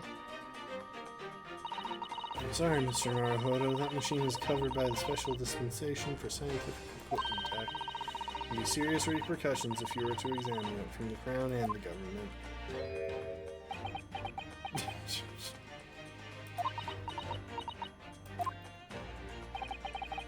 But those two don't seem to be holding back. It's quite hollow inside, no working parts or devices of deception to be seen, my dear fellow.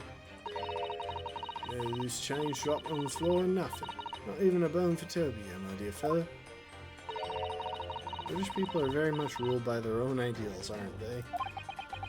I think that's just these two, Miss Susato. Alright, let's look at something interesting. Ah, this appears to be most interesting. Yes, most interesting indeed, wouldn't you say? It's an impressive looking back massager, that's for sure. No doubt that if you hit your shoulders a few times with that, your aches and pains would soon go away. I feel like if you hit your shoulders with that, you would get new ones as you bruised yourself. But okay. It's a Royal Society trophy for excellence in science. A young scientist could wish for no higher honor. Oh. Would you like a massage?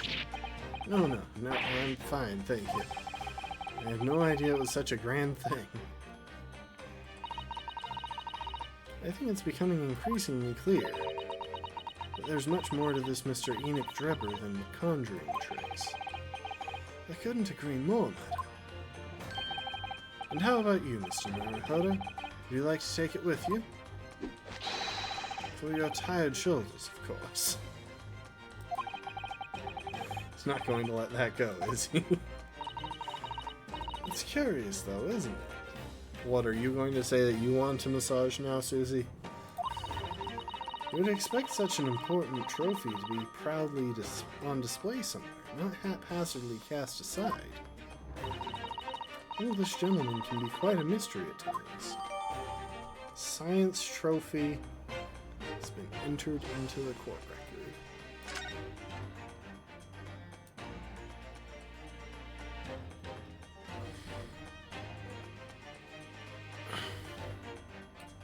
Alright. I didn't realize that I could angle up. I don't think there's even a point to it, because there doesn't seem to be anything to investigate up here.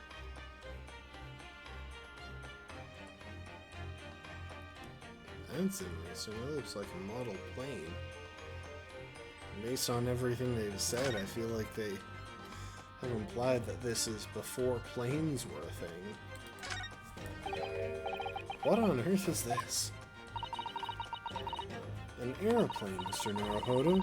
One day, scientists believe it will allow humans to fly freely in the skies. Is that how the trick will be described? Is it? Sorry? It's actually suspended by a thin but very strong cable, isn't it?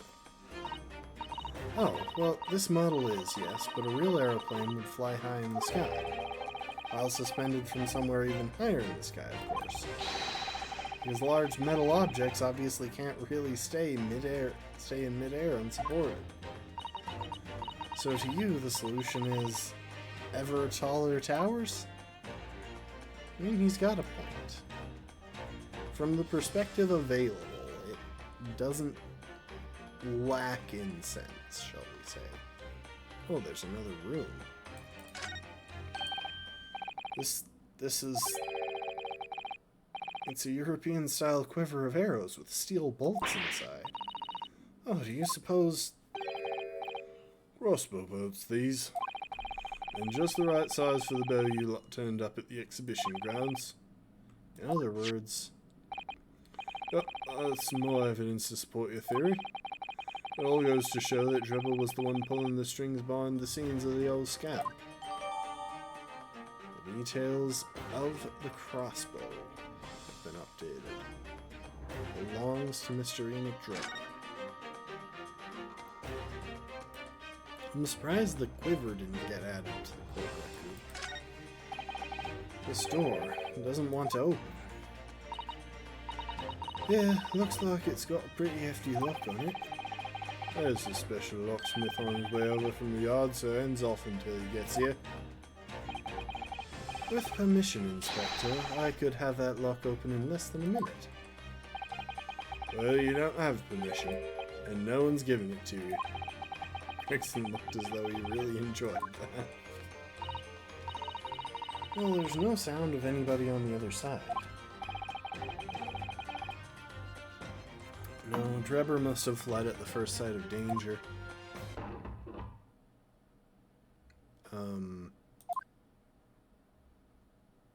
He's dead, isn't he? On the other side of the door, there's going to be a dead Mr. Drebber. Oh. Is something wrong, Mr. Sato? Well, I thought I heard a noise from the far side of that door. Well, Gina, did you hear it too? Yeah, I didn't know. What do you reckon, Toby? Toby, I love you. You're such a good dog. Right, mind the grease. Whoever's in there, open up. This is Scotland Yard. Clomp, clomp, clomp, clomp. Squeak. clunk. Oh my, someone is in there. Oh, this rotten bleeding lot. My dear Gregson, as I said only minutes ago, if only it were countenanced, I could unlock that door in less than a minute.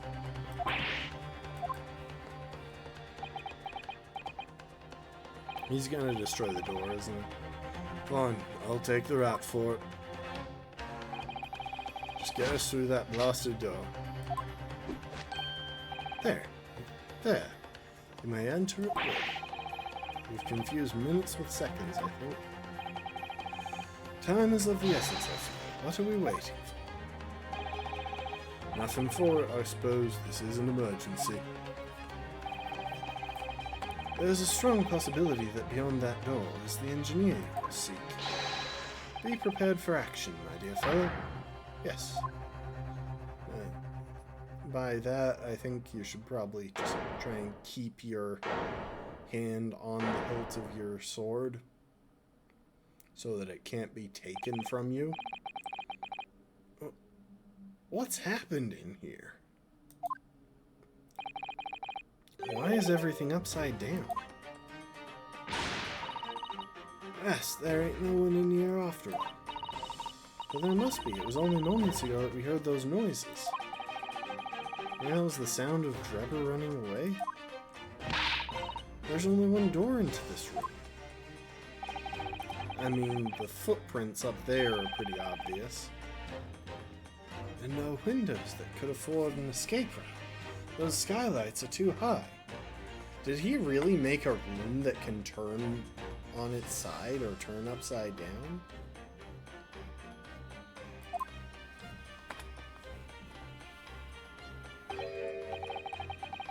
What's that up there?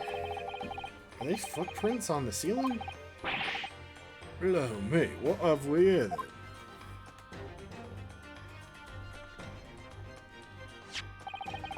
Looks like someone was trying to burn something in a hurry. Oh, that looks like a set of blueprints. To what? To that Professor A-Brain's balmy machine, is it?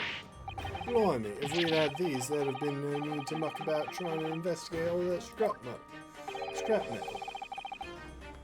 There is something of great interest here, too. This rope is lying on the floor at the foot of that pillar. A rope? What's significant about that? Never mind. We see, but you do not observe, Mr. Naruhodo.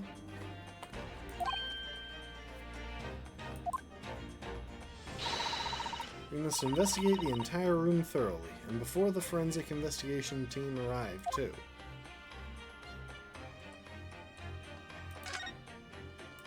Okay, well, first things first, obvious bomb. You found something, Mr. Sholmes. Ah, Mr. Naruhodo, yes, in point of fact, something rather fascinating. What do you make of this? Let's see, I've never seen anything like it before. Looks like a bundle of thick cigars wrapped up in... Ah! Miss Susato, what's the matter? Wrapped up in a large watch to me, but... That's a... Surely that's a time bomb, isn't it? What did you say? A time bomb? A time bomb? I'm sorry, but what is a time bomb exactly? You truly are one of a kind, Mr. Naruhodo. I won't take that as a compliment. Ah, you don't know nothing, do you, Odo? You also shouldn't take that as a compliment. You haven't got a clue what it is either, have you, Gina? I invite you to consult a dictionary later, Mr. Naruhodo. But this particular specimen is no time bomb, though I confess it has a very similar appearance. Oh, well, thank goodness. But then what is it?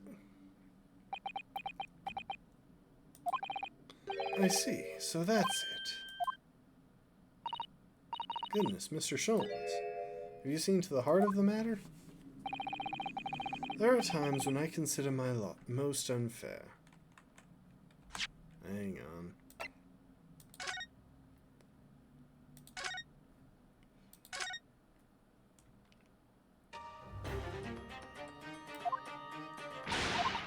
I didn't get to investigate anything else.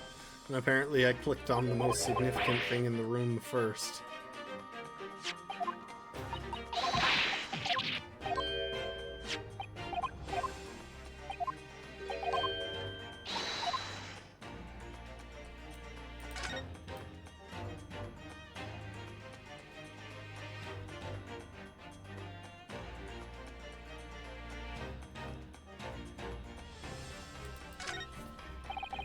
That's a really lovely model. It looks just like a real flying balloon. I think it's probably staying aloft on the same principle as a full-size balloon, using gas. A green flying balloon. It does have the hallmarks of that amazing deception at the Great Exhibition, doesn't it? Could it be that the whole thing was planned here in this very workshop?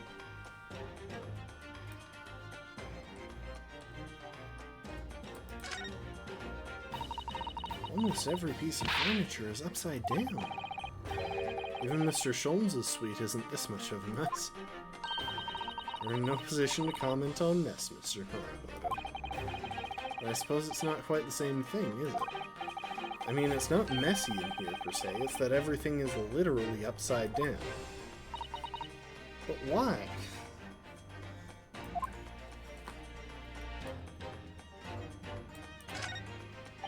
Got a safe bolted to the floor or ceiling.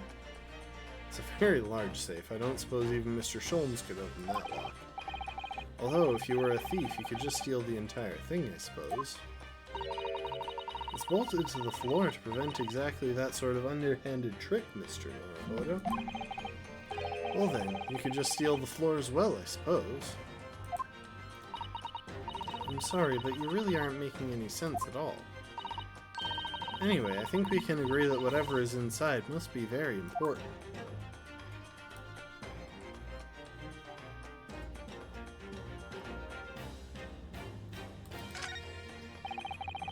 There's no denying it, is there? They're footprints. Yes, it would appear so. And I simply can't imagine how they came to be there. Is there a Susato shoot-up or something? Like a Susato takedown, I mean. That's what Susie calls it when she, takes drugs. And no wonder, Mr. Noromoto, you flipped a man who is roughly twice your size, with ease, multiple times.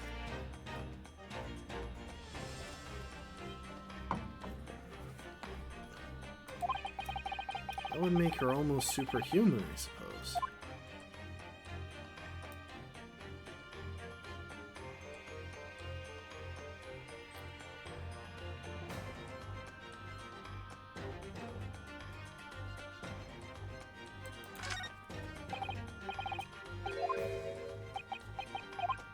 Okay, now we can speed back through this.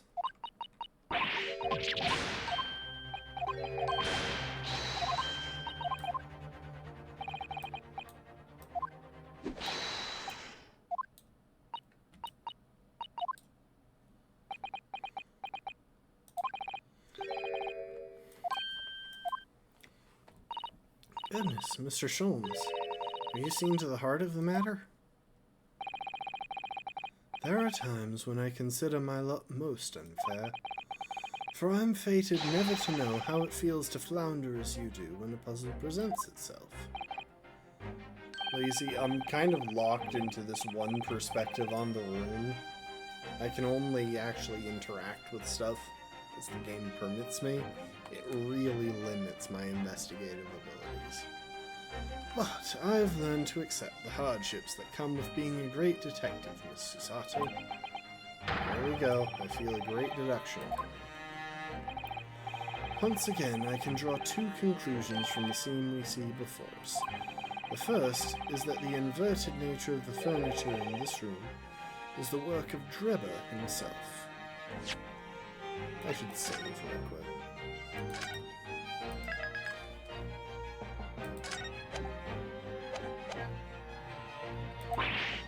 Oh, but how could you... And the second conclusion is that the small device on the floor there is, without question, completely genuine. Please, Mr. Sholmes, you must explain everything. He's already contradicting what he's said so far. It would be a pleasure.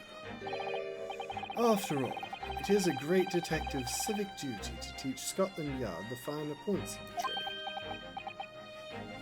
Yeah, no, that's an appropriate response, Gregson. Inspector Gregson seems delighted with the idea, anyway. Oh, you deflected the inspector's glare with such fortitude there, Mr. Sholmes. Well done. She's so positive about what he does when he's a quack. You're too kind, my dear madam. I hereby dedicate this great deduction to... Okay, he's not a total quack, but he absolutely needs someone there to correct everything he does. Because otherwise he gets very off base. Kindly stand just there, Miss Sato. Oh, yes, I'd be delighted.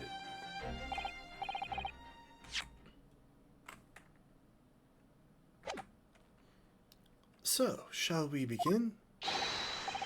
Once again, Herlock Sholmes is proud to present his Logic and Reasoning Spectacular. Okay, right before we dive into this, I'm going to take a quick bathroom break. Stand here and stare at Mr. Sholmes for a bit, you know, as you plink back and forth at one another. And I will be back momentarily.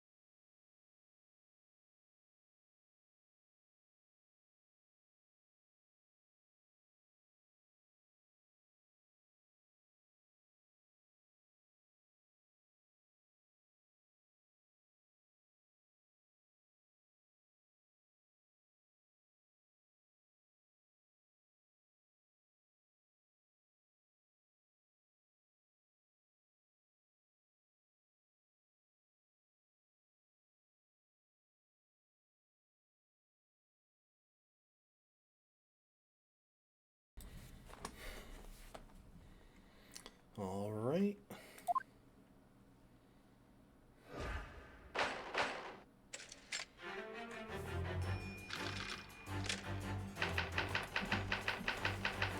Flipped furniture.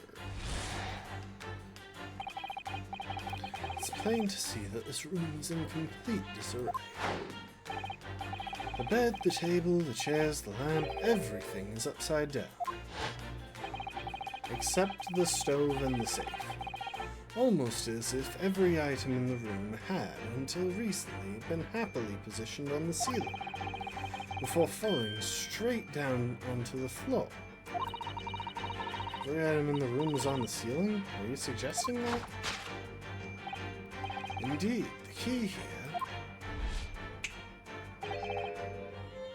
is gravity. It would appear that technology has at last succeeded in freeing us from the great pull of the Earth. For the gravity in this room was reversed and then suddenly restored to normality. Goodness. The inverted furniture clearly reveals the truth about the part gravity played in this whole business. Okay, I saw some flowers there, right behind the bed. I quite understand your skepticism, Mr. Sato. I too was incredulous at first. However, my conviction and my analysis was cemented when I observed this. An anti-gravity device almost identical to the one that featured in a dream of mine only the other day, in fact. But then why does it have a clock on it? A most relevant question indeed. That is a timing device that controls when the gravity direction will switch. There was clearly a requirement for the engineer to be able to restore normal gravity automatically. Then the commotion we heard earlier from the other side of the door was the moment that restoration occurred.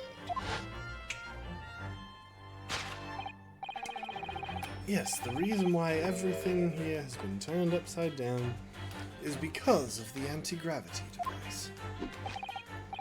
So you see, we need look no further to explain the state in which we now find this room. The direction in which gravity acts in here was reversed by Mr. Drebber, before being restored to normality in an automatic fashion sometime later by the timer device. I have witnessed precisely this scene in a dream I once had when I fell out of bed.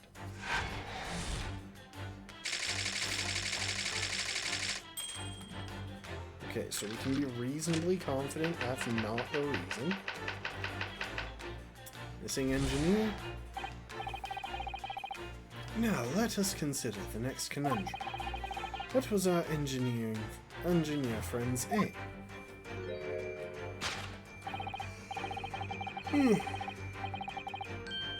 Indubitably, the greatest clue we have to explain his actions is above our heads. Yes, how is it possible that there are footprints all the way up there on the ceiling? A question whose answer will neatly lead us to the truth, my dear madam. The reason there are footprints on the ceiling is because of the nearby skylight. Of course, Drebber's aim was singular, to escape.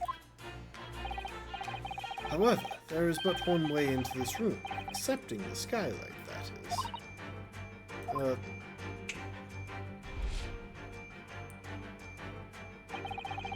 By inverting the gravity in here, Drebber was able to fall conveniently to the ceiling, and make his escape via the otherwise inaccessible skylight, leaving those footprints behind on the way.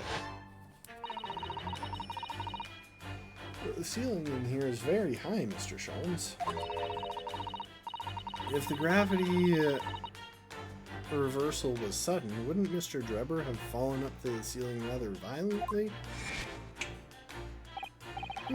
Falling up is both scientifically and philosophically a rather interesting concept, I feel. But the man was cornered with nowhere to run, so escape through the skylight was his only option. You may recall that I found this in the room earlier, which I believe offers a solution. Oh, the rope. To reach the intended destination, what better tool than this rope? By anchoring one end to the wall, the man was able to lower himself safely to the ceiling. Which explains how Drebber was able to escape this room before our arrival. He reversed the pull of gravity and fled via the skylight. And personally, I should very much like to reverse the pull of gravity again now, just for fun.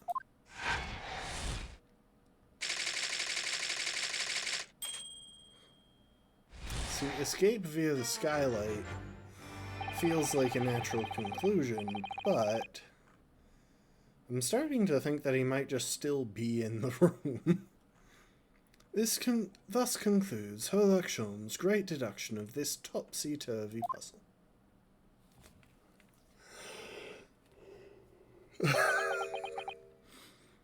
You know what, Inspector Gregson? That is an appropriate response to this.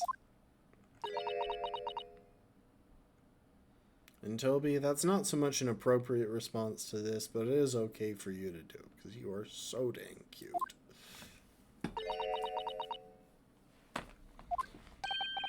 She's completely spellbound. Mr. Sholmes, there is just one thing that troubles me. Reversing gravity is scientifically not a possibility. At least with the technology of that age. We can have similar stuff. We have anti-gravity setups nowadays, but it's mostly just causing someone to be in free fall for an extended period so that it feels like they're weightless. I would expect nothing less. You're destined to be troubled by just one thing for the rest of your life.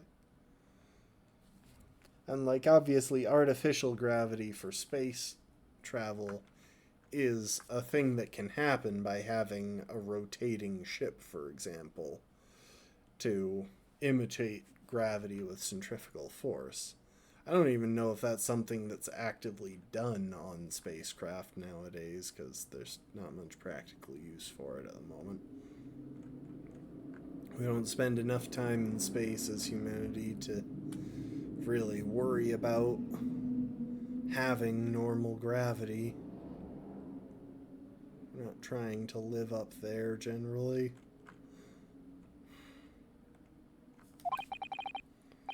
The thing is such a thing actually possible? An anti-gravity device, I mean. I would say that with man's current scientific knowledge at the turn of the 20th century, it's no more possible than instantaneous kinesis. But your whole deduction hinges on it. Ah, but my dear fellow, when you have eliminated the impossible, whatever remains must be the truth. However improbable it may seem. It's a marvelous line, wouldn't you agree? One of my more enduring pearls of wisdom.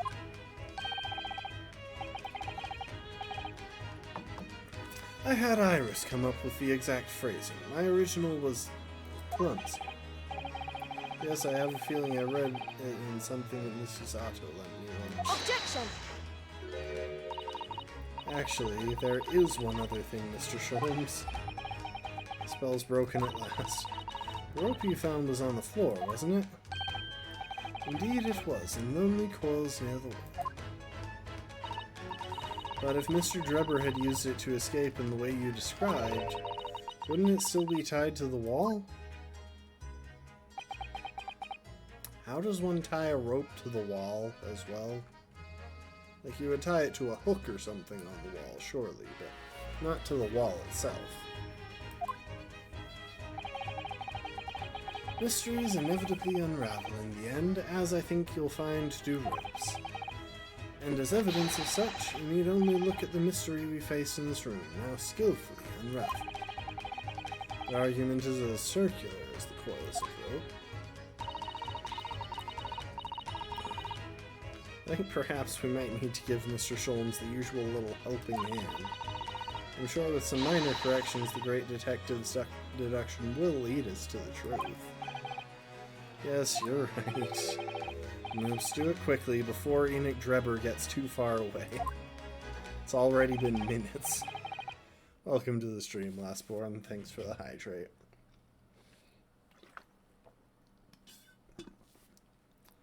If you're ready, then let us resume. Herlock Sholmes' logic and reasoning spectacular. Course correction.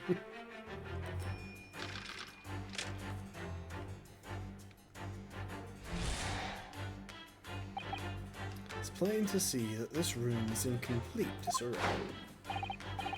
The bed, the table, the chairs, the lamp, everything is upside down. Almost as if every item in the room had until recently been happily positioned on the ceiling, before falling straight down onto the floor. The item in the room was on the ceiling? Are you suggesting that? Indeed, the key here. Oh. Hey, the safe code. That's cool. Hadn't noticed that before. Oh, y'all can't even see that. Hang on a sec.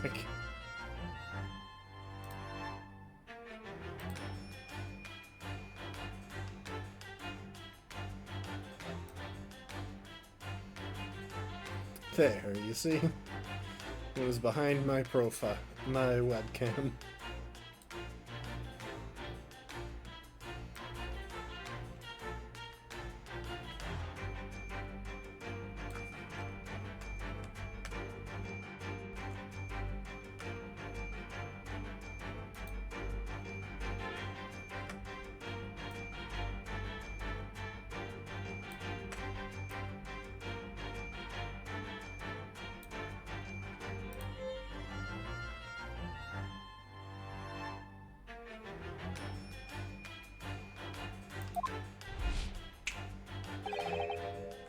The key here is gravity.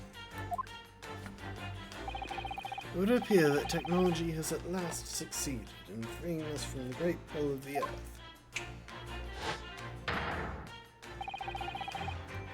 For the gravity in this room was reversed and then suddenly restored to normality. Goodness. Yeah, so like I mentioned before, there are some flowers back there just barely peeking into view. To think gravity could have been reversed in this very room, I find the whole idea utterly enthralling. Only Mr. Sholmes could conceive of such an explanation. The man himself admitted it was a scientific impossibility, so... Yes, you're quite right, we must completely discount the idea at once. Oh, that's unusually merciless of you, Miss Susato. You have eliminated the impossible, whatever remains must be the truth. The great detective himself said so, didn't he? While refusing to part with his dreams of anti-gravity devices.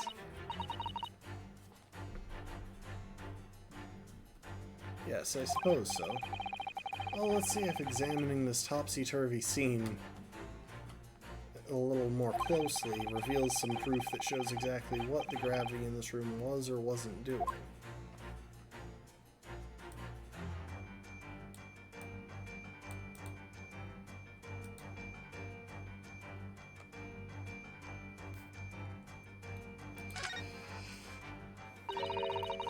Well, the furniture in here is very conspicuously upside down, certainly. This does immediately put you in mind of some strange quirk of gravity, I admit. Could it be that a mini whirlwind passed through here, do you think? I'm not sure that's much more plausible than Mr. Sholmes' explanation. It is slightly more plausible, but not a lot. Oh dear, saying the first thing that comes into your head isn't the way forward here, it seems.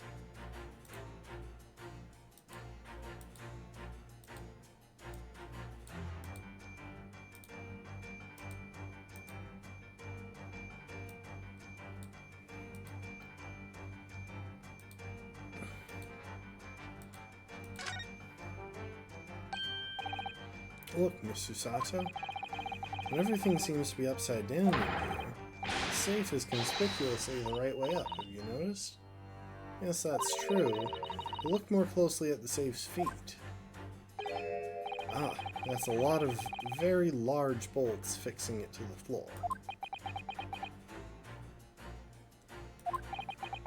Think before you speak, that's what you wanted to say, isn't it? I really put my foot in my mouth there. Certainly didn't say that, but you were certainly thinking it. Well, I wasn't expecting to find a pretty bunch of flowers in here, that's for sure. Look at that. I know, that slender little vase looks like it's about to topple at any moment, but the flowers are thriving. Somehow it makes you think of the fragility of life, wouldn't you say? To be honest, Mr. Naruhodo, something else about it made a rather deeper impression on me. Alright. Take that! The upright vase clearly reveals the truth about the whole business. About the part gravity played in this whole business. Upon my word, Mr. Naruhodo, you've surpassed yourself by completely turning my argument on its head. Trying to impress your assistant here, perhaps? No one is trying to steal your spotlight here, Mr. Sholmes, trust me.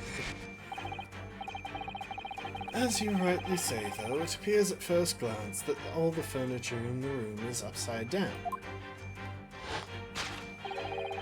This unassuming slender vase is standing keenly to attention. And unlike the large safe, there is nothing affixing it to the floor. And it's the exception that breaks the rule. In short, as much as it pains me, the gravity in this room was never inverted at all. My deepest sympathies for your loss. Oh, poor Mr. Sholmes. But the show must go on, so let us continue with our deductions. Now that we know that this contrivance is not in fact an anti-gravity device, there remains but one other possibility.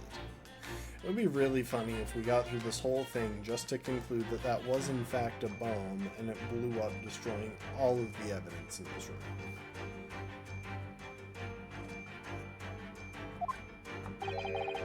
You don't say. Someone deliberately turned over every piece of furniture in here. Which might sound obvious, but leaves one mystery very much unsolved. Namely, why would anyone choose to do that? Quite naturally, there is an explanation. Yes, the reason why everything in here has been turned upside down is because of the anti-gravity device. It's absolutely determined that this device must have something to do with it, isn't it? I'm afraid the lure of an exciting scientific explanation is too strong. Well, there's no doubt that somebody did this. Somebody turned all this furniture over. So whoever it was must have had a reason. I'm afraid nothing comes to mind, though. Well, let's look around and see if an answer presents itself.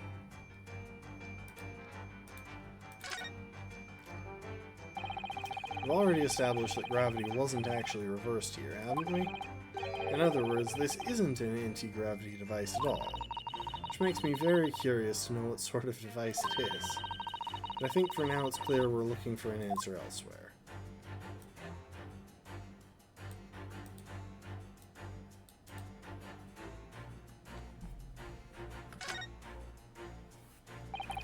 That's a coal-burning heater, isn't it?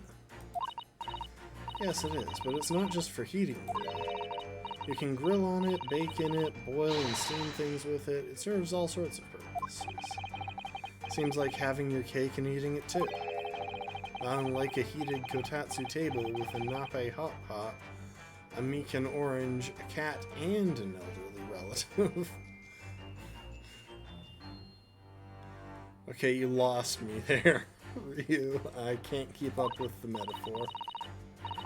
Oh, you mean it seems too much? I suppose perhaps it does. But you realize only some of those things on your list are edible, don't you? I don't think the edibility was the core of the issue, Susie.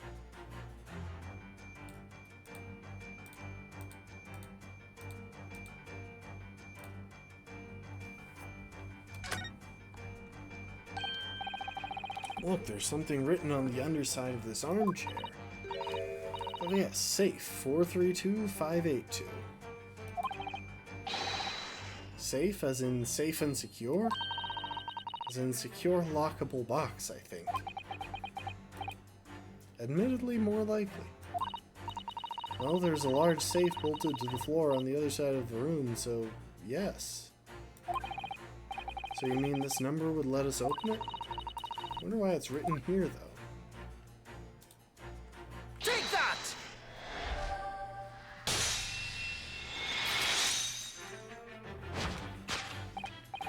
Yes, the reason why everything here has been turned upside down is because of the safe combination. Precisely. I believe, Mr. Naruhodo, that you had a very similar experience once, did you not? Yes, last year, when I bought a lottery ticket and noticed the ticket number down on the inside cover of a book, just in case. Why were you buying a lottery ticket, Ryu? That's it. For people who are forgetful souls at heart, and always make a written note of important information. Or regret doing so. Just keeping the ticket itself would be more sensible, I think. And what, pray, happened next, Mr. Naruhodo? The day of the draw came around, forgotten which book I'd written the number in, and had to turn my room upside down to find it. That's it, for people who are forgetful souls at heart and always forget where they've noted things down. And if you always note things in the same place... I actually won the second prize, you know. But I couldn't remember which magazine I'd slipped the ticket into, so I had to... turn my room upside... Thank you, Mr. Naruhodo, but I believe I've proved my point now. I love the fidgety eyes. Which is that a very similar scenario has clearly unfolded in this room. Finding himself requiring access to the safe, the occupant of this room needed the combination code. Remembered that he'd written it on the underside of a piece of furniture, but forgot which one. Leading to the state in which we now find the room. Yes, Mr. Drebov returned all the furniture in here, in a desperate hurry to locate the combination code that would unlock the safe. I think he would just look under the furniture. It would have been less trouble, but okay.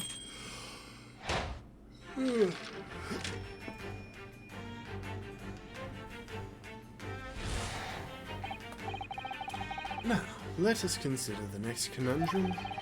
What was our engineer friend's aim? Indubitably, the greatest clue we have to explain his actions is above our heads. Yes, how is it possible that there are footprints all the way up there on the ceiling? A question whose answer will lead us neatly to the truth, my dear madam.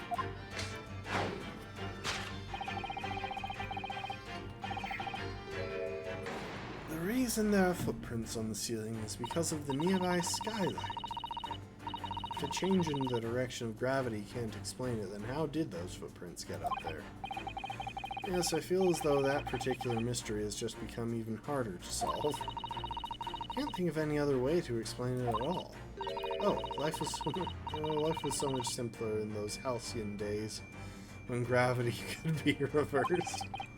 It was minutes ago, and those halcyon days never existed in the first place.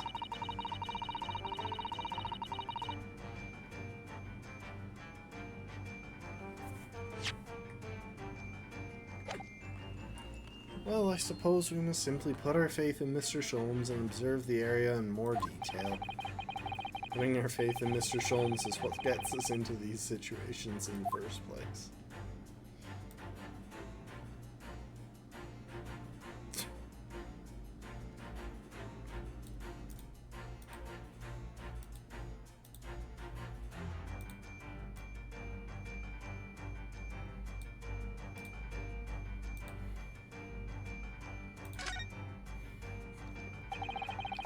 Looks like these are the only windows in the room. In other words, if you wanted to escape without using the door, these skylights would be the only way. Yes, that's true, but even so, right next to the only escape route, we notice some telltale footprints. Nevertheless, as we've said many times now, gravity can't explain how they got there. The powerful springs at the soles of the man's shoes could, but then those would be in the footprints, Ryu. Have you been having strange dreams as well, like Mr. Sholmes?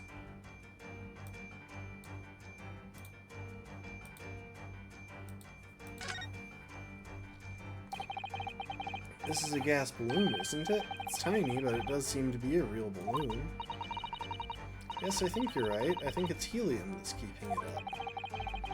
A green gas balloon. Why does that seem to ring a bell with me? If you can see, there are footprints on this balloon too. Look. Oh yes, surely that's a clue, isn't it? But what it tells us, I'm not sure.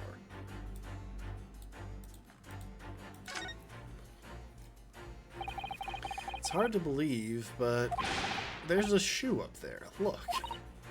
Oh yes, and there are more footprints on this little balloon, too.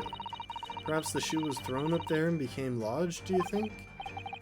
So then, judging from the number of footprints, it must have been thrown up several times. Why would anyone be throwing shoes up at the ceiling, though? Oh dear, that's beyond me, I'm afraid. It is the solution. Take that!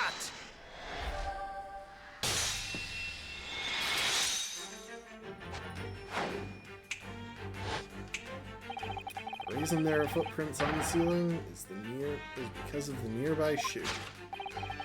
In closer inspection, there are clearly footprints all over the balloon as well. In other words, the aim was never the skylight at all, but the balloon. But for what purpose? A green balloon. That seems somewhat familiar, Data.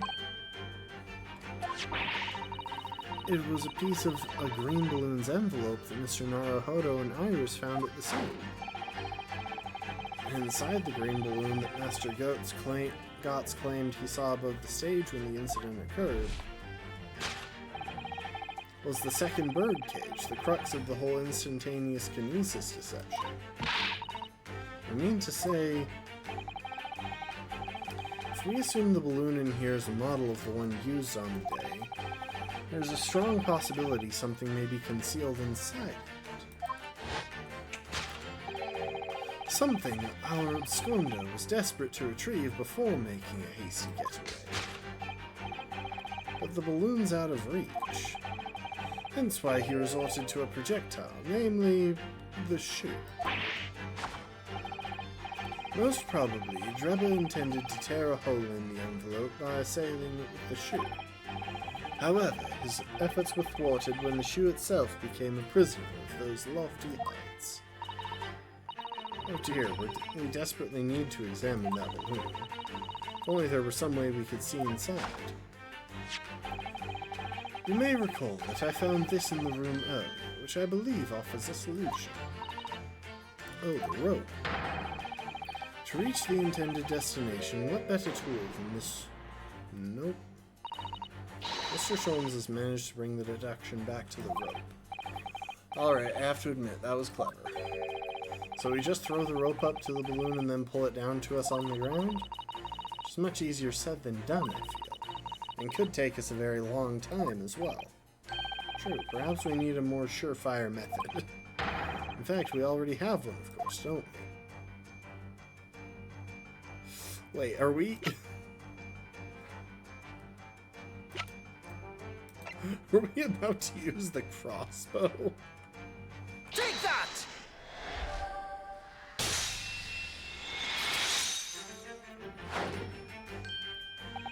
To reach the intended destination, what better tool than this crossbow? It was found at the scene, in fact, and in all likelihood belongs to Mr. Dreba. If the man had only brought it away with him that day, he could have avoided losing a shoe at such a critical time as this. Meanwhile, the rope was presumably dropped after he used it to climb out the skylight. So, shall we? Your curiosity is deeply stirred, no doubt, my dear fellows. What is it that Enoch Dreba has hidden inside that balloon?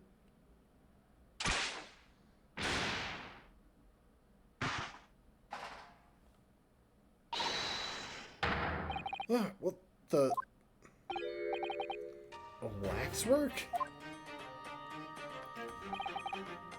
Indeed it is. A waxwork head inside a metal mask. A mask that is shut tight and fastened with a strong, quite impenetrable lock. So we can't see the face inside that means. Can we open the safe now, too? Just a moment, this is the head of a waxworked model? Does that mean... Oh, goodness. I see you've joined the dots, Miss Susato. Excellent. Oh, of course, a headless waxwork model. A case of the abducted Madame Tuspel's model that you'd largely solved. It's only the head of the killer that was still missing. Indeed it was. But I believe Madame Tuspel's will now have to settle her sizable account with me. This, as you have now surmised, is the head of the infamous professor. Yes? Well, why is it here? This conclusively confirms my suspicions. The man responsible for stealing the professor from Madame Tuspel's and returning it santé earlier today was none other than Enoch Drebber. This is incredible.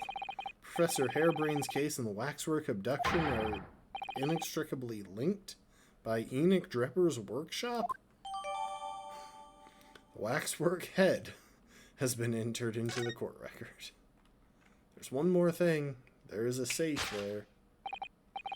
Well, it appears our logical pleasure cruise has come to an end, my dear fellows. All that remains is, yes, to speak with the architect of this adventure. The architect? You mean Mr. Drebber? As it seems quite impossible that he escaped via one of the skylights, obviously the man must still be here in the room. What? And his location should be abundantly clear. If you simply reflect on the journey we've made together during this deduction. I think Drebber is right here, somewhere in this room. So, Mr. Naruhodo, will you do the honors? Yes, of course. Mr. Drebber's hiding place must be the... You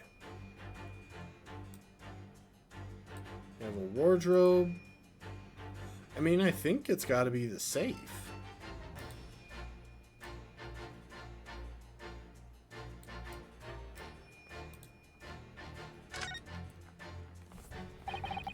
Personally, I still think he might have escaped via one of the skylights.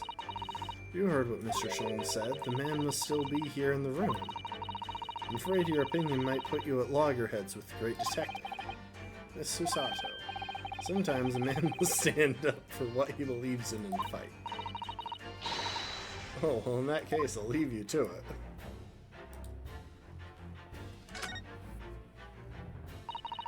This looks to be a cupboard for cups and saucers and the like. Ah, an ingenious hiding place. Oh, is it? Well, when you say cupboard, you automatically think of cups and saucers, don't you? The clever engineer knows that, so he knows you'd never look for him in there because he's not crockery. Well, sadly, it does seem to be full of only crockery.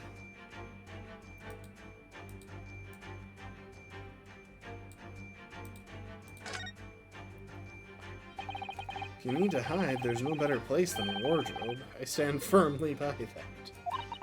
Ah, yes, you had some experience of that yourself a year ago, didn't you?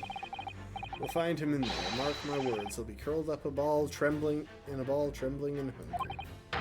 In fact, my own hand is trembling just thinking about making the discovery. Never mind, Mr. Naruhodo. He could be hiding somewhere else, you know. There's no actual reason that he wouldn't be in the wardrobe, except that there are other options. Look at all that mess in front of the safe. Yes, plans and accounting ledgers. Almost as if somebody was in a hurry to empty the contents of the safe, in fact. Take that!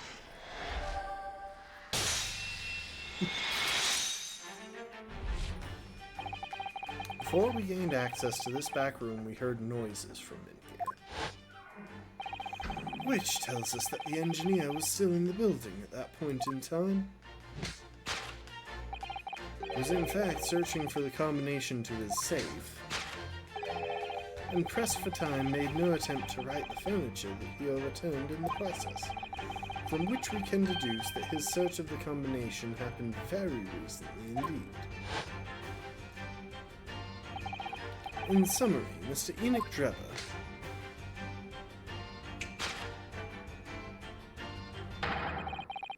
is at this very moment inside the safe.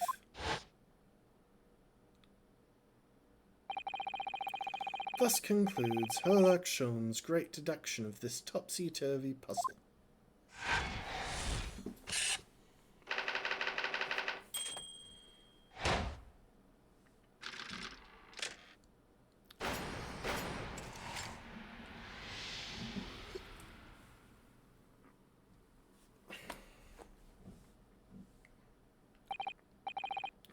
So, Mr. Naruhodo, I think perhaps it's time we ended this game of hide-and-seek, don't you? By opening the safe, you mean? What else?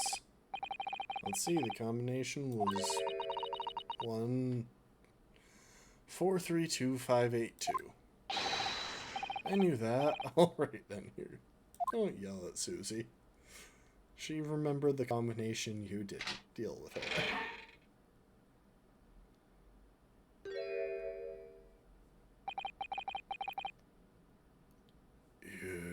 Found me.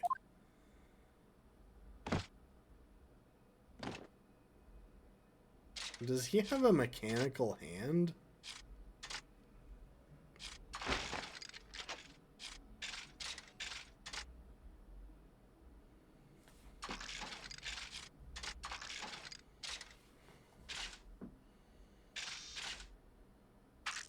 Because this is our suspected killer.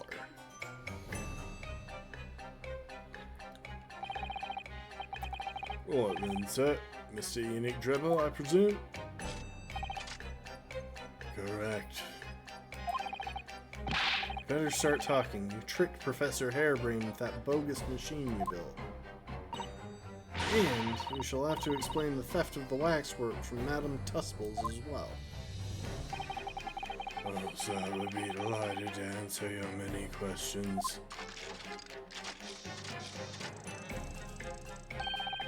Personally, I would advise that you deactivate my little parcel first. Deactivate? Your parcel? I refer, of course, to the time bomb. I left it in a most prominent position. Huh. I see. Stunned silence. You're all gearing up to die with me then. No!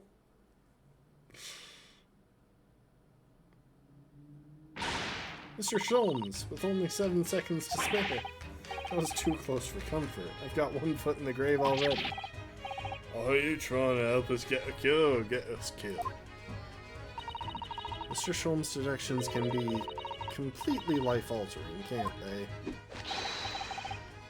Well, my dear fellows, that was a close shave. The resemblance to an anti-gravity device is really quite startling, I must say. Anti-gravity devices don't exist. I wouldn't push it, Mr. Sholmes. I was wondering about that.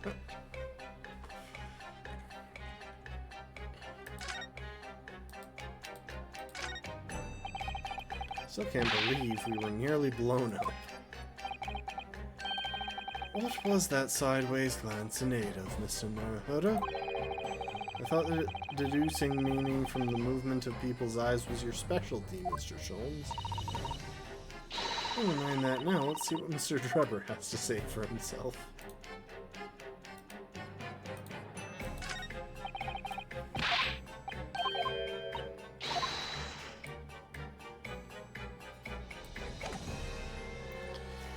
By the way, Mr. Drebber, I'm a lawyer. It will surprise you to learn that I'm actually a lawyer from the Empire of Japan. I detest lawyers. They wield so-called special powers in an attempt to grind down our freedoms. Yes, let me be quite clear. I detest lawyers very much. Any chance 2 negatives make a positive?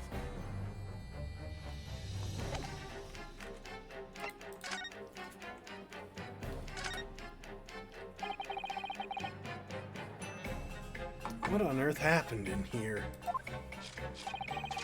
You found me, haven't you? No need to screw me down any further. Everything in here is precisely what it seems. Yeah, well, we'll be giving it a thorough going over, don't you worry, Trevor. What fails to click with me is how you were able to locate my workshop that I was not expecting. When I heard whistling from the other room, I knew it was time to bolt. Whistling? Oh, that would have been me. Oh. For some reason, I woke in a fine fettle today. No words, just tightly squeezed chips. You must have a screw loose though, as I couldn't remember the combination for the safe. And another one loose, as I couldn't remember on which piece of furniture I'd written it down. We also found a rope over by the wall. Yes, I had hoped to exit through the skylight, but sadly the rope was too short. And yes, I am aware that I haven't looked at either of these items yet. But I might save that for next stream. Give us something to do right at the start. So I'm pretty sure we're going to call it once we finish this investigation. So I then set about searching for the combination code to open the safe. And burning the incriminating blueprints, don't forget. Regrettably, though, you failed to retrieve the head from the balloon among the rafters.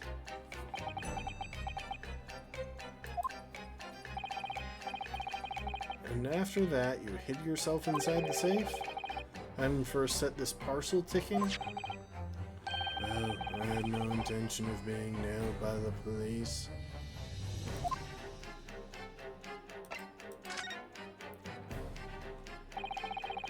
What a death wish, have you? Hiding right beside a ticking time bomb. Please, why do you suppose I chose to hide inside the safe? It's no ordinary safe, it's specially designed. A dynamite explosion wouldn't leave a scratch on it. So in fact, the safe was the only safe place. So it was safe as in safe and sound. Precisely. Once you climbed inside, you wouldn't have been able to get out again. I invite you to look more closely. The safe is fitted with a handle on the inside to allow the door to be unlocked from within. Ah, so it is.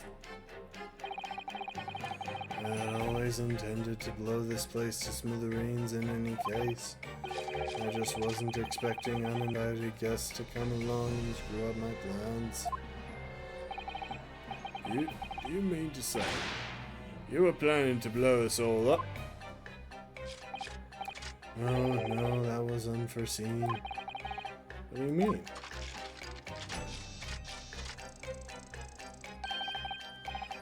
Most people run, you see, when they see a ticking time bomb at their feet.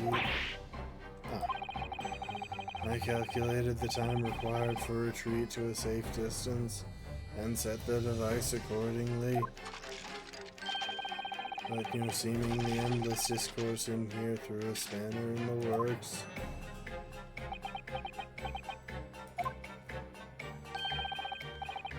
Is something wrong, Gregson?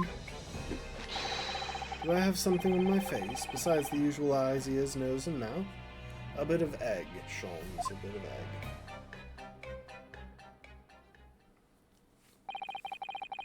I think we have a fairly good idea of what's been going on here now. What about the two incidents you've evidently been involved in recently? Oh, hey.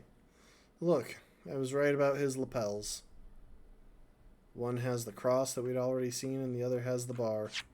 Just like his business card that we no longer have in the court record.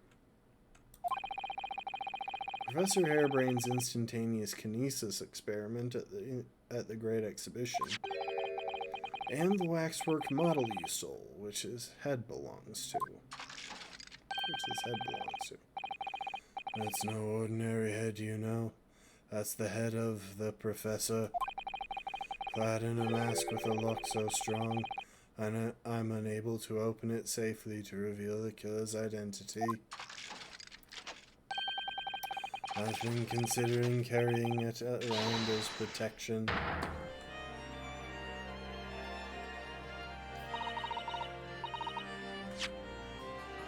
After all, it's enough. What's going on here, Gregson? I'm sure you're aware that I have sole jurisdiction to investigate here. Yes, well...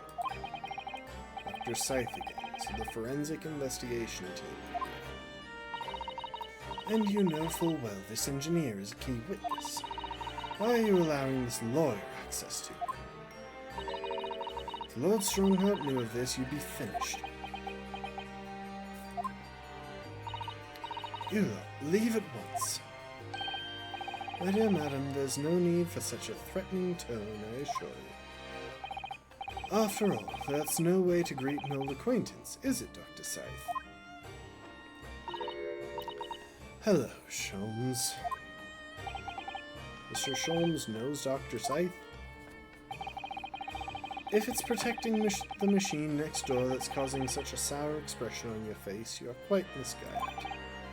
It's really nothing more than a shell. Get out. But of course, we'll show ourselves the door.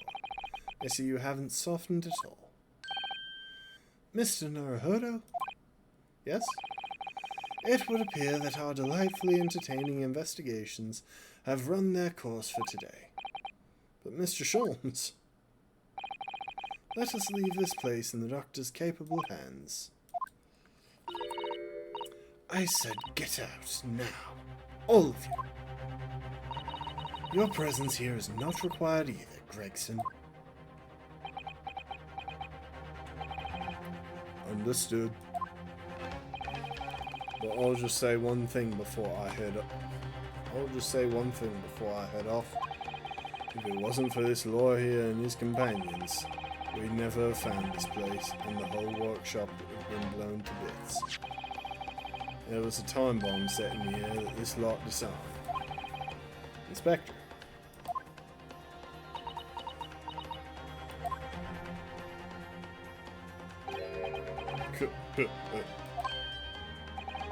Something giving you a chuckle, has it, Drebber? Oh, so sorry, didn't mean to offend. You're quite right, of course. You did disarm the time bomb, didn't you? Yes, you did disarm that one. What are you... That one? Yeah, I mean...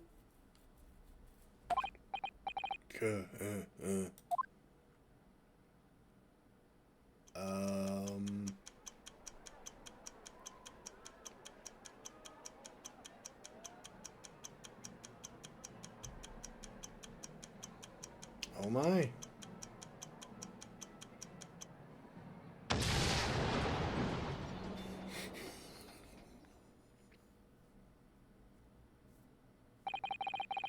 It was an hour later that we heard the news of the enormous explosion that ripped through the experimentation stage at the Great Exhibition.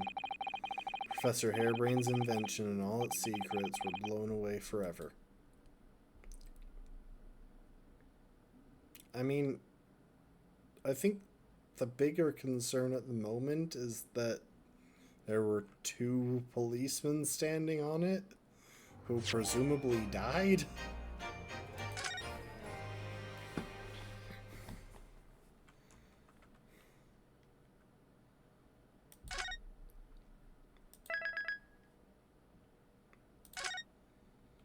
Folks, that's going to be the stream for tonight. It's 9:30 p.m. We definitely don't have time for another chunk of the trial, and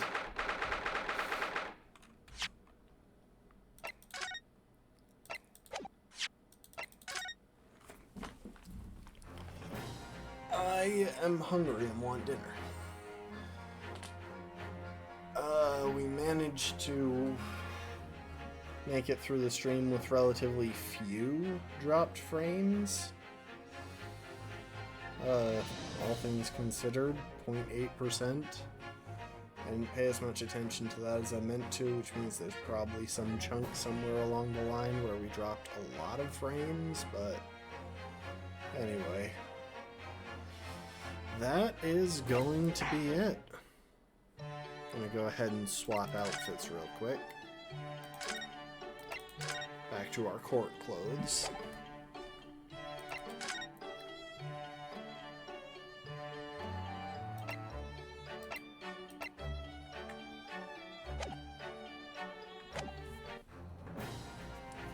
And we will call it there.